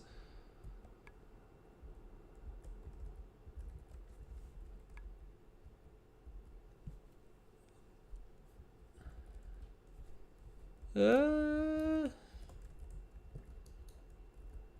Moira's almost down.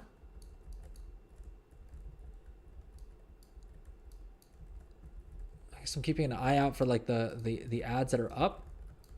Twilight's Hammer Ambassador.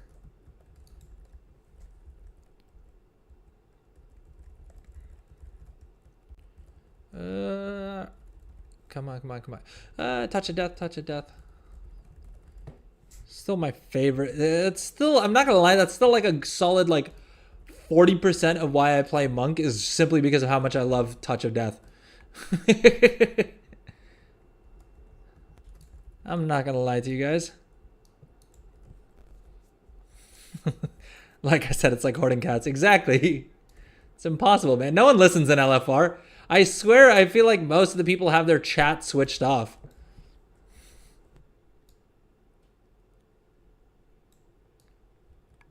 And I think also because LFR is generally being easy enough that you don't really need to follow a strat super well to beat most of the bosses in LFR, usually.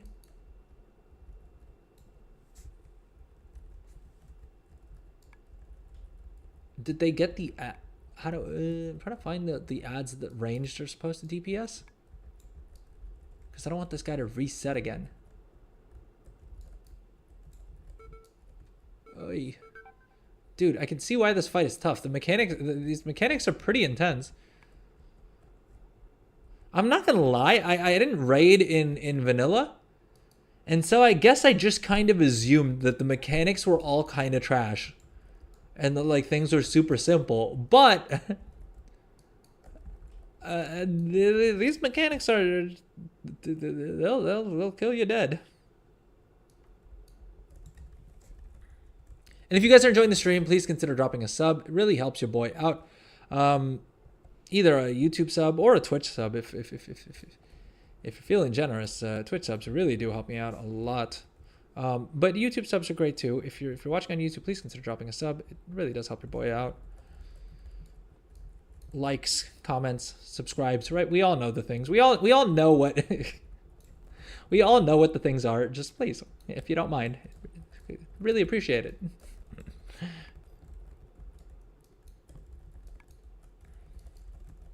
The vanilla fight was way more simple. This is all redone. Oh, thank you for the sub on YouTube. Appreciate that. Time warped Ironforge blueprints. All right, so we got the quest item. We got more relic keys. So excited for that. We only need 40 of them to buy a dang thing. We've got 13 of them so far. So if we save up 40 of them, we can buy a piece of veteran track gear, I think it is, from the LFR version. Ay, that definitely seems undercooked, but hey, it's LFR. I suppose what are you really gonna expect, right? But okay, coming back to this chick, let's let's port her out to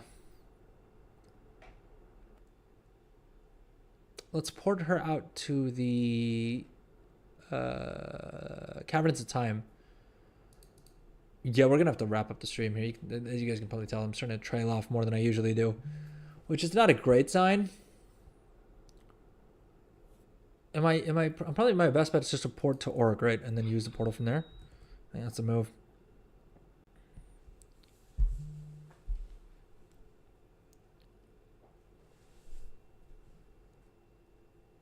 Electroglide Area 52. Oh, that's sweet. I think this person's gonna trade me the weapon for Transmog, which is nice of them. Because not only did we leave the LFR, but they also literally invited me just to this. Although, interestingly enough, we've also... Oh, what the heck? Okay, that's kind of sick. So the BRD bosses count towards the vault. I wonder if that means that the heroic version of the raid counts towards... Well, I guess not. I was going to say, I wonder if heroics would count towards mythic. But I guess that's probably not the case, right? But oh well. I mean, it's still another row of the vault that we're unlocking, which is kind of nice.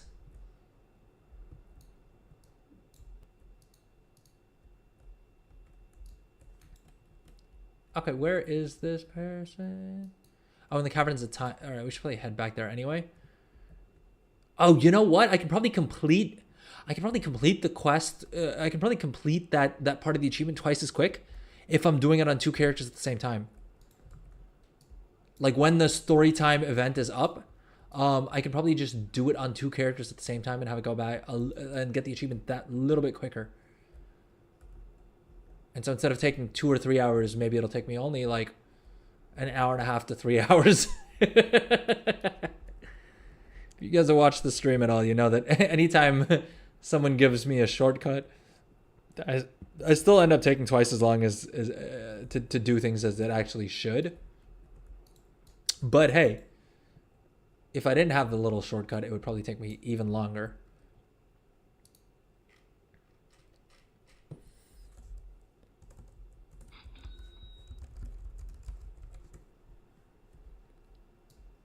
Where is the Caverns of Time portal? Downstairs. Let's hop on over there. Because I do also want to see which of these quests are account-wide and which ones are character-specific. And so therefore which ones you can repeat.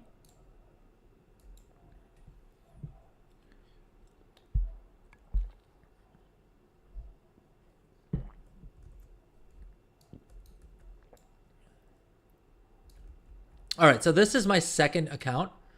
Of course, we're doing this completely within the terms of service. As you guys can see, I'm alt-tabbing manually. So no one report me for I don't know, doing anything sus. This is all within the Blizzard terms of service, folks. All right, I know a lot of people know that, but there always seem to be a few people who don't, and then I'm always worried that they're going to report me in game. Oh, thank you so much for the follow, Stephanie. Very much appreciate that on Twitch. Thank you. All right, where is this person that I'm supposed to get the transmog weapon off of? Here we go.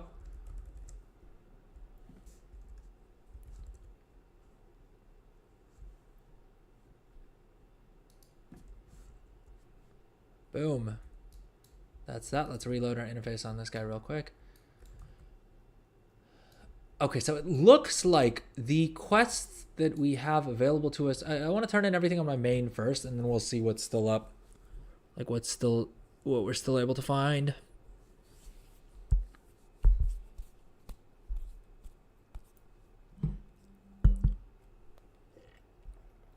No one spent any channel points in quite a while. If you're watching on Twitch, we do have a bunch of channel point rewards. If you've been watching for a while, remember to check your channel points. But yeah, if you're watching on Twitch, I don't know if it's been a while since I probably recapped all this. If you're watching on Twitch, if you subscribe, you can get 3 months of Discord Nitro completely free. If you watch for 4 hours, you'll unlock the Scarab, the Sand Scarab pet, which is currently selling for like 200,000 gold.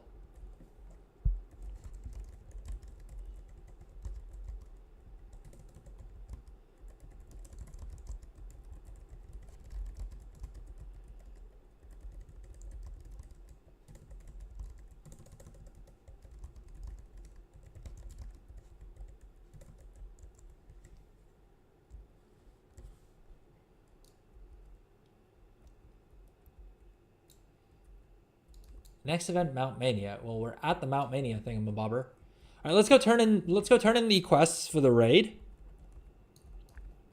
And then I want to see if we can do those quests again on my second, like on an alt, to get even more of that currency. Because if they are like infinitely farmable, then we can, then we're in good shape. We can probably unlock a lot of the different rewards this week itself. All right, where is the quest turn in? All right, here we go. Here's one. Well, I guess both of them get turned in here. All right, so this is the main one that'll give us a piece of champion gear and like the most overall rewards. And for some reason that unlocked another great vault slot. So I don't think anyone's going to be hurting for a vault anytime soon. And I think this is a one-time quest. It gives us 5 of the Bronze Celebration tokens. What other quests do we have that'll... Because I don't think the pet battle quests, I don't think give us the currency. Which makes sense because they usually don't like rewarding pet battlers too much. It does seem weird that this quest literally has no reward though. I mean, 23 gold is a reward. But I guess not. Just give us a pet satchel. It's not that deep, Blizzard. Just give us something. Why have a quest that just rewards 23 gold? In 2024, in the War Within, 23 gold is as good as not giving me anything. You may as well have not just had a quest, because it's just one more thing that shows up on my list of things to do that is pointless for me to do because there's no actual reward to doing it. But okay, so we completed all the quests we could on my main, short of like I think the delves and like all the other like War Within content stuff that we need to do. Like those are still up. The Stone Vault, like the weekly dungeon quest, thankfully doesn't reward anything. Does the Sparks quest give us some stuff? Because I think I remember seeing that. I do think I remember seeing that the like weekly Spark quest, as in Sparks of like the PvP quest, would actually give this one, Sparks of War Halifal. Can I pick that up? Yeah, here we go.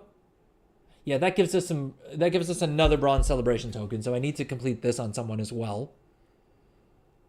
I don't think bloody tokens are account transferable, are they?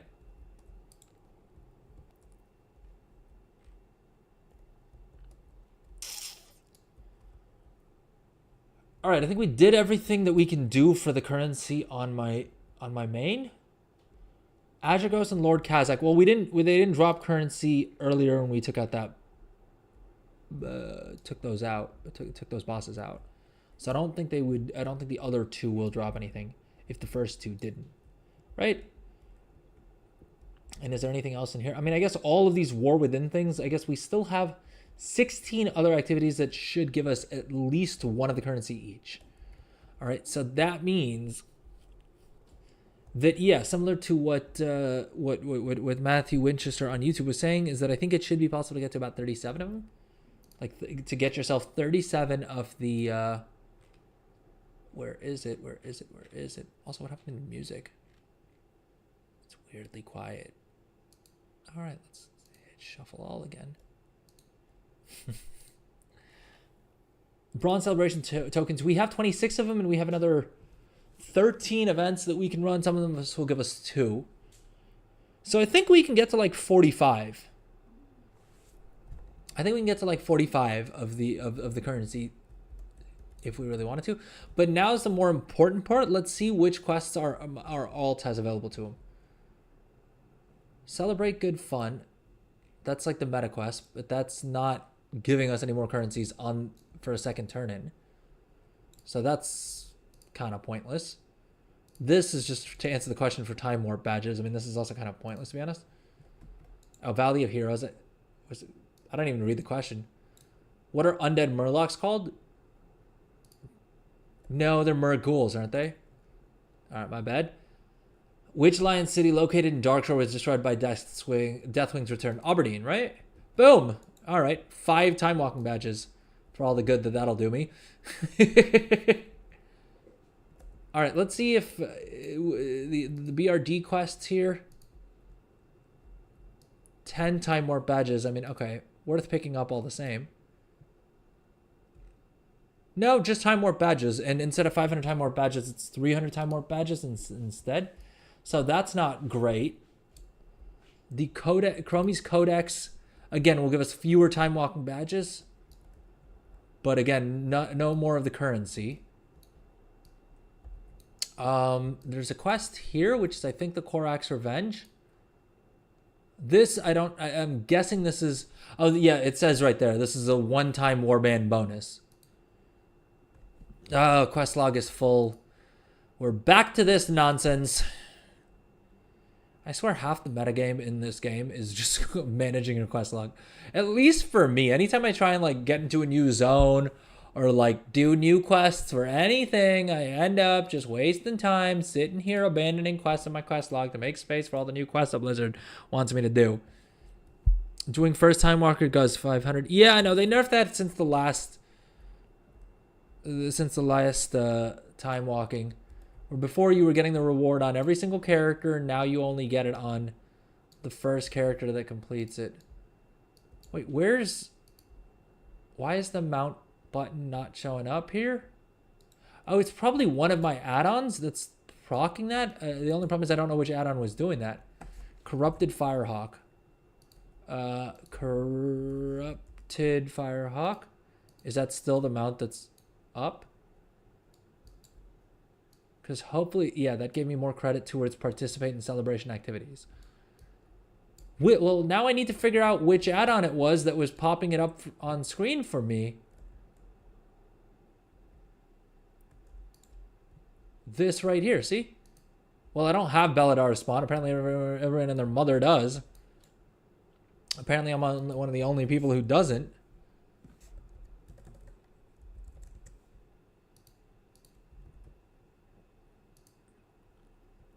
Oh, we're in different phases. Swarmite Sky Hunter.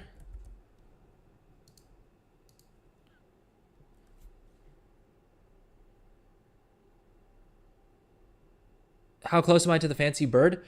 Not close, man. We haven't had another one of the lore teller story thingamabobbers yet. And that's the only thing we're waiting on. Peanut Gallery. We're 9 out of 50. I've done all the other achievements for the meta achievement. But annoyingly, that one's gonna probably take a while. I don't think we'll get it on this stream, to be honest with you. Which is kind of dumb, which kind of sucks. But what can you do if Blizzard decides to screw us over like that, dude? What add-on is giving me this handy little thing here? I thought it was just the default Blizzard interface. I should have known. Simply because of the fact that it's too good of a feature for Blizzard to have in their default interface. Let's be honest here. Is it Mount Journal? I think it's Mount Journal. Or Mount Journal Enhanced, maybe? Switch off Mount's Journal and let's just try it with Mount Journal Enhanced.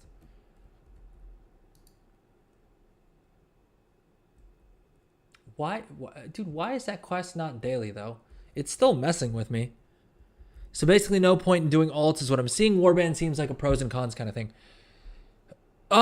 Yeah, I guess. Well, the thing is, if they hadn't done the Warband wide stuff, you got to keep in mind, you would have had to farm that currency on every single alt, which I guess, depending on how you view it, means that if you were willing to level character, like have alts with all the different classes, then yeah, it would be a little bit quicker. But overall, you'll probably spend less time working on unlocking all the achievements. I know I'm doing a little bit.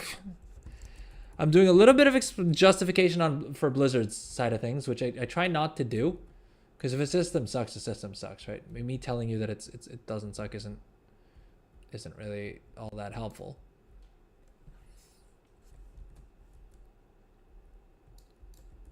Oh, for Pete's sake!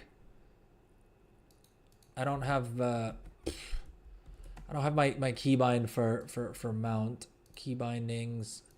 Mount button. Oh crap, I didn't mean to do. Can I show all nameplates is now unbound. All right, let's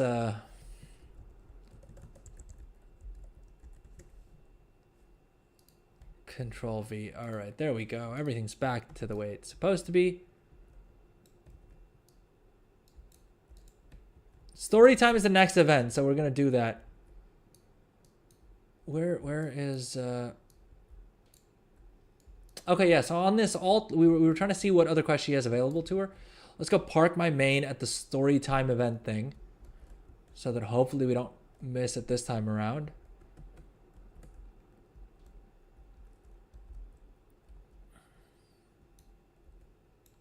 But it's gonna be like 5 minutes until that event goes live, so in the meantime, we'll run around and complete this quest on this chick instead. I think we need to talk to Chromie. This is a great celebration, whichever Chromie here.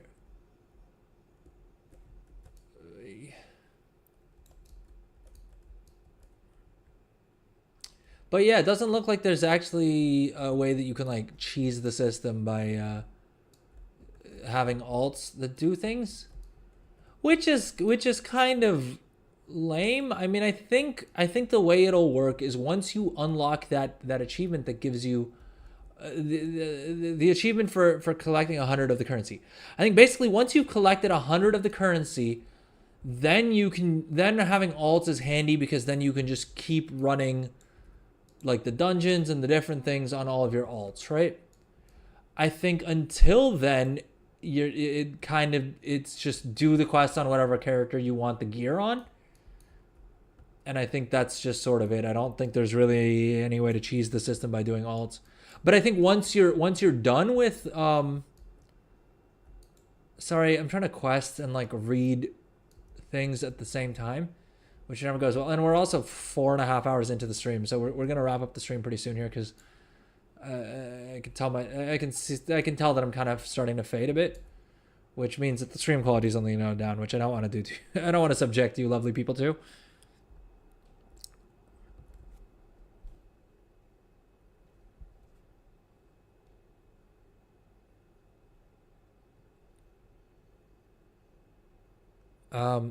I forget what I was trying to say. But yeah, I think basically until you unlock the achievement for 100 of the tokens, having alts doesn't really help. Probably once you have unlocked that achievement is when having alts will pay off, because then you can run the raid, let's say multiple times a week, on all of your different alts and get and farm the currency that way. So I mean, wins and losses as always with every system in the World of Warcraft. And it looks like these follow-up quests as well just give you basically more time warp badges, which I mean they're minuscule amounts of time warp badges, so I don't think it's necessarily worth. If you happen to be on the alt and you just feel like and you're running around anyway trying to kill some time between the events, then sure, get them done. But otherwise, 5 time walking badges is probably not worth your time.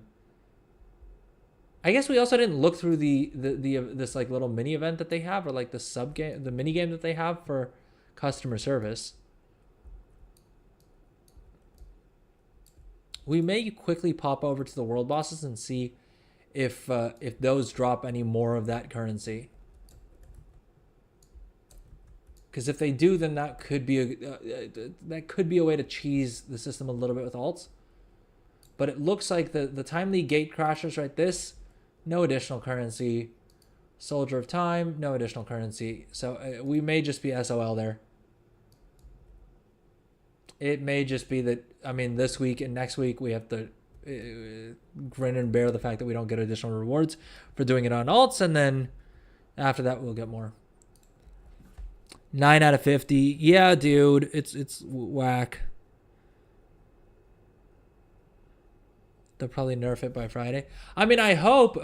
Maybe not though, because there are already people out there who've gotten the mount already, which I mean, I suppose it's to be expected, but because it takes about 3 to 4 hours of just like camping out here and doing this event.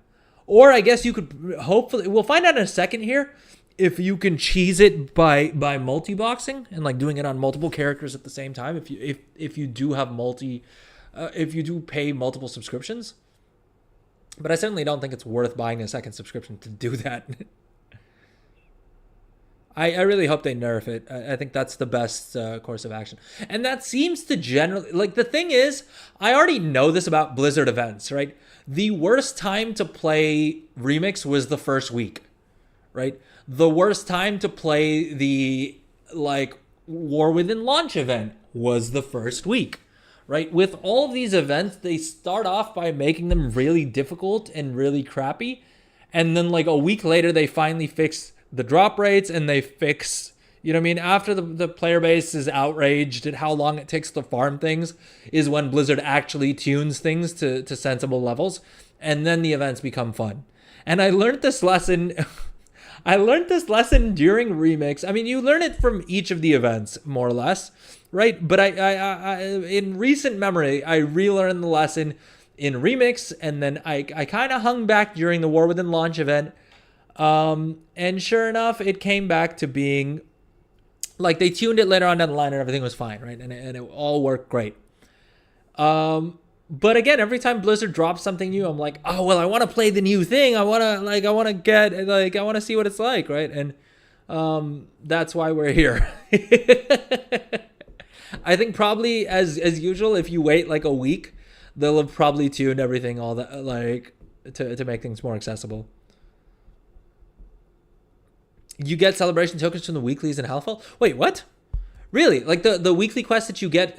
Sorry, Cylindrius, I missed your message somehow. But the weekly quest that you get from after completing like the Brazier event, the spreading the light. I don't know why but basically the do you mean the weekly quest that you get from lighting the different braziers in Alpha? Oh, that's pretty sick because there's 8 small braziers, right? So that's another 8 of the currency that you can get without too much effort. I see. The thing is that it seems like they have kind of tuned it to the point where it is supposed to, where that currency is supposed to just be account wide, right? Like it is supposed to be that all the activities are once account wide. And so my worry is if something like the Halifal quest does give you credit on 2 characters, that then you risk getting banned, right? Because Blizzard showed us, even when they've clearly bugged something, right? They're not above banning you for doing that anyway. Because that's what happened to a lot of players who were playing at the start of the War Within, where if they were completing quests on multiple characters, they were unintentionally taking advantage of a bug and still ended up getting banned, even though that was entirely Blizzard's fault. Now, don't get me wrong, there were some like people, especially in the Race of World First and things like that, who seemed like they were actually exploiting it and knew what they were doing. But there were also a lot of people who were like, parents and kids who play on the same account. Oh, dude, this is the move. Okay, throwing the rotten apple, you can just spam. Oh, okay. So we just need to wait for that to pop up, and then we can just spam that as much as humanly possible while it's up. So I guess that's the kind of cheese for it. Oh, yeah. Are there any others that like don't have a cooldown? How close are we? Can we do it during this event? Peanut Gallery. 21 out of 50. Oh, dude, it's gonna be really tight. If we get more of those, should we go old school and have both screens next to each other? Or screw it. Let's just alt tab between them, because otherwise the vertical stream is gonna look super jank. Well, I want one of these characters to have the counter up without blocking the actual like spot that the button shows up at.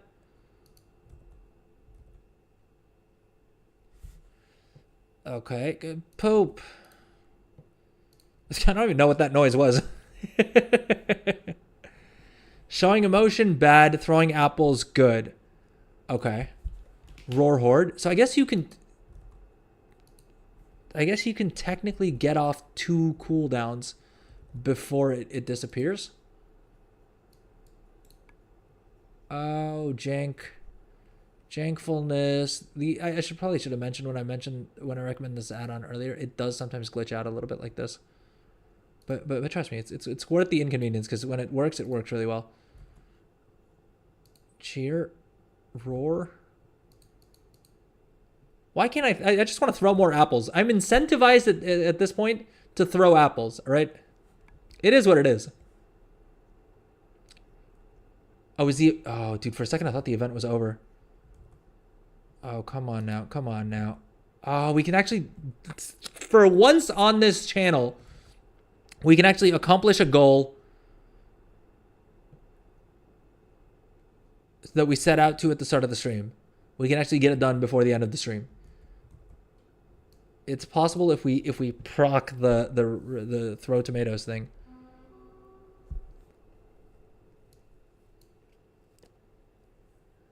Matthew on YouTube saying the same thing as well. Got it last night. It goes pretty quick. When you throw the tomatoes, just spam the button. Yeah, I just need to have it pop up for me though. But I think you're probably right that that's probably the quickest way to get it. Either the tomatoes or the apples, I guess. Yes, no, okay. These still proc the cooldown. I wonder I was trying to see if I could cheese the cooldown by hitting cold snap. But I get the feeling that if that worked, that maybe consider next one. So you probably shouldn't be doing it on stream or at all for that matter. All right, we don't exploit, boys.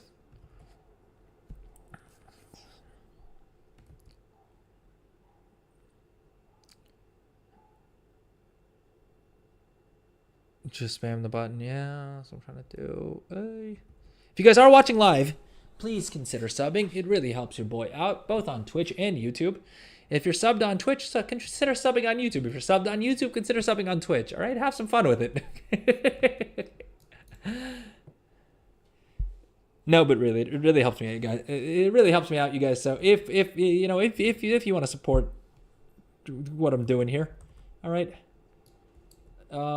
Please consider doing each of the. Dude, what? Another story time that we didn't get quite as many of the interacts as we'd like. Can we pop this another time? Because otherwise, so okay. I think it'll be another half an hour until the event starts back up again, and I don't know if I can stream for that much longer. Just because I can already feel the I mean, as you guys can see, I'm already like starting to stumble over my words and things like that. I think I need to probably take a break from streaming for a little bit, go eat, and then see all of you lovely people on Friday, where hopefully by Friday I have the gosh dang mount. And if I do unlock it, I will probably try and put together a little bit of a YouTube short video. So all the more reason to sub on YouTube, all right? I've got a bunch of content that I'm editing and that I plan on having out this week. Usually we do gold making stuff, but sometimes we do stuff like this as well, right? Like if events are happening. I do also enjoy playing the game outside of gold making. But if you're interested in gold making, mountain collecting, right, drop a sub on YouTube. It really helps me out, and yeah, really helps out the channel as well, because trying to gradually work our way over to getting more views on my video. Anyway, with that said, is there anything else that we want to do or need to do real quick? I don't think so. I think we answered a bunch of questions on today's stream. All right, so today's stream, you know what? We need to open up the vault on this chick. All right, let's go check out her vault, and then I have one more character that has a vault, and so I'll do that. We can do both of those, and we'll do those right before we end stream, just for the fun of it. All right, opening vaults is always fun. And this was the first time that I actually like waited until stream to log on to these characters. So usually Tuesday night servers go live, and I can't help myself. I open up the vault, and then I'll sometimes tweet, right? Not to plug another channel, but check out the Twitter. But I'll tweet about my vault, right? When usually it ends up giving me something that I absolutely don't need. But today I figure we can do it live on stream because I haven't checked my vaults yet. So let's make sure our loot specialization is set correctly to Frost, because that's what we want to do. Oh, wow. Okay, logging into my Death Knight, like my entire chat log is just like all appearances that I unlocked. Oh, and it keeps going. Dude, that is so many transmogs. I'm talking like dozens and dozens of items. I don't think I can easily show chat, like in-game chat on maybe if I go into edit mode. Hopefully no one says anything that gets me banned on. Oh, I don't want to save it though.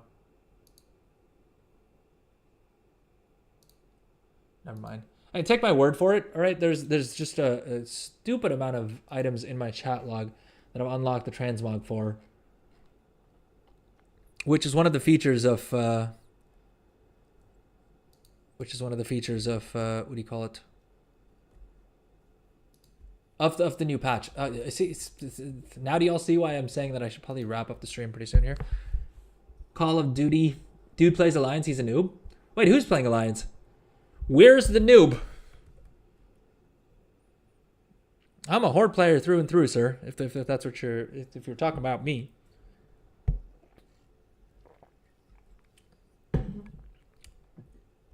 This chick's a blood. I mean, this chick's a blood elf, and the other dude's a goblin. So very much hordy players here. But okay, let's go ahead and open up my mage's vault here. Let's see what we got. I think she has some. Boom. Okay, not the worst. I mean, the 4-piece I don't really need. The point is there's not really much of a choice to be made here, because a hero weapon is definitely going to be the best move, especially since I now have a champion offhand. I think this is the move, right? Sorry, I thought he was a gnome. No worries, no worries. I'll let you off this time since you're new to the stream. I think you are, at least. Welcome to the stream, by the way. But around these parts, those are fighting words, all right? I only play Alliance when we're playing Classic, all right? But okay, I'm happy for the weapon for my mage. I feel like that's pretty good. Ooh. It's not tier, but that's a huge upgrade. All right, I'm stoked. I'm stoked. My 610 hero vault slot, dude, that's sick. Is a 610 shoulder piece, which is a 57% upgrade, which is wild. It also rolled speed on it, and I can catalyze this thing. So yoink, let's take that. That's lit. I love that today we didn't have a mailbox opening on stream, so instead we're doing vault openings.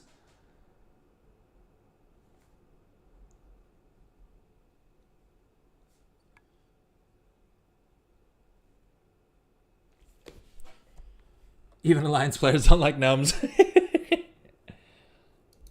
Listen, gnomes have their place, which is basically if you want to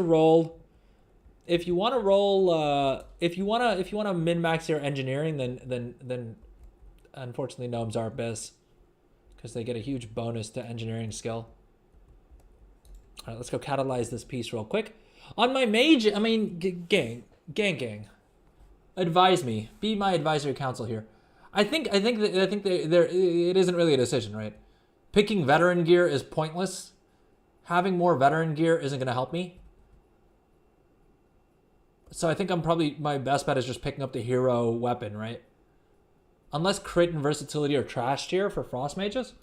And I don't even know that pawn actually has the correct stats updated here. Versatility and mastery, basically everything but crit is useful to me. This does have crit on it, which may mean that it's kind of pointless.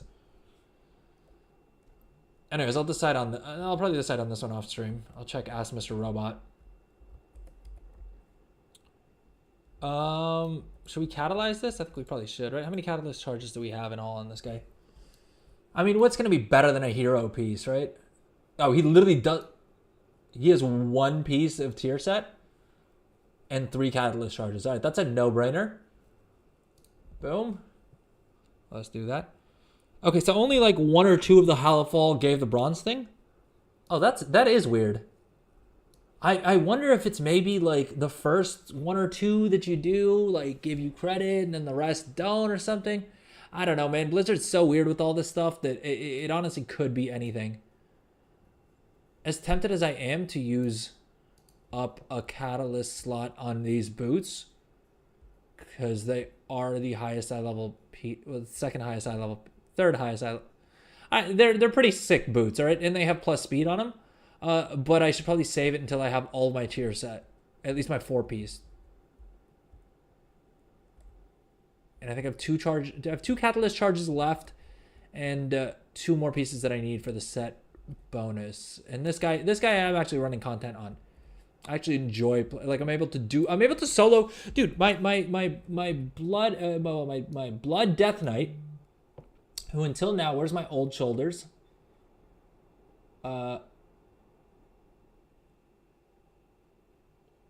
were the shoulders I just had to put? All right, no, that's a headpiece. That's not what I'm talking about. Where's the shoulder? 558, there we go. Yeah, so I was able to clear tier 7 bountiful delves as a 579 eye level, slightly lower actually because I got some of this loot from those. But yeah, like 570 eye level, I would say. I was able to solo tier 7 bountiful delves as a blood DK, which I guess isn't really news to anyone because blood DKs are first of all, tank specs are in general are OP. For delves, especially bountiful delves in the higher keys. If you set Brian to healer, I mean, you're basically unkillable. You can even set him to DPS if you're feeling frisky. And then blood death knights, and then death knights are just eating really good this expansion in any case. Maybe it's turning in and it stopped giving. Cylindrius, they heard you say this in this stream. They heard you mention it in my chat, and Blizzard was like, all right, we gotta nerf it right now. I thought that was it. I'm guessing maybe you only get like 2 for like the first 2 that you turn in rewarded, and then they don't reward it after that, and so maybe it's capped that way. Your blood death knight is a snooze fest in there. Matthew Winchester, alrighty, I got a dip. You have a good Wednesday, dude. Glad to run across the... Yeah, thank you so much. Thank you so much for stopping by. Thank you so much for chatting. Thank you for subbing. Yeah, we're going to wrap up the stream here anyway. In a couple minutes, I think we probably pushed as far as we can. And I'll probably also push my wife as much as possible. So I'm going to go have dinner with her. Although she's probably already had her dinner, so she'll watch me eat dinner is how that'll go. What gear add-on are you using to give the quick upgrade numbers? Yes, sure. So I'm guessing you mean, where is it? I guess I need to have an actual upgrade. So let's swap this out, right? I'm guessing you mean the one at the bottom here? Like where it says blood plus 32% upgrade? That's an add-on called Pawn. It's this add-on right here.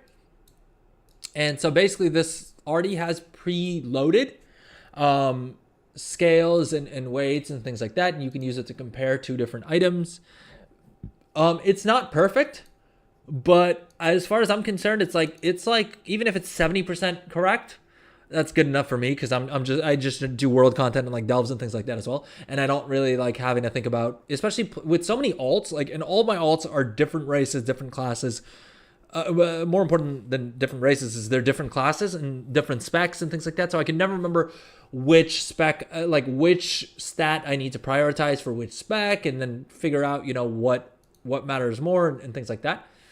And so this add-on is great in that it just automatically tells you for each of your specs, what's important, like what stats you need to worry about. And you can also set it to show you information for other specs.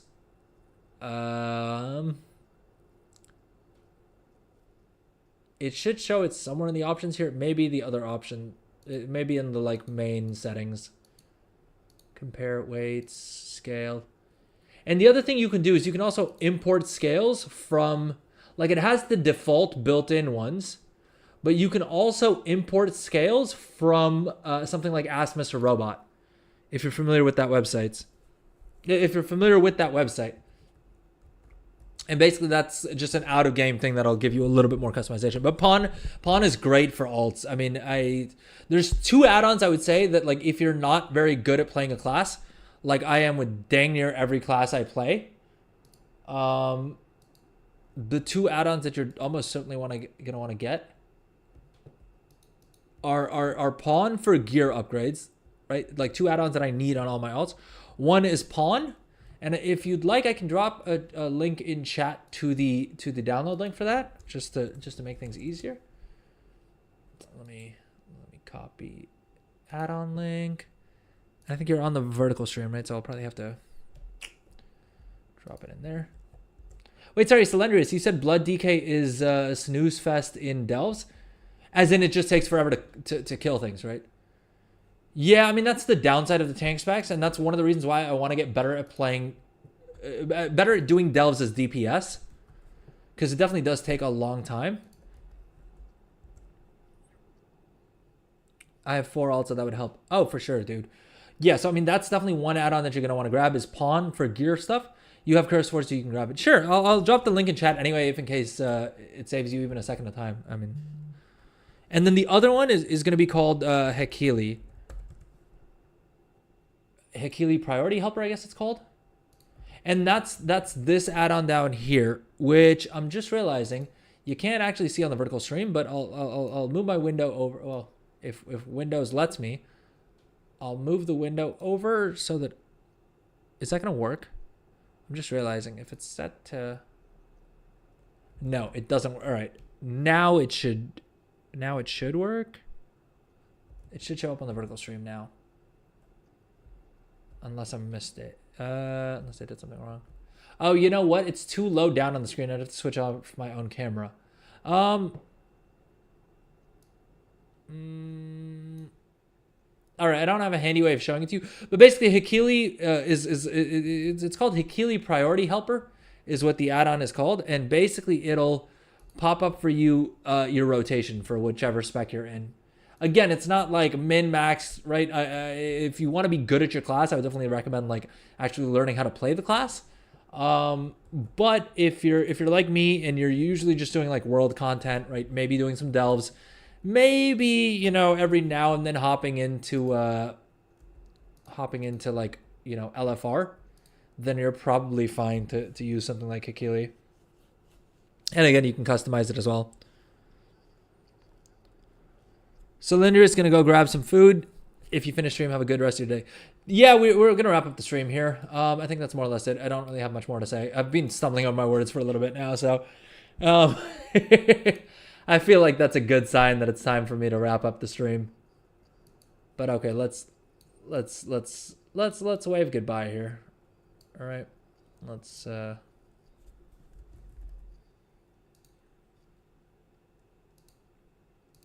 Boom. All right, well, thank you so much to everyone who joined the live stream. If you're watching the video on demand later on, thank you so much for watching.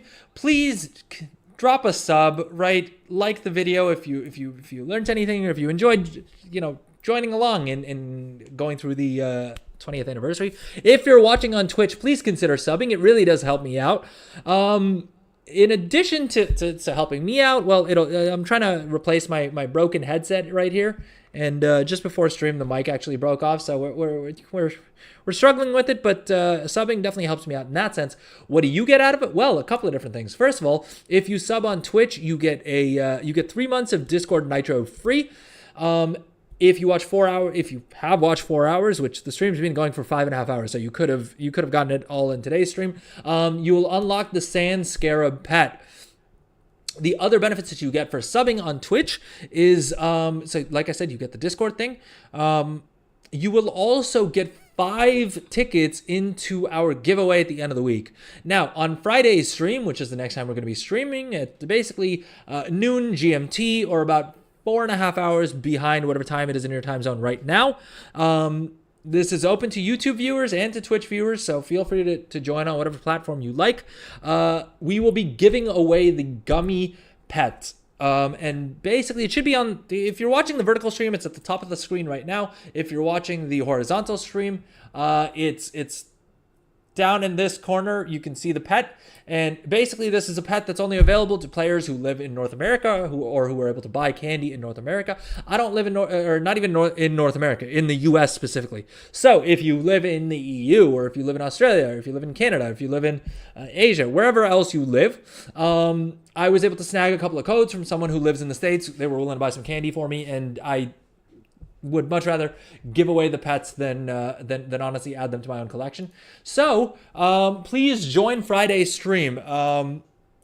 I would yet again remind you, if you're watching on Twitch, follow. If you're watching on YouTube, subscribe so that you get the notification when we go live for the giveaway. But yeah, basically we do a giveaway on Friday where we'll give away either, and if you win the pet, you can choose if you want the pet. Well, stumbling over my words again. All right, on Friday, we're going to be doing a giveaway live on stream. And if you win the giveaway, you can choose between either the gummy pet or if you want a limited edition tabard. Because the same promotion, if you buy the codes from specific stores, you can basically choose a limited edition tabard instead. And so if you care more about Transmog, don't worry, you can still get a limited edition tabard that's only available through this promotion. by joining into the giveaway, and it's completely free to join. You don't need to you don't need to like pay or do anything funky, right? You will get 5 bonus tickets if you sub on Twitch. And that as well, you can do completely free. If you're an Amazon Prime member, you get a free Twitch Prime subscription anyway, and that will give you the 5 bonus tickets. And basically, on Twitch, when you click the subscribe button, you'll just check a little box that says use Twitch Prime, and it won't cost you anything. It's included in your Amazon Prime subscription, and it supports me, and also will give you 5 bonus tickets for the giveaway. And I know what you're thinking. If you're not a paid subscriber, do you still have a chance to win? Yeah, so much so that the past 2 winners of the giveaway was actually people who weren't subbed. Which is not to say that you shouldn't sub on Twitch. If you can sub or you feel like I've earned it, please consider subbing on Twitch. It really does help me out. But my point is the system is not rigged. All right, you can still win even if you don't give me a dime of anything. All right, so subscribe, join the giveaway. I feel like it's kind of weak on Blizzard's part that for a game that's as global as World of Warcraft is, that they did a promotion that was only available to US players. And so as a result, I decided to try and find some codes that I could give away so that, the rest of us could have fun with it as well. I don't live in the States either. So, yeah, am I missing anything? I think that's more or less it, right? Giveaway on Friday's stream, Discord Nitro free if you sub. Yeah, 4 hours if you watch, you get the pet. Selling for 150k gold. I think we covered that, right? Am I missing anything? All right, I think that's more or less it. That said, let's end the stream here. Thank you so much, everyone. Please join back on Friday's stream. Beyond that,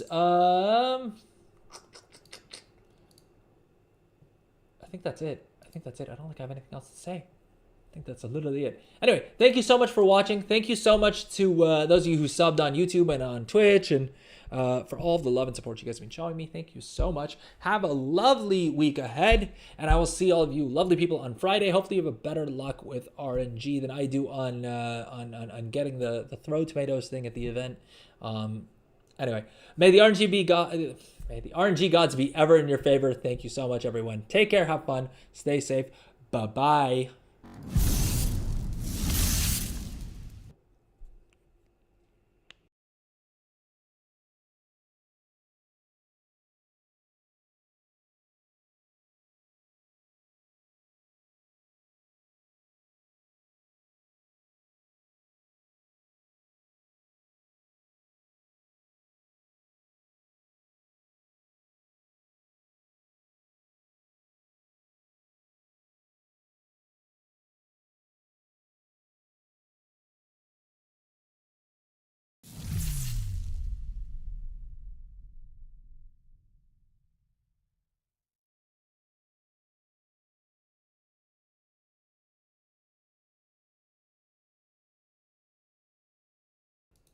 Thank you for the YouTube sub, Call of Duty.